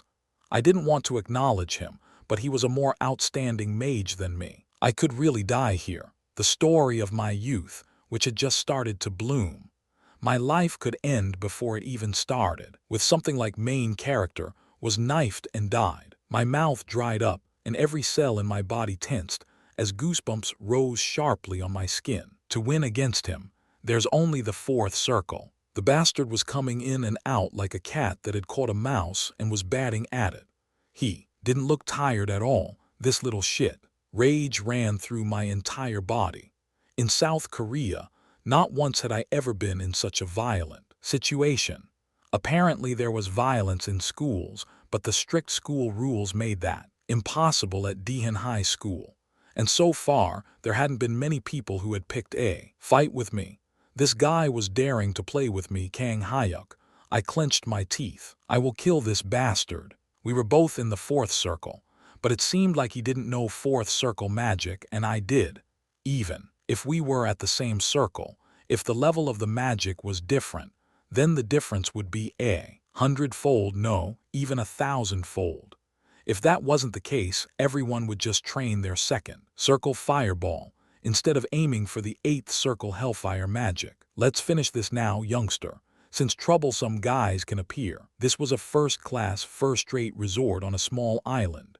The cacophonous sound of magic exploding out was more than enough to make the island shake, and guards armed with guns might swarm in. All right, I want to end this too, you dirty gangster shit. Gangster, puhahaha. At gangster, the bastard broke into laughter while staring up at the sky. Lightning wave. It was a critical moment, so I hastily activated my circle as I thought of lightning wave, which was at the top of the fourth circle attack spells. O strength of mana, unleash your sleeping rage upon this world. O blue bolt of lightning, your friend here earnestly desires your strength. It was a short moment, but I displayed immense concentration as I gathered the mana in my upper, middle, and lower dangians, and I was able to complete the magic's activation incantation. Zzing. I might have concentrated too much, because every organ in my body, including my heart, was dunked into stabbing pain. It was an unfamiliar pain. It couldn't even be compared to the time when Master had shoved me onto a magic circle and tortured me. Am I overdoing it? If any mage heard that I, someone who just risen to the fourth circle, was casting the peak of the fourth circle attack spells, they would call me a crazy bastard. It was as if I were running into the ocean right after learning how to swim, saying that I would cross the Genkai Sea. T/N. The Genkai Sea is a part of the sea between Korea and Japan. FTZZ. But even though I felt an abnormal response in my body, the magic was completed anyway. Now I just needed to cast it. The bastard was wearing an unknowable, faint smile while watching me. He knows. I had the vague feeling that he had given me time to cast the magic. Lightning. He must have memorized it thoroughly, because the bastard cast lightning immediately, without even an exchange of mana. FWWTZZZZZZZZZZZ. Though he didn't even have a mana staff, magic lightning coursed along his extended leather glove and burst out like blue streaks of electricity. The blue wave of electricity was blinding, and predicting that the bastard would approach in the heels of the magic, I stretched out my hand. Lightning wave, the fourth circle attack magic that was called a wave of lightning. As the incantation fell from my mouth, I saw my magic surge forward mightily like a rough wave toward the lightning magic the bastard had unleashed. It's over. I had put my all into this fourth circle magic. There was nowhere to run in a radius of 10 meters. Gah! And as I expected, I heard the bastard's short cry from within the blinding light. Don't fuck with me, jerk. Like when I had caught the boar, I grew dizzy and my body reeled, but the exhilaration was so great I felt like I could fly away. Today was a historic day. I had won my first magic duel. Then suddenly, with a fleshy sound, I felt something flush hotly in my abdomen. How? Even though the pale lightning magic was still spreading wildly around us and making sparkings as it went, the bastard's scorched black face had approached mine, and the strange pain I felt in my abdomen. The strength in my legs vanished and I sank to the ground. And then I saw it. A pale blue knife was deeply embedded in my stomach. Leaving only the handle, it had penetrated my abdomen. Hoo youngster, you've probably heard about it, about nanotechnology, Q-cuckoo. There's no magic-resistant mithril here, but in these modern times there's a thing called science. Q-ha-ha-ha-ha. Nah, nanotechnology. He was a vicious bastard. Without a doubt, he had definitely researched for years on end in order to kill Master. So I'm going like this. It was unfair. A beautiful, flowery path to my dreams and paradise been perfectly prepared for me. I couldn't even give Yirin a proper kiss, and Marisol was probably waiting in my room right now. Master. After the initial wave of pain, my consciousness began to fade. With the extreme agony and the horror that I might die, my mind withdrew from my body. Farewell, you pitiful fourth circle mage, Q-hoo-hoo-hoo. I heard the bastard's boorish laughter ring in my ears. I wanted to stand up and get revenge with this knife, but my body was heavy and sluggish. And then the faces of several people came to my mind. Yirin and Jung Hyun, my parents, and lastly the ever-cocky, notorious pervert Master Bumdelf. Eat fuck. T/N. The original meaning of fuck here is a traditional Korean taffy snack.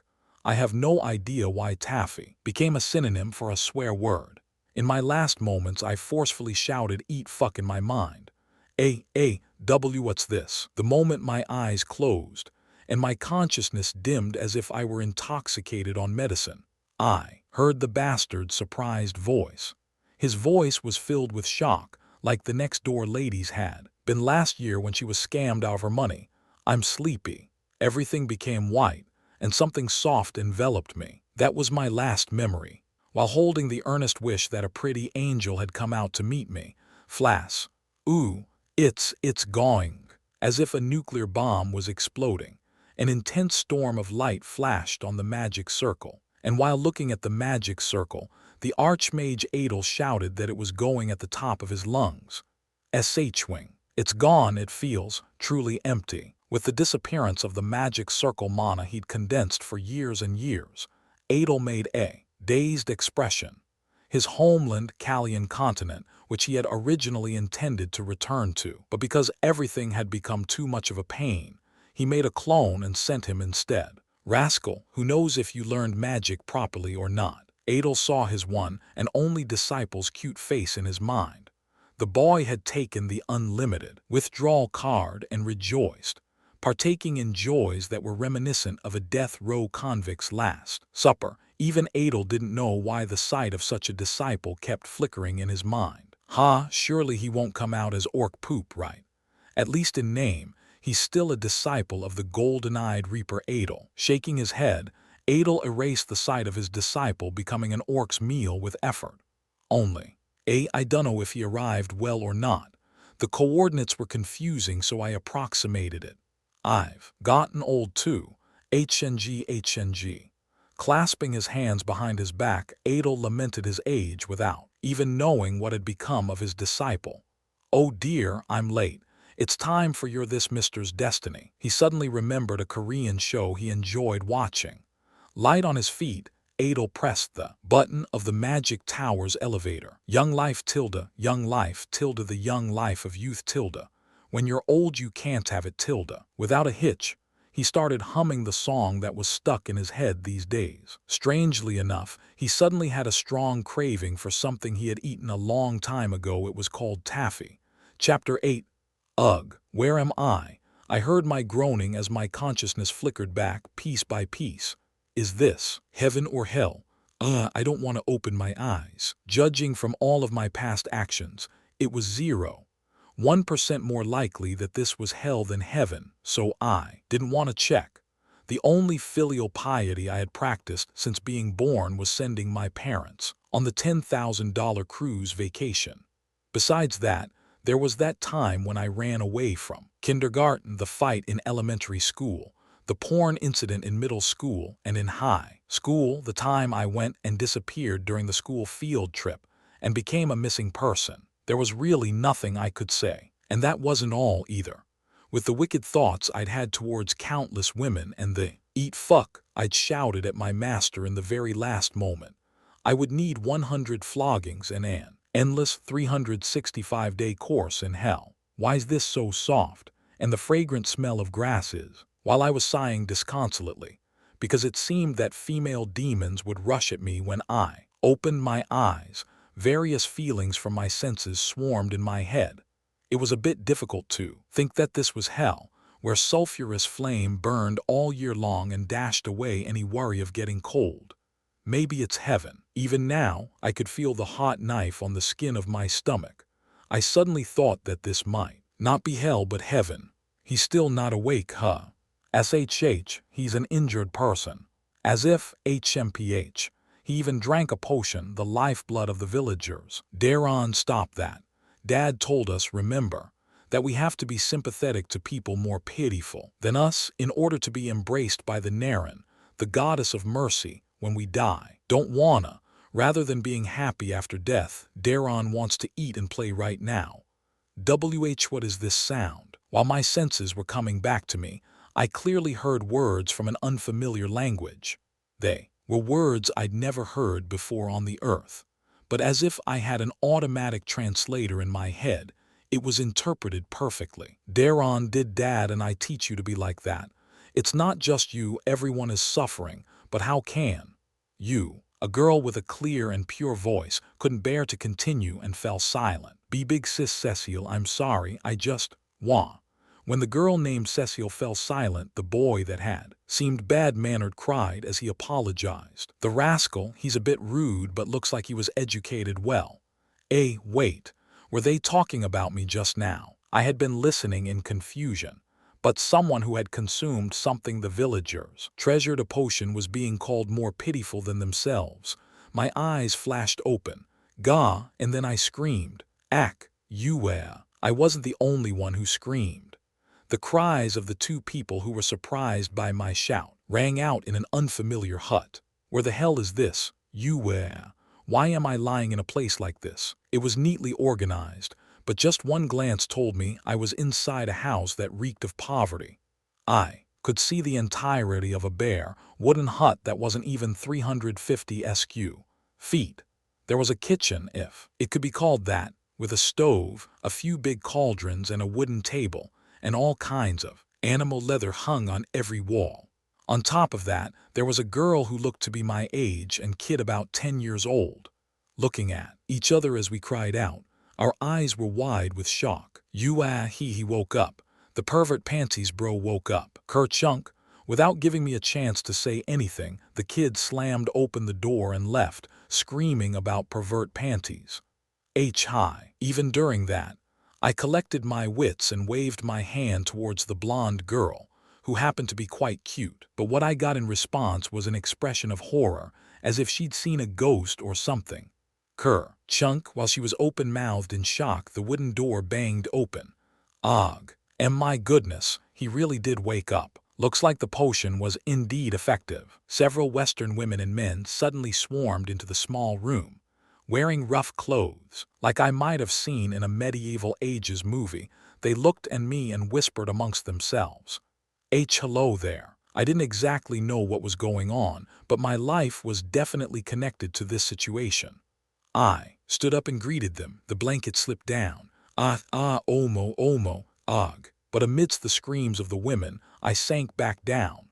Surprisingly enough, under the blanket, the only thing covering me was a single pair of underwear I'd never seen before, made out of a strange fabric. Where the hell am I, mother, father? I drew the blanket to my chin and earnestly called my parents, like that saying that you could only be a faithful son if you did your military duty. I had somehow become a faithful son in this unfamiliar place. T/N. Korean men are required to serve in the military for 2 years. So you're saying, this is Luna Village, a town in the territory of Viscount Fior of Dappy's kingdom? I asked once again, with a voice that I didn't realize was trembling. Looks like the severe injury scattered your wits, young lad. I'll say it once more. I don't know where you're from, but hands here found you collapsed on the beach and brought you here. This is Luna Village, in the Viscounty of Fior of the Kingdom of Dappy's, in the south of the continent, and I'm the village chief Aves Sai. As if teaching a newly admitted elementary school student, Village Chief Aves slowly explained, word by word. The village chief, who'd lost his front teeth, took a deep breath as if tired from explaining several times. Oh my God, why am I here? I held back from screaming, but I couldn't collect my wits in this absurd situation. Why, what, where? Countless questions raged in my heart. I could remember everything up to getting stabbed by the triad gangster who claimed to have been Master's disciple. But I couldn't remember anything after. That and the words I was told, kingdom or viscounty or whatnot, were unfamiliar terms to me. Master you, arg. There was only one person who could be the recipient of my countless questions. The culprit, responsible for making me an Alice of a strange country, could only be Adel, a 200-year-old mage. Fuck, then does that mean this bracelet was the key for dimensional travel? In this cold reality, once grains of rice were cooked into food, no amount of begging would return the food into grains of rice again. I could surmise that the silver bracelet on my left arm, which had followed me even into this puzzling situation, was an agent of Master's designs. I finally figured out what a link that connects time to time and space to space meant. Hands. Yes, Chief. Since it seems this lad hasn't yet recovered his wits, please take good care of him. It's already crazy because of the taxes, but, sigh. I apologize, Chief, because of me. The one called Hands was a hairy, robust man in his late 40s. He scratched his head as he bowed deeply to the chief. No. Since when has our Luna village become so cold-hearted and ungenerous? It's a shame that a potion was used up, but it can't be helped. This is all within God's plan. Talking about God's plan as if he were a saint, Village Chief Aves nodded. Let's go then. Saying that, Hands grabbed my shoulders and set me upright. According to the chief's words, this late 40s Mr. named Hands was the savior of my life. It's time for dinner, so we've gotta go eat food. Food. Gruel. With the mention of food, my stomach growled loudly as it informed me that it was alive. If you were going to send me, then you should have sent me well. Why the seashore? And I could have drowned. Arg. I knew that Master was a person who always lived without restraint, but I really hadn't known that. He was such an irresponsible person. I'll definitely return my paradise, my homeland South Korea, Gaia. The cries I couldn't shout aloud. Dragged along by Hands' thick arm, I was towed out of the village chief's house, and then I clenched my teeth and made a vow. I would definitely leave this ridiculous world and return to the earth, and I would definitely repay him for this day. This is food. The coarse wooden bowl that was put in front of me held a few potatoes floating around in a clear soup, and a single piece of black bread that smelled like barley landed on the table with a heavy thump. I couldn't tell whether it was bread or a lump of rock. Wow, why are there so many potatoes today? What's with this ridiculous, wretched smell of poverty? Once I realized that the cheer bursting out of the kid named Daron's lips wasn't a lie, I was dazedly submerged in shock. Just before I'd woken up, I had been eating luxury seafood dishes and a feast made by first-class chefs, but what suddenly appeared before me now was the smell of destitution. Eat up, though it's not much. With a face so hairy it could put a bandit to shame, Hands made an apologetic expression. And no, that's not true. Ha. These potatoes look sturdier than the ones I've always eaten at home. They're quite appetizing. They were the saviors I was grateful towards for saving my life. The life that had been endangered by Master's irresponsibility. If I were to complain about the food, that would make me more dog than human. Let's give it a try. Because my stomach was clamoring, I pretended to be crazy and put a big spoonful of potato into my mouth. Oh, it's good. I cried out in surprise. How can it taste like this? It only looked like a clear soup with a few potatoes floating around in it, but surprisingly, a peculiarly good taste filled my mouth. Is it good? The blonde girl named Cecile asked me if it was good with expectant eyes. It tastes just like the food my mother makes. It's truly tasty. It's likely she's got the potential to become a first-class chef. I checked the inside of the bowl. Again, but truly, all I could see in the soup were the potatoes and a few slivers of vegetable. So even the pervert bro has fallen in love with my big sis cooking. Big sis Cecile is a chef. acknowledged by everyone here in Luna Village. The kiddo was eager to spout praises about his big sis. But why does he keep saying pervert, pervert? Hands, why does Daron keep calling me a pervert? Did I make some kind of mistake before I woke up or something? Well, Hands stammered rather than answering my question straight out. Why did Cecile's face get so red? With Hands unable to answer, I looked towards Cecile in order to ask her and saw her flushing, bright red while looking straight down. Woo, you're really shameless, bro. How can you ask so straightforwardly? What? Now, the only person who would answer me honestly was Daron. You don't remember those panties you were wearing? Pee panties. He was talking about underwear. But the translator operating in my head interpreted that as panties. The clothes I was wearing. Surely not the flower print shorts. How could a man wear such vulgar flower print panties even though he's not a girl? When Daddy carried you in, you almost weren't able to enter the village because of those blood-soaked flower print panties. We were sure a perverted pirate was shipwrecked and got carried onto shore here. Blood-soaked flower print panties. My head rang dizzily. The short pants that were called shorts by everyone in the 21st century were mistaken as panties here. Actually, Cecile was wearing a long skirt even though the weather was quite hot. I'm really a pervert, sigh. A kid's eyes were accurate. If Daron had judged me as a pervert, then the villagers might have mistaken me for a pervert too. But does that mean Cecile saw everything? There was a high chance that she had. Hands had carried me into this house, and the people who went around in this house were Hands, Cecile, and the kid, Daron. Moreover, the only clothing I was wearing now was underwear made of a rough material, and a large piece of clothing that Hands had definitely worn before. Gah! When my thoughts reached that point, a scream burst out within me. The soup will get cold. Let's hurry and eat. The atmosphere at the table had suddenly gotten awkward. Hands dipped his bread in the soup as he changed the subject to eating. But isn't this too much? This is next to the sea, so why can't I see even a single anchovy? There was a saying that people next to the sea would grow fat even in times of famine, but that a fish like that ever so common anchovy was nowhere to be seen on the table. As I chewed the hard barley bread, it made me think that Hands might be a penny pincher at the level of Scrooge. But do I have to sleep here tonight? Cecile was still silently eating with her head bowed. The sight of her perfectly tanned skin kept haunting my eyes. Krayak. Damn, I'm sore.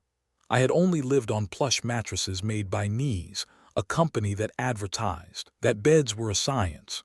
But last night, I had slept atop a single blanket on the floor by the bed, where Cecile and Daron slept. And after moaning all night long, I woke up in the morning and let out an invigorating shout, as the bones all over my body popped back into position. Why is everyone going out so early? The dim light visible through the open wooden window told me it was only daybreak. But before I woke up, Cecile and Hands carefully left the room. I knew they had tried to not wake me up, but my sensitive ears couldn't help but hear them. Mommy tilde mommy.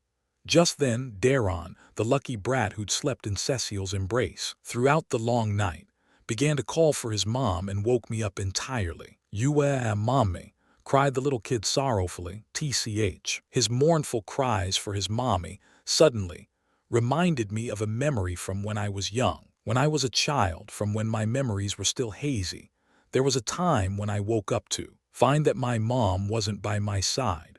Feeling as if the world was collapsing, I too had cried like this, brat, and after crawling through the entire house, I was able to find my mom. Unable to bear the strain of child watching any longer, my mom had been cowardly snoozing in my dad's embrace. Daron, wake up. It's your Hyung Kyer. Tien. Hyung means older brother. After finishing dinner last night, Hands finally asked for my name. But when I told him it was Kang Hyuk, Hands nodded and pronounced it as Kyer. And my name became not Kang Hyuk, but Kyer. Older bro. You with Hyung find my mommy. Mommy, HNNG.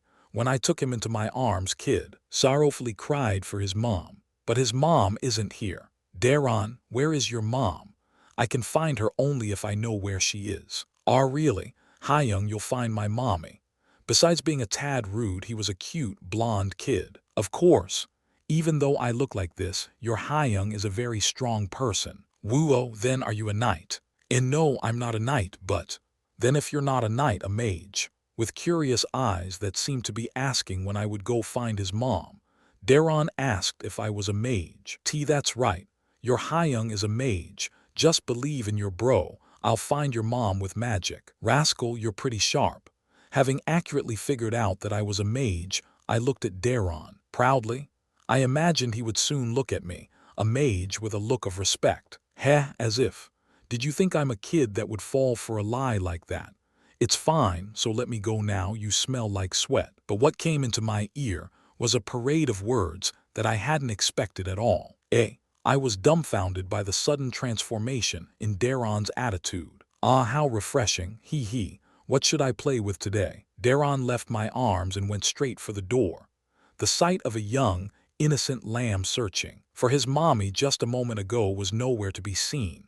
The lamb had transformed into an impossibly wicked neighborhood menace. Damn it. Arg. Kyer Hyung. Stopping as he was about to leave, the little menace Daron called me. What? Thanks, hee. Having turned my head instinctively towards his call, my eyes caught sight of the kid's smile. Wiping the tears that had dripped down his face with the back of his hand, Daron put on a happy front and ran outside. Haya, this is nice. Coming out into the brisk air that felt like a September morning in Korea, I filled my lungs. This is totally picture perfect. It had been nearly evening last night and everything had been disorienting, so I hadn't caught sight of the village panorama. But now that it was morning, the scene before my eyes was exactly like the peaceful, pastoral landscape that I'd seen in paintings. Cotton clouds floated about in the sky and paddled towards the sea. The blue ocean waves I saw beyond the village felt to me as if they could ease and revitalize the air in even an ill man's lungs. The fairly large mountaintops positioned behind the village made me flush with great vigor. Back to the mountain, front to the sea. It's the perfect location. 100 or so houses made of logs had been jammed into the village. Han's house was a little higher up than the others, so I could see the panorama of the village all in one look. It's exactly like a small fortress, with the sea and mountains, as well as fairly large fields. The village was surrounded in the natural protectors of wood, dirt, and rock. The village was approximately 3 meters above sea level, able to block most attacks. But those people there, what are they doing? Like the proverb that the early bird gets the worm. The villagers were working hard on the fields that were just starting to brighten with light. Why are the delicate women doing field work instead of the strong men? Do they not have horses? People are plowing the fields. Having come from a 21st century civilization with cutting-edge machines, I saw a farming method I couldn't understand. Though quite a few people lived in the village, I couldn't see any livestock, like cows or horses. There were only people to do the rough field work, which a cow or horse should be doing, and the men were mostly guarding the area with bows on their backs and spears in their hands. Right, I should earn my keep.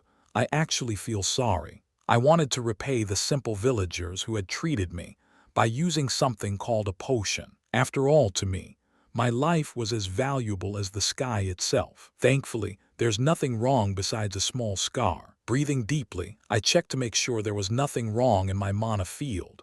Besides my circle being relatively drained of mana, it was all good. Like Master said, the amount of mana here is way more than on Earth. Even if you rose to the 4th circle, not all 4th circle mages were the same. The size of the circle you possessed, the amount of stored mana, and your concentration power and willpower, as well as your harmonic force with the mana in nature, and differences in mana channeling techniques, all these factors played a part in determining a mage's skill. Better safe than sorry. There's no knowing when I'll run into another guy like that Chinese rogue. Thinking of the bitter lesson I had painfully learned with my body, I grit my teeth. But why are they leaving the perfectly good sea and plowing the fields instead? It looks like a fishing village, but there isn't even a single boat. The nearby sea had a gentle slope to it and appeared abundant with not only fish, but all kinds of byproducts like clams. But there wasn't even a single person hanging around the seashore. Well, maybe I should go lend a hand. When I was young, There was a time when I went to my grandpa's house and helped him with field work a few times. Reviving that memory, I walked towards the fields where people were gathered to work. Good morning, because I was an energetic fellow no matter when or where I was. I threw a greeting to the hard-working villagers with a loud voice. Kyer, so you woke up. Omo, it's that black-haired young man. Do you think he's still wearing that underwear? Plowing instead of talking, hands responded to my greeting, and the village women whispered and laughed upon seeing me. Sigh, if that's underwear, then I wonder what they would say if they saw a thong. I was truly curious about what they would say if they were to see the underwear popular in the 21st century. I see everyone is busy. Indeed, the tax collection day is drawing near, but we've had a terrible harvest. All right, stop playing and move it, folks. Luna's moon will be in the sky in a few days, so we have to finish setting up the harvest before then. At someone's reply to my remark, Chief Aves urged everyone to hurry. He was standing on the field and overseeing the work. Luna's moon. What does the moon have anything to do with the harvest, besides the language and magic knowledge? Nothing came to mind.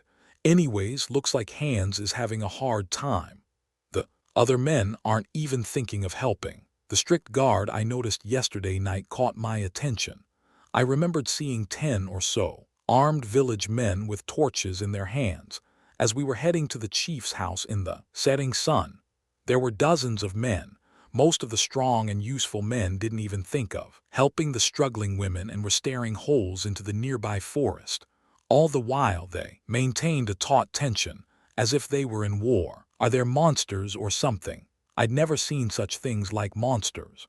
I was curious about the mysterious monsters that appeared in fantasy novels or movies. Kyer, don't just stand there and help us, will you?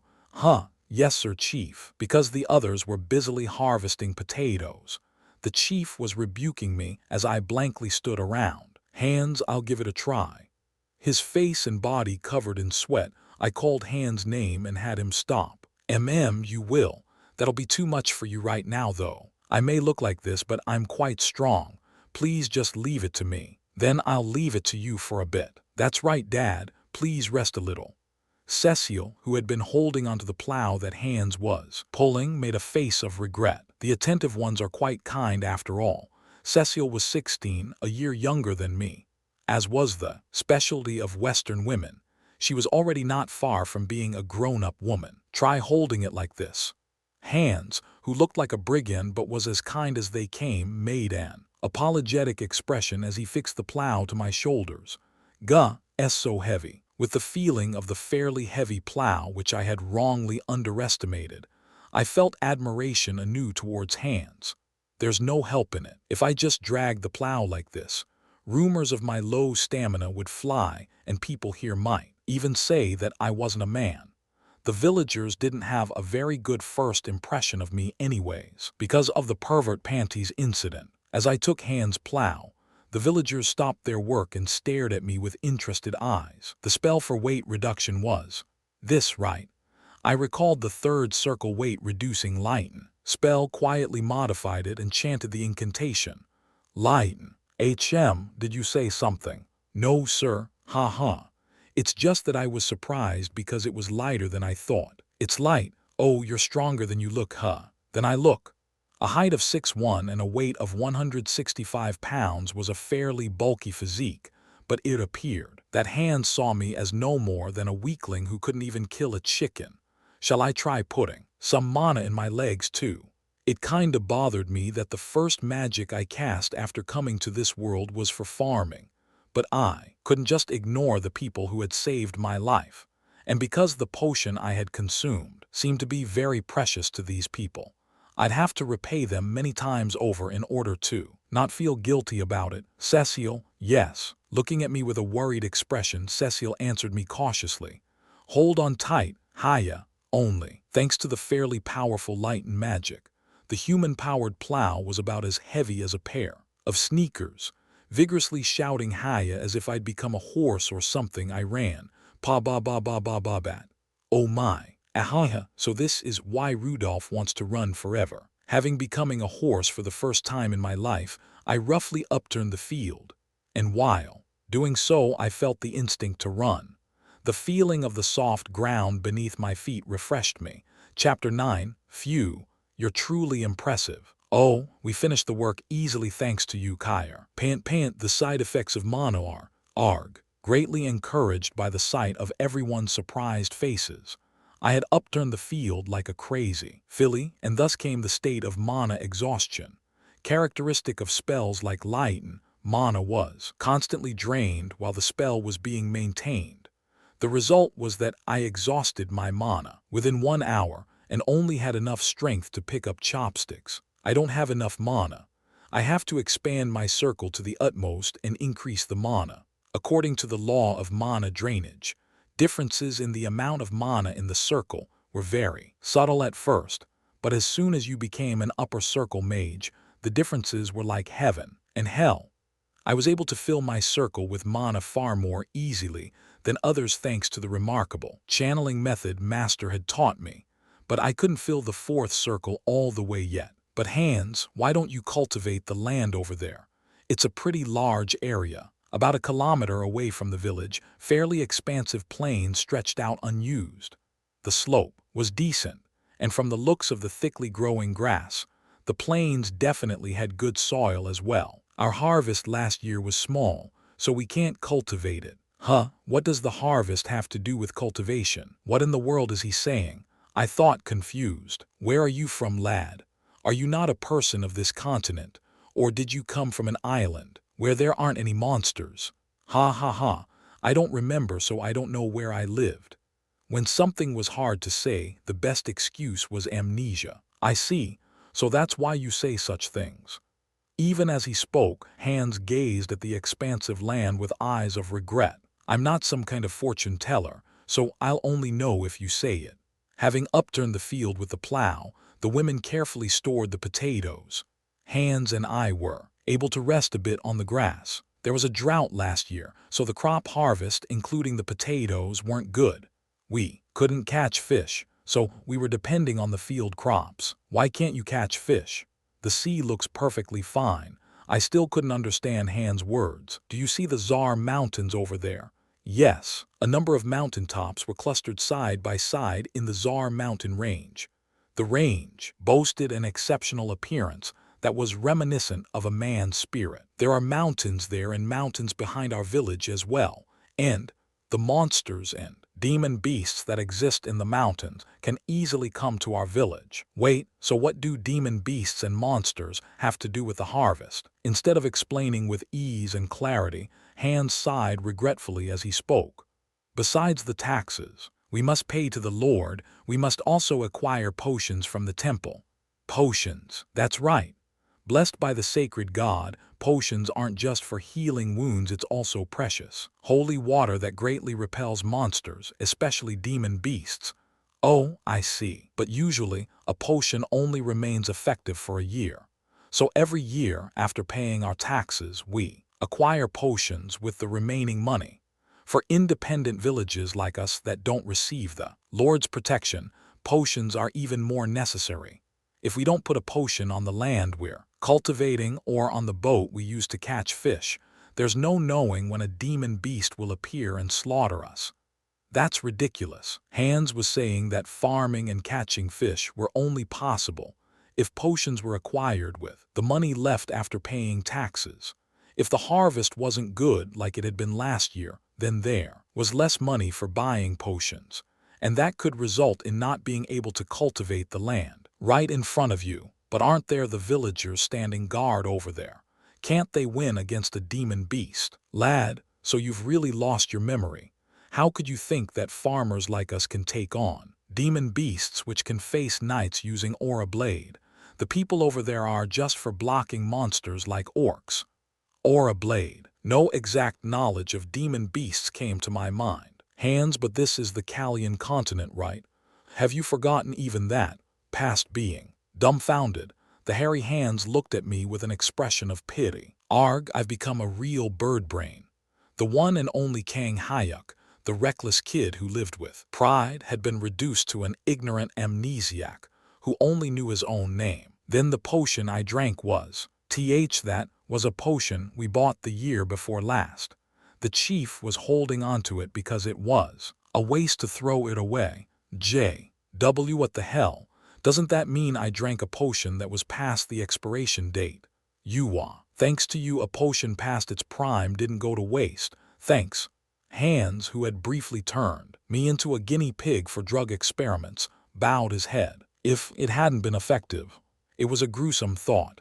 Dad, come eat lunch, Tilda. Let's go. Our work this morning was quickly finished thanks to you, lad. Yes, I'll leave the afternoon to you as well. Ahem. Hans spoke as rose, dusting his hefty bottom. While getting up, my body stiffened right then and there. Maybe it'll rain tomorrow.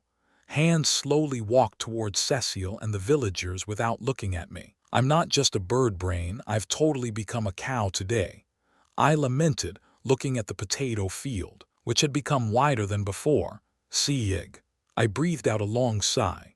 I had consumed a potion past its expiration date, but I had to be thankful that I lived after drinking it. It couldn't be helped that I had consumed it after all. I can't live like this. I want to eat meat. Completely labeled as the village livestock. I'd been forced to do plowing work for the past 3 days. Even so, it was fine. After all, I was using magic and repaying my life debt to the people. But the problem was food. I didn't know how much the territory tax was, but I caught a glimpse of fear from the people, fear that they might not even be able to subsist with grain for meals, much less potatoes. And so I decided on an ambitious plan. It was the grand I've gotta eat meat plan. If things went wrong, I could die of malnutrition before I left this world. So the thing is, in the past, before there was the big threat of monsters, they hunted and harvested greens in the forest and caught fish in the sea all year round. Since I'd worked hard to upturn the field for 3 days, the villagers were friendly to me, and I was able to hear a lot from them. In the past, this Luna village was quite a well-off in the territory. At one point, it was a village that had a population of over 1,000 people. But 10 years ago, on Luna's moon, a day when monsters became more ferocious, monsters like orcs and ogres appeared and attacked the village. Because they had always been prepared, the village watch was able to drive away the monsters, but they suffered a massacre from the demon beasts that cunningly appeared like wolves after that. The beasts had invaded because the scarily ignorant orcs had laid waste to the bottle holding the potion. Thus the village was brought to near destruction, and the survivors were now working hard to cling to life. So they can't hunt if they can't buy potions, yeah. Hoo. They didn't know, but I was a kind mage who had come from another world. How could a mage like me ignore the village crisis? Flop, that is. I was on a seaside cliff where I could see the village in one glance. I had discovered it today, and it was quite a nice place. I could see the blue horizon extending endlessly, and upon seeing a huge object suddenly jump up above the horizon, my jaw dropped. Tuna, oh my God, it's tuna. Very rarely, when my mother was in a good mood, I was able to taste tuna sashimi. Even then, it was a frozen tuna caught in the Pacific Ocean, but I still remembered the taste. The tuna's fatty belly meat, streaked with white stripes, called the supreme tuna belly. That incredible, unforgettable taste of the meat slowly melting in your mouth. The huge fish that was jumping up from afar by the horizon was definitely called a tuna.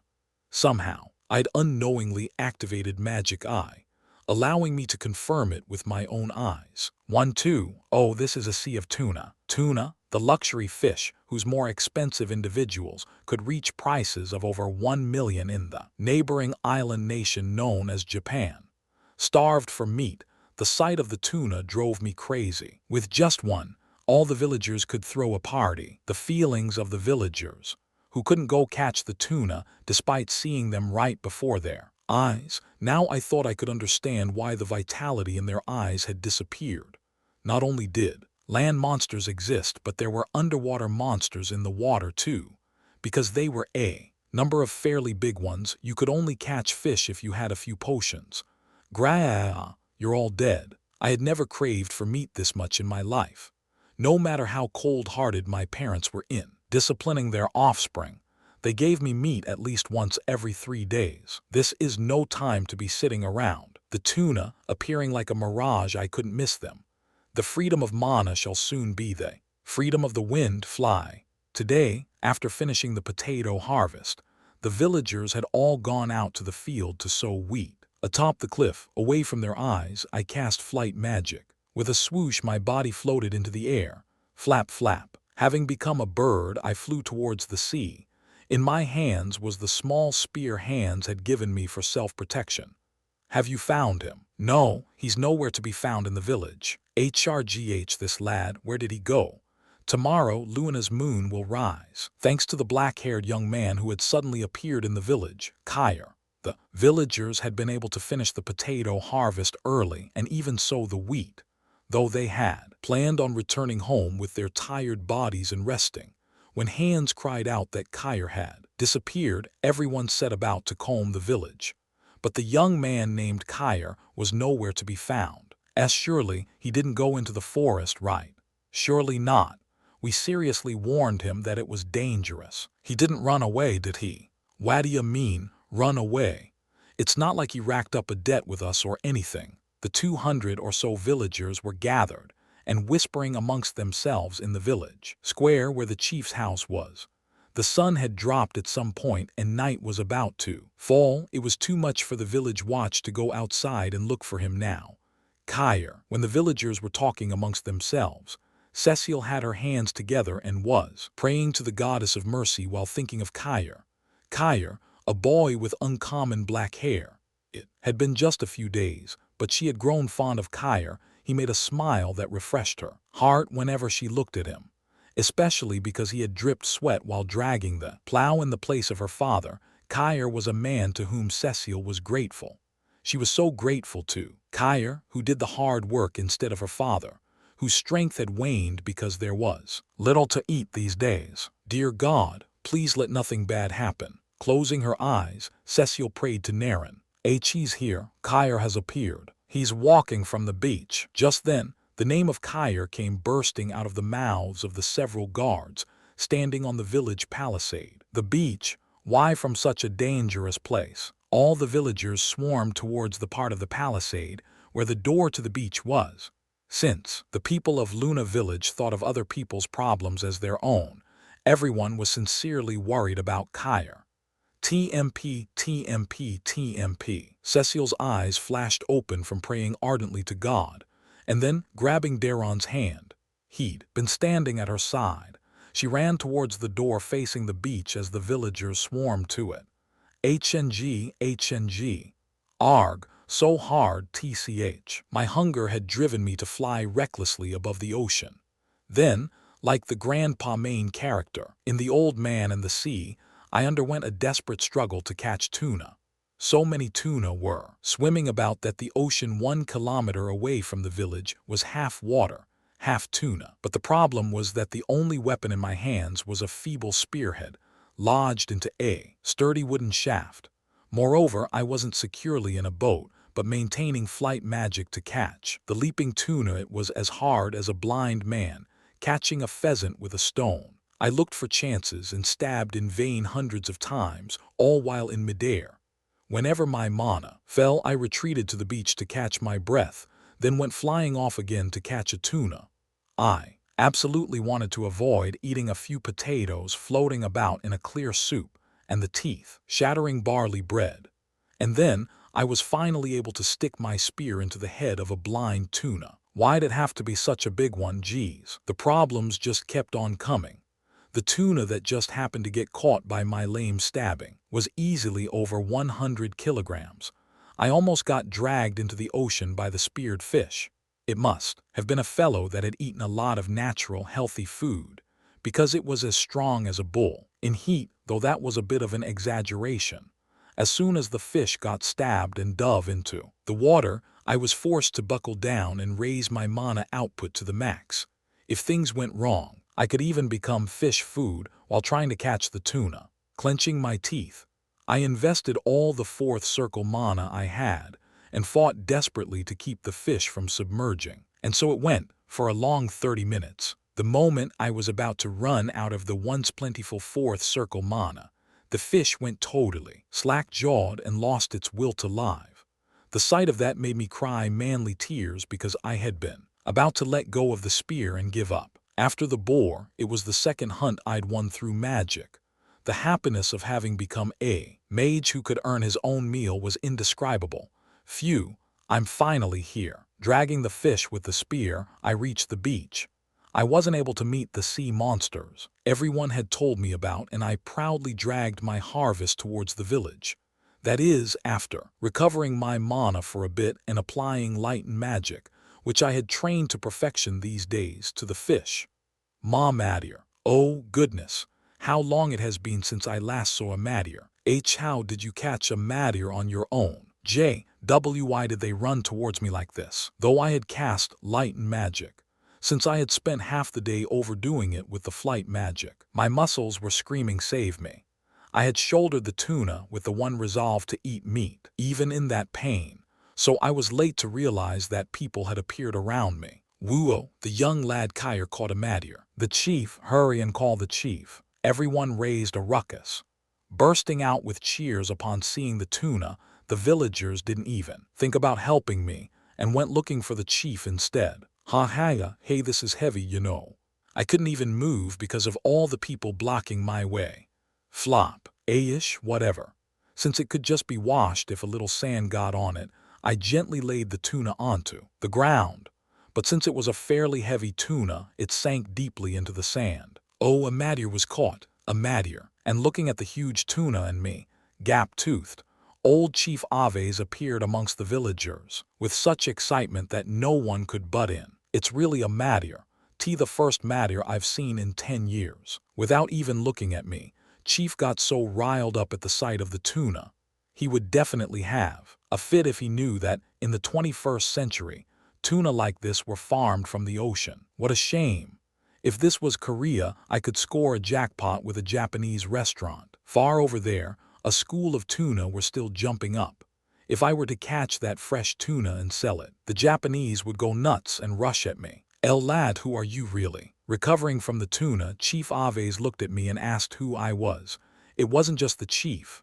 All the villagers that had rushed over had the same question in their eyes. Kyer, haha, my name is Kyer. Scratching my head, I gave a refreshing smile. I'm Kyer, a mage from the 21st century.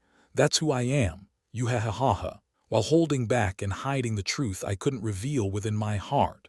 Kaya, this is killer. I was eating the tuna stew cooked by Cecile, whose cooking skill was ridiculously perfect and deceptive in appearance.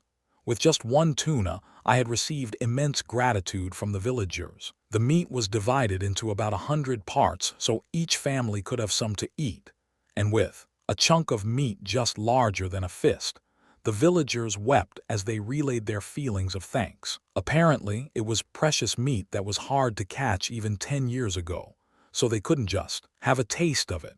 And just like that, the tuna I caught gave a small comfort to the villagers who had been losing hope. Hyung, it's really tasty. Before, I only admired Dad, but now I wanna admire you too. The tuna head that was left over after deboning the meat was my share. And with that plump, fleshy head, Cecile made a very tasty fish stew.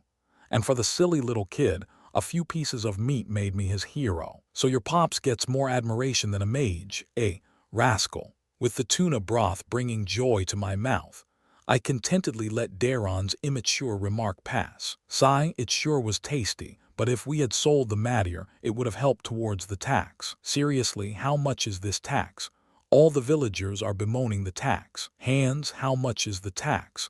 Why is everyone so busy worrying about the tax? Sorry, to make even an outsider like you worry about the villagers. Hands scratched his head. I'm hurt, Hands. I at least have never thought of the villagers, including you, Cecile and Daron, as strangers. Though it hadn't been many days since coming to this new world, I had been touched by the generosity of these simple people, something you couldn't easily experience in the 21st century. To save a stranger like me, they had given me the food they had little of and even a place to sleep. It made me sad that Hands thought of me as a stranger. And no, that's not what I mean. I just don't want to burden even you with the troubles of village. You're young and overflowing with dreams, after all. Haya, you drive me crazy. Just hurry and tell me how much it is. I understood how Hands felt, but If you received a sincere act of kindness, repaying it many times over was best. Free was free, and a debt was a debt. In the kingdom currency, it's 50 gold. The tax assigned to our village, said Cecile quietly in the place of her father. 50 gold. Wait, gold sounds like golden coins, but how much is that? I didn't have any clear reference points for this place's currency, so I looked blankly at Cecile with my eyes wide open. A healthy horse is 5 gold. But as you've seen, the things produced from our village are only potatoes, wheat, and leather from the few animals we can catch once in a Lashire's moon. We would have made a few gold from the matter we ate today, but T/N. I'm guessing Lashire is a deity of fortune, so it's like once in a blue moon, Callian continent style. Hans was sorrowfully grieving for the tuna even after eating his fill. It wasn't as if he didn't know tuna wouldn't come back once eaten, but he was stirring the tuna meat in his bowl with his spoon, while looking at it regretfully. I wish I had the unlimited withdrawal card, the absolutely powerful platinum card, which had made me love Master Bumdelf in the blink of an eye. I seriously needed it in this moment. I wanted to withdraw a few million or so at an ATM somewhere. Hans, how much would a demon beast cost? Demon beast? HRM, why are you suddenly asking about them? Hans' mouth dropped at the mention of a demon beast. From what I heard, since it takes a knight capable of using aura blade to hunt one, it must cost quite a lot, right? Of course, the leather of a demon beast demands a high price, but stop dreaming. I don't know how you were so fortunate to catch a Madir, but a demon is a creature of a totally different caliber. Demon beasts descended from the demonic creatures summoned long ago, in the time of the Divine War. I heard it even takes few knights to be able to face one. Demands a high price. Hoo-hoo. All right, that's exactly it. I paid no heed to Hans' other words. Hans, but why doesn't the Lord subjugate the demon beasts? The village even pays taxes, so shouldn't he at least deploy some soldiers? Hyung, you're an idiot, right? Daron looked up from picking the bones clean of tuna and stared at me with a look of pity. What? If it were you, would you send knights and soldiers to a worthless village like this when they could even be killed? I had known that kids were scary, but Daron was on a level of his own.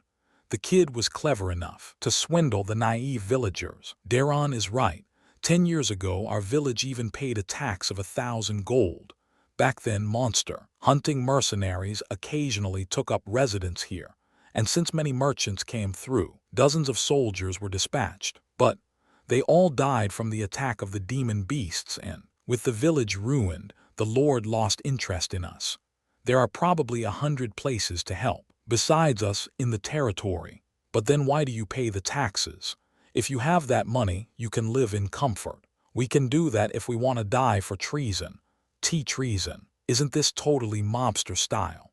I'd heard that in the Middle Ages, lords played king in their land, but I hadn't known that such a thing was happening, even in a place like this. By any chance, is there anyone who has ever hunted a demon beast in the village? A demon beast? There's just one person. He was the village's top warrior in his youth.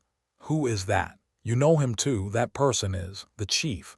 The chief. Chief Aves, who spoke while babbling like a newborn baby and had lost most of his teeth.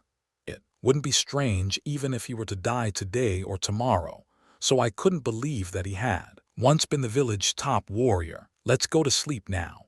Luna's moon is rising from tomorrow onwards, so we have to mend the palisade. Cecile, thanks for the meal. It was nothing. There's no need to thank me. We had a good meal for the first time in a long while thanks to you, Kyer. It was nothing. I didn't do much. Cecile was a year younger than me, but for some reason I couldn't relax my speech around her.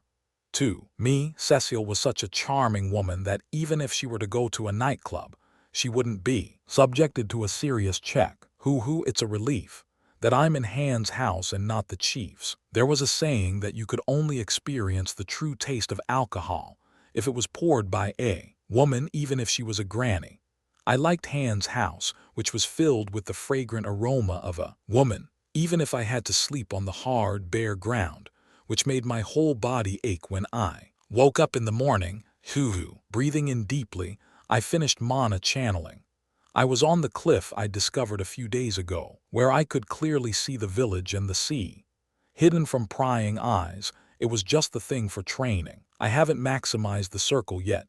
Seriously, what a huge amount of mana. The difference between third circle mana quantity and the fourth circle was like the difference between a condo and an apartment building. Though the environment of the Kalian continent was flush with considerably high-density mana, I still couldn't fully fill the huge circle wrapped around my waist area. I'll have to fill it up for another 15 days, at the very least. After rising to the third circle, I've been able to fully charge the circle with mana in just 3 days. But the fourth circle was on a different level. The problem isn't the mana quantity, but the skillful use of magic. It's too dangerous to act cool and play wizard like other mages do. Though I'd grown past being the orc poo that Master had intimidated me with, and was now at the level of ogre poo, I felt that the fourth circle wasn't enough. Just catching a single tuna a few days ago had been a handful, so it was still too much to fight against monsters, demon beasts, and knights using aura blade.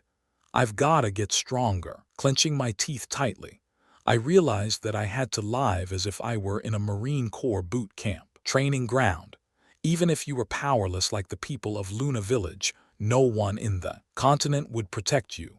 In Korea, the military men and the cops were around to ensure safety, but not here. I have to skillfully graft together magic and actual martial arts, like that guy, the Chinese gangster who'd left a blade sitting pretty in my belly. I recalled the movements he had attacked me with. Thankfully, I've learned how to use a sword, and with the mana-breathing technique Master taught me, I can learn magic, the sword, and even summoning. Now, all that's left is my efforts. I had sought out the chief and asked him several things about demon beasts. Things about the kinds of beasts, their characteristics, and even how to handle demon leather. Since the villagers tried not to leave their houses for a month as Luna's moon rose, even during the day, the chief spluttered on and on about his 99% false tales of heroism and demon beasts for a long half-day. All throughout, he was wearing an expression of, "I've got you now." It was the appearance of a new hero, one who could rival MS. Wang Sun Naiyo, the dreaded Snow White. He'd also lost his teeth and was speaking with an accent that was hard to understand. While concentrating and listening to him, I reached a level of exhaustion that was on par with the time when Master had trapped and tortured me on the magic circle. Most demons have a certain degree of tolerance to magic, and even knights using aura blade have. To be blade knights, at least to be able to catch them. They're strong, and I'm still weak. I coldly accepted the reality. I was the disciple of an 8th Circle Archmage, but I wasn't an Archmage myself. Kying a sword. At the end of half a day of mental assault, Chief gave me the sword he'd used in his youth, saying that I had allowed him to taste matter again before he died. It was called a long sword. I kept recalling the weight of a sword, something my instructor had told me after earning my Kumdo second dan. The sword becomes one with the mind. Unlike the other styles of Kumdo, which were universally known, the swift style Kumdo I had learned was the pure, characteristic style of my people, descended from the Goguryeo period. And the swift style Kumdo taught disciples that the sword was the mind. Strength. Xing. After unsheathing the sword, I forcefully cut downwards. Weight. Shiang. I slowly raised the sword again, maintaining its brimming power. Speed. Bomb. After raising the sword, I swung it sideways with all the strength I could muster. These 3 conditions are the first and last techniques of the sword. Even for flashy moves, if those 3 conditions aren't met, they're merely trickery of the eye. I'll make all of these conditions mine. I had quit Taekwondo and the sword in 7th grade to immerse myself in studying, to get into Daehan High School.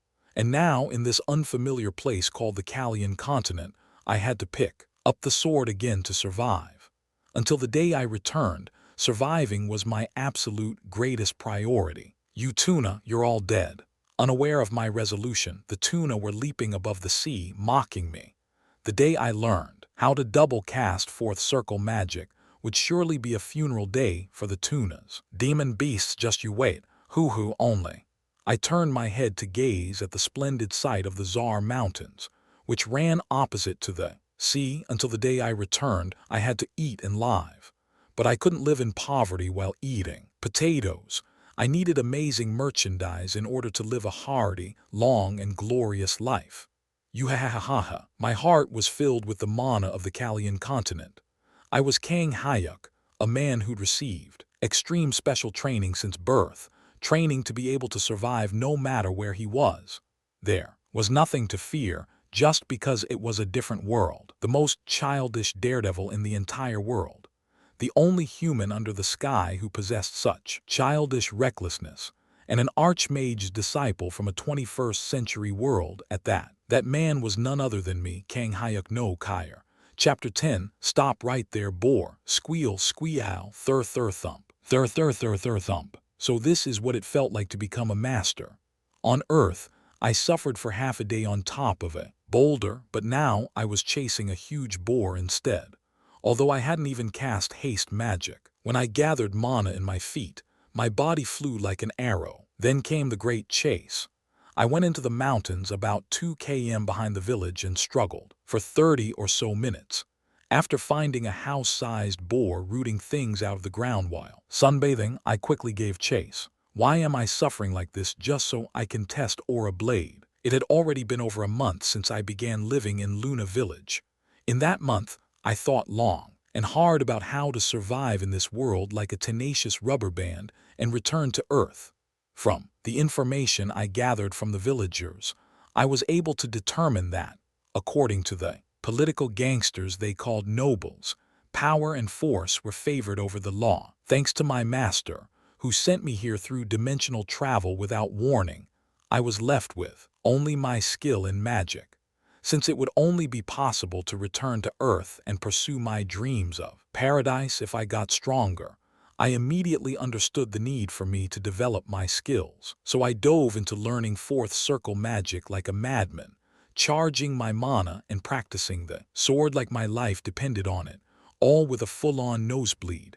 For the first time in my life, I clenched my teeth and worked on my magic and sword skills with blood pouring from my nose. With dedicated mana breathing, I filled the fourth circle with so much mana that it undulated, and I gained the ability to double cast fourth circle magic. In particular, I concentrated on training my sword skills, the swift sword style I had trained in for a whole 8 years after starting elementary school.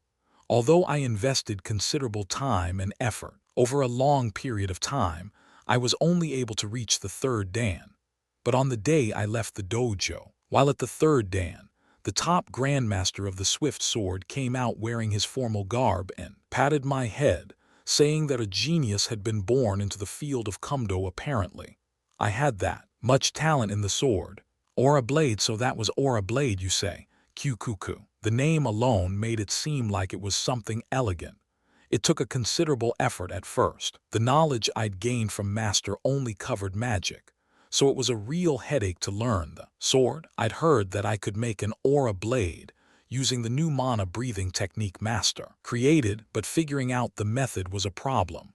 If I took one wrong step, my mana could flood or collapse, so I had to be extremely careful. And then, not too long ago, at the edge of a cliff during a lightning storm, I had a realization.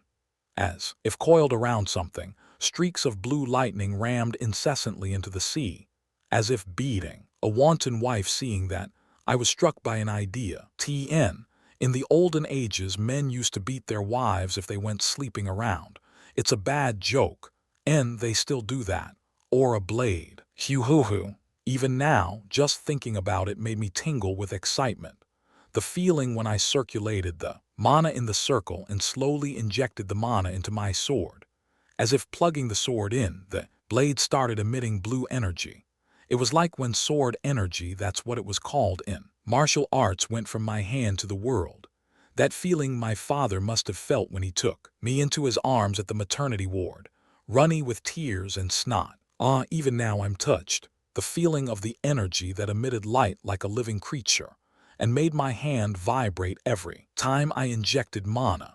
My baby, Aura Blade, came into the world with the brightness of a lighthouse in the dark night, when I gathered all the mana of the fourth circle. An incredible feeling swept through me, and I did a sword dance like a creature possessed as the cliff winds buffeted me. Aura blade is the best way to attack in close quarters. Hoo-hoo. It wasn't sharp enough to cut through rocks as if they were tofu, like you saw in martial arts novels, but it could put a big gouge in a sturdy boulder. What I need is an actual battle. Boar, I'm sorry, but you'll have to die for my sake, because I've already had a bad experience with boars. The sight of rapidly fleeing boar laying waste to the forest as it ran with cheekily quivering tushy buttocks made fierce desire surge within me. I hadn't gotten proper nutrition for a month because of my intense training, so the boar was bound to an untimely end. I absolutely couldn't lose it. Magic is pretty useless for hunting things that move. I suddenly thought of those game-loving kids who gathered in the classroom every morning, talking about how mages struggled in the beginning and got stronger. I had become a fourth circle mage, but hiding quietly and casting magic like a cowardly assassin didn't suit my tastes. I wanted to experience that electrifying rush you get when you charge with hilt in hand, going head-to-head with your adversary. Since I was trying to cook up the boar with a sword instead of magic, the huge boar must have sensed something when I appeared and was now desperately running away. This pork. I was forced to cast the magic that I had saved in preparation for some unknown danger. If I kept chasing it like this, I could end up losing this level 100 boar, which boasted unlimited stamina. The fourth circle magic I had memorized in my head came to mind. The most practical magic I could use in the forest is the strongest of the fourth circle wind spells, Wind Cutter. I was about 10 meters away from the fleeing boar. Wind Cutter was worth a try even if it was 20 meters away. Pork, I'll eat you for Suri. I stopped running. Wind Cutter. While paused, I spread out my hands and cast the magic I had memorized. Zing! For a moment, my will and mana resonated with the mana of the earth. Magic flashing with blue mana manifested in the time it took to blink. Woo-oo-oo-wash. Suddenly, a roar ripped through the forest like a motorbike gangster passing by on his chopper. Holy shit. With an explosion, a semicircle of several blue blades of light were somehow already flying away. The wind blades flew forth like an arrow, shredding big, dense trees and scrub that had stubbornly blocked my way just moments ago into hundreds of pieces, blowing them away. Impressive. I'd practiced magic at my place on the cliff, but it was the first time I had used a memorized spell with such force. I had been careful to control my mana, since it could shock the villagers who were skittish and weak of heart. That said, the view I saw after preparing myself and casting that fourth circle magic, everything over the 20-meter expanse ahead of me had been razed to the ground. So this is why mages get special treatment. It was difficult to manifest magic, but its strength was in its flashiness and sheer destructive power. I was suddenly super proud of myself.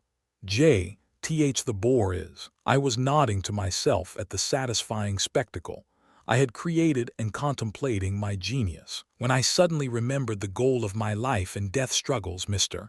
Boar. It was gone. There was no big lump of boar to be found anywhere in the forest, which had been raised as clean as an asphalt road. Thud. I quickly ran in the direction the boar had fled. This is, damn it. As expected, the boar had run about 20 meters away. Like slabs of meat cut up nicely at the butcher, the 10 or so parts of the boar were lying nicely amongst the fallen trees. I can't see a single monster, much less a demon beast. Perhaps due to their horrifying past, the villagers refused to leave the village for the past month. After the rising of Luna's moon, I wanted to browse some of the demon beasts they had mentioned, but only this pitiful boar was caught and sent to the other world. Cecile will probably be happy. Yeah. I took a few pieces of rib and leg meat from the divided boar, tied them with the tough branches of a thick tree, and headed towards the village. The villagers who ate potatoes and barley bread every day prickled my conscience. There are mushrooms here. With a happy heart, I noticed mushrooms as soon as I passed by the spot where I had first found the boar. Several brown mushrooms had been uncovered by the boar as it rooted through the ground. Ha, they were covered by the leaves. They smell great. The strong smell of the forest assaulted me as soon as I stepped foot into it, so I hadn't detected the fragrance of the mushrooms. After pushing aside the leaves, the brown patterned, fist-sized mushrooms emit a sweet smell. Grilled pork and mushrooms, it's perfect. I would have liked a basket, but I only had the 2 small pockets on my clothes. I picked a few of the most tasty-looking mushrooms and put them in my pockets. 2 nights and 3 days, a wilderness variety show. It'd be perfect if I just invite Mr. Ho Dong, TN, referring to Kang Hyuk, who was in the popular Korean variety show 1 night and 2 days. If I were still in Korea, I would still be watching 2 nights and 3 days every weekend. I wanted to give the idols in it a taste of the brutal reality that I was suffering right now. But what is this feeling? As I was walking towards the village with the considerably heavy meat, I got chills, making me stop for a moment. I felt eyes on my back, as if someone was watching me. Am I just imagining it? After mana had developed my senses, I could feel all sorts of energies around me. This is weird. Tilting my head, I quickened my pace. My hair was standing on end, as if I were hearing ghost stories from my childhood. It wasn't a good feeling. What is this? Can't you tell just from looking at it? It's called meat. It has various nutrients, including protein and lipids, and it is an absolutely necessary food for survival. Protein, lipids, nutrients.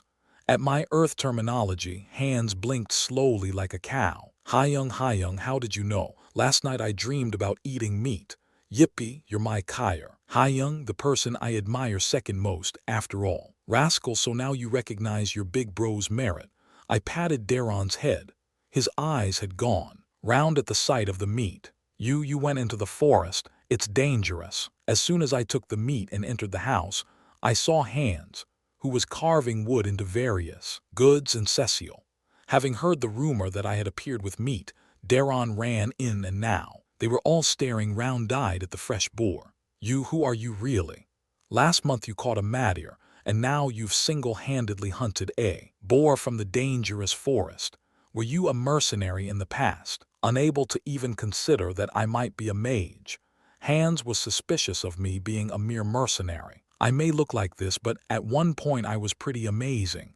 Cecile, I look forward to dinner today as well. Yes, I lightly sidestepped Hans' question. Ain't she a cute thing when she's acting shy?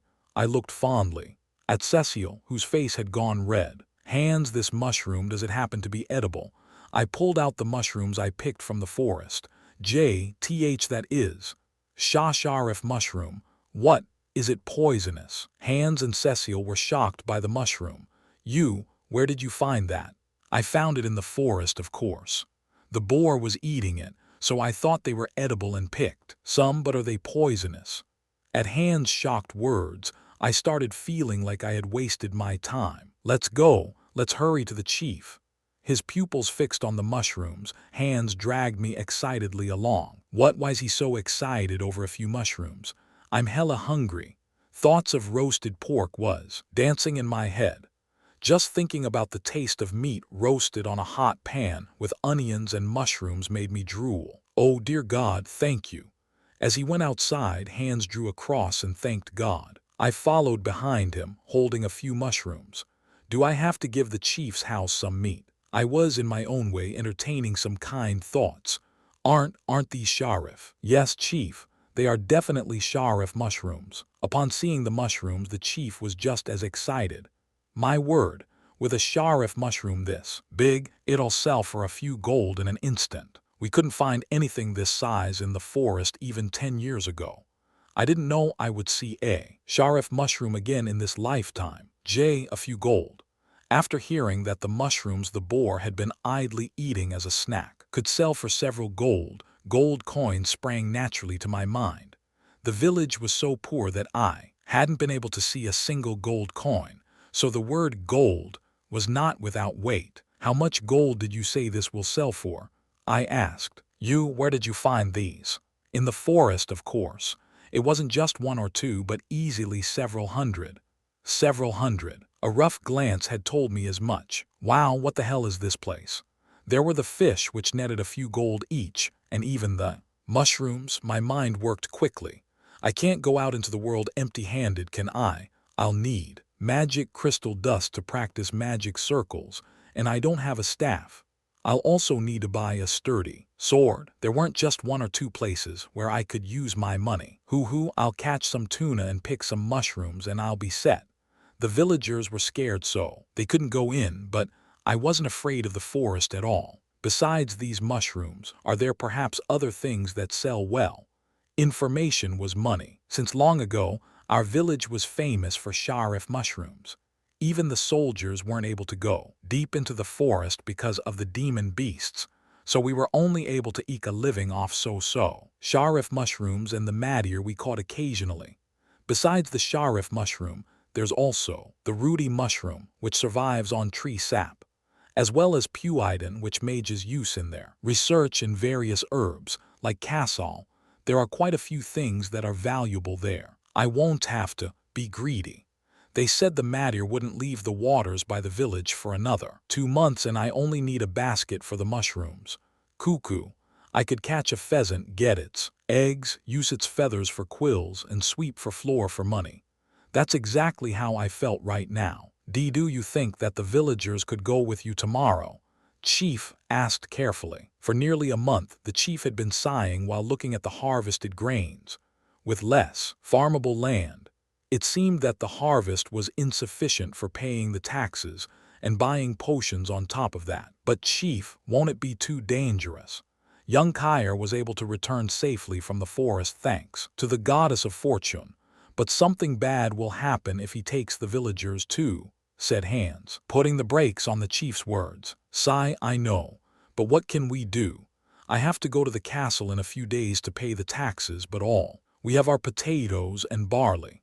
If we can't pay our taxes and buy at least 10 potions this time, all our villagers will have to become serfs next year. Apparently, eking out a living was a pain in the ass whether you were here or in the 21st century. Those who had the means could spend and spend, but the commoners at the bottom had to break their backs every day to live. Whatever, it's not gonna cost me, so I might as well help them. In any case, I wanted to go out into the world before winter came.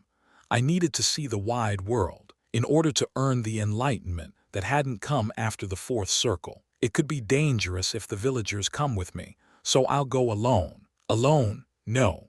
I know there's something about you that's quite reliable, but the month of Luna's rising moon is dangerous, said Chief, talking me out of it while shaking his hand. Going alone is more comfortable for me, and you need to go quite a ways to find the sharif mushrooms. The villagers will get hurt for no reason if we run into a monster or something. Even so, the chief weighed the taxes with my safety. Chief, it said that those who believe shall be rewarded, I said, filling my eyes with unwavering conviction. I was uneasy because if I went with the villagers, the skills that I didn't yet want known would come to light. Will you be all right? Making an apologetic face, he reaffirmed whether or not I would be okay. The old man looked like he would follow me if he were only 10 years younger. Haha, just believe in me. Tomorrow, I'll pick more than enough sharif mushrooms to have money left over even after paying the taxes. I puffed out my chest and laughed heartily. The pretty Cecile sure is kind tilde lala tilde la lala tilde. Praise about Cecile was bursting out of me all on its own. The moment we returned from the chief's house, I found out that the kind chef Cecile had prepared easy-to-eat meat stew and grilled pork. On top of that, she had put aside the meat we would be eating and shared a hunk of meat with the villagers who were hovering around. Then morning came around. With a huge basket half as large as me strapped to my back, I walked towards the forest. Who would have thought the sharif mushrooms would taste like that? The sharif mushrooms had the fragrance and chewiness of the Gangwon-do matsutake mushrooms I'd eaten at some point. At my vehement question of how much gold a single one would sell for, I was able to eat a sharif mushroom, a delicacy eaten by nobles, grilled with the pork. Kaya, I'd be in heaven if only I had a glass of alcohol. Even now, I found that moment regrettable. Perhaps because the village was so devastatingly poor. They didn't have the barley or wheat to make beer. They probably couldn't waste what little they had on drinks when it was difficult enough to get by. I'd better buy some alcohol when I go to the castle. I might be a minor in Korea, but here I was treated like a capable adult. How could I forget the taste of the liquor I had occasionally stolen sips of from my father? I was imagining various enjoyable things while walking into the forest. Zing! Ha! Suddenly I felt a subtle sharpness. While moving, I kept my guard up. I'd taken up a creed of constant vigilance after getting stabbed by the triad gangster, so I heightened my senses and prepared for a monster or a demon beast. Something's there. I wasn't sure yesterday, but now I was certain that something was watching me from somewhere. Is it a monster or a demon beast? Even knights wielding aura blade had a hard time facing demon beasts. I'd wanted to meet one once to check my skills, so although I was on edge, I didn't feel a hint of terror. It's clever. Once I tensed up, the creature hid its presence, as if it were suggesting that we play hide and seek. I'll wait, there's no hurry. I had as much time as I wanted after all. With an easygoing attitude, I slowly moved to the Sharif Mushroom's location. In my hand was a sword, and in my head were thoughts of the spells I had prepared for combat. Arrow. Wham. Hoo-hoo, magic sure is convenient. Hit by my arrow magic, a mushroom the size of one's head fell cleanly to the ground. Even without using fly or levitation, I could pick the rooty mushrooms at least 10 meters above the ground. Don't sangwang mushrooms look like this? TN. Sangwang mushrooms, or Felinus linteus, are medicinal fungi used in Asian countries. Without looking carefully, the rooty mushrooms couldn't be distinguished from the tree. They looked like the sangwang mushrooms that my father had submerged in alcohol back at home. They are 100% natural, and they've even grown up sucking the life force from these trees. So they'd probably be pretty good medicine, eh? In Seoul, there had been no chance for me to consume tonics. My parents, on the other hand, used their age as an excuse to regularly eat red ginseng and natural Korean honey. But to me, they said ridiculous things like how at my age one could eat through steel. Am I some sort of a circusman? And gave me normal food. I've hit jackpot today. I picked the leftover Sharif mushrooms that the boar had been eating, which took up a considerable amount of space, and also packed up mushrooms that looked valuable, including the rooty mushrooms. There's a path here. After struggling on the mountain for some time and filling up my basket, I discovered a small path. This is. In the brief moment while I was staring at the path and thinking, a metallic smell assailed my nose. The smell of blood, the unforgettable smell you could experience during a full-on nosebleed. The smell of blood assailed my nostrils. I quickly roused myself. An ominous thought came to my mind. With this level of smell, it's gotta be a lot of blood had to be spilled for the smell to cut through the forest's odors. Thump. Activating my mana, I quickly moved along the path. Then I was forced to stop at the sight that soon appeared before me. The enormous forest ended, opening to an open space atop a rather large ridge. Wooden houses and fences were clustered together. Oh, orcs! The race I was meeting for the first time, orcs. I had seen them so often in fantasy novels and movies that I could recognize them at first sight. They were all lying down. The corpses of 100 or so orcs, ripped to pieces, were scattered around huts and fences. They died without being able to put up a fight. The orcs were clearly short but looked sturdy. Despite having spears, swords, and even shields like humans did, the orcs had all perished, spilling their blue blood. And each orc had one wound each, as if they had been killed one at a time. Swoosh. Then I felt a single breeze. All the hairs on my body bristled up, even without turning around to look. I felt an unfamiliar fear. Demon beast, it was the creature. Thump, thump. My heart raced. I felt an aura so sharp that it was incomparable with the time I had met the triad gangsters. I slowly turned. A low groan escaped me. Exactly 15 meters away from me was a panther-like animal with golden stripes. But unlike a panther, the protruding fangs looked sharp enough to send most things to the nether world in a single strike. Gruel, this guy killed them. This was the one that had torn 100 orcs to shreds. I didn't know what it was called, but its body, which was well over 3 meters long, was smeared all over with blue orc blood. "Hi, we're meeting for the first time, aren't we, friend? Ha ha ha." There was no better cure for fear than laughter. I put the basket on the ground, since it would get in the way of battle, and grasped my sword with both hands, so it is hide tough enough to block aura blade and most magic, huh? According to the chief, who had hunted a demon beast with knights when he was young, the hide of a beast was tough and sturdy enough to simply deflect low circle magic and weak aura blades. Shiing, those claws are no joke. It must have been entering battle mode because long black claws extended, like retractable cat claws. Most people's hearts would freeze just seeing that. Now I could understand why the villagers were so afraid of demon beasts. Its savageness is no joke. It seemed like wild creatures actually did get stronger during Luna's moon, the nasty season of the black moon that agitated the blood of demon beasts and monsters. Gruel, the beast's eyes glowed bright red. Bam, suddenly it disappeared from my view.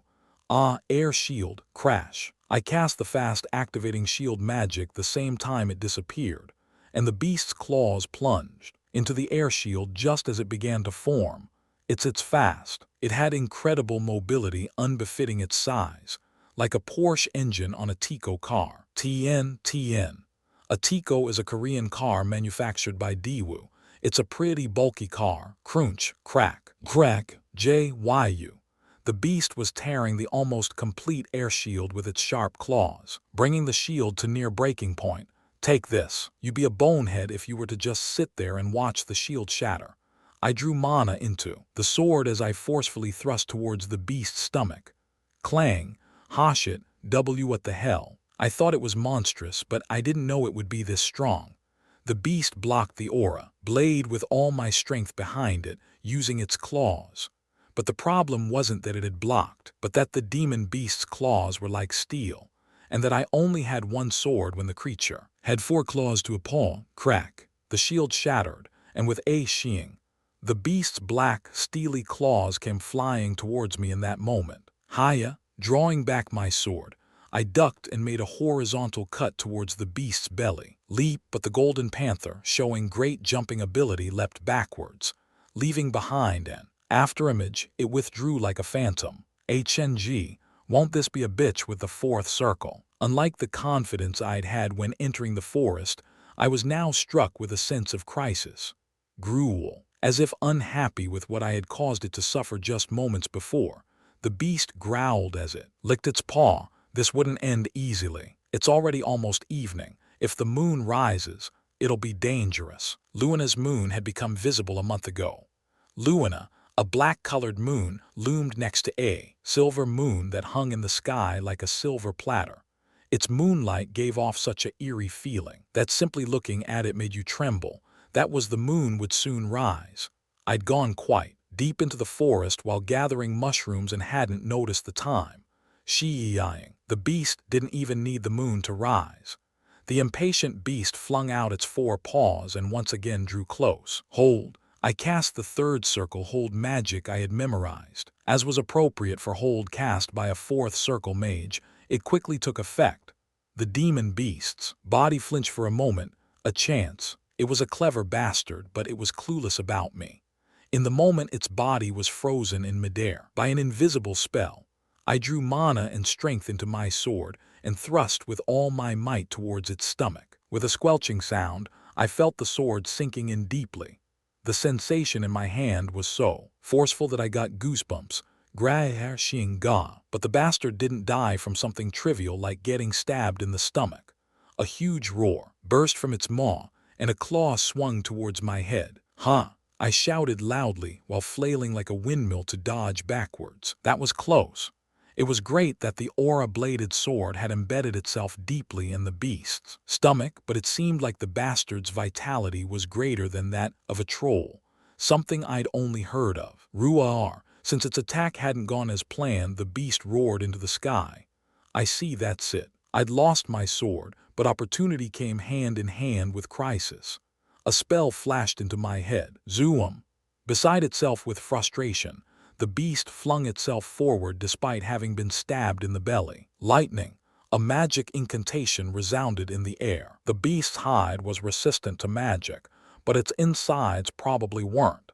ZZZZZZZZZZZZTTT. Lightning magic arced towards the beast's stomach as it flew in mid-air towards me. Yelp, yelp, yelp, yelp, yelp. Why does it sound like a dog? No matter how much pain it was in, a panther shouldn't make sounds like a dog. Having been hit in the stomach with lightning, the demon beast fell to the ground and cried without any dignity like a plaintive mutt. Flail, flail. But even that was short-lived. After frothing at the mouth and seizing violently, the golden panther, that was called a demon beast, lost its will to live, and the light went out of its eyes. I tried poking it with my foot, but it was just a big, motionless lump of flesh. I'm a magic genius after all. Only, having confirmed that the demon beast had completely crossed the river Styx, a cheer burst out of me. No matter how you thought of it, this was a perfect magic combo. Who in the world could rise to the 4th circle after less than 1 year of learning magic? Even Master wouldn't have been able to do it if he had come here wearing just his panties. Lala tilde, I've made money tilde, I made money tilde. It was said that a demon beast couldn't be skinned with a regular knife. It could only be done safely with a blade. Shall I try making some money now? I licked my lips as I approached the body of the beast whose soul was probably already sobbing at the gates of hell. I guess people leave insurance money when they die, and demon beasts leave behind lotteries when they die. Delight filled my heart, confirming once again that the heavens rewarded those who worked hard. I busied my hands. I wanted to quickly share this happy news with Cecile, Hans, and the chief, who were probably all waiting anxiously for me.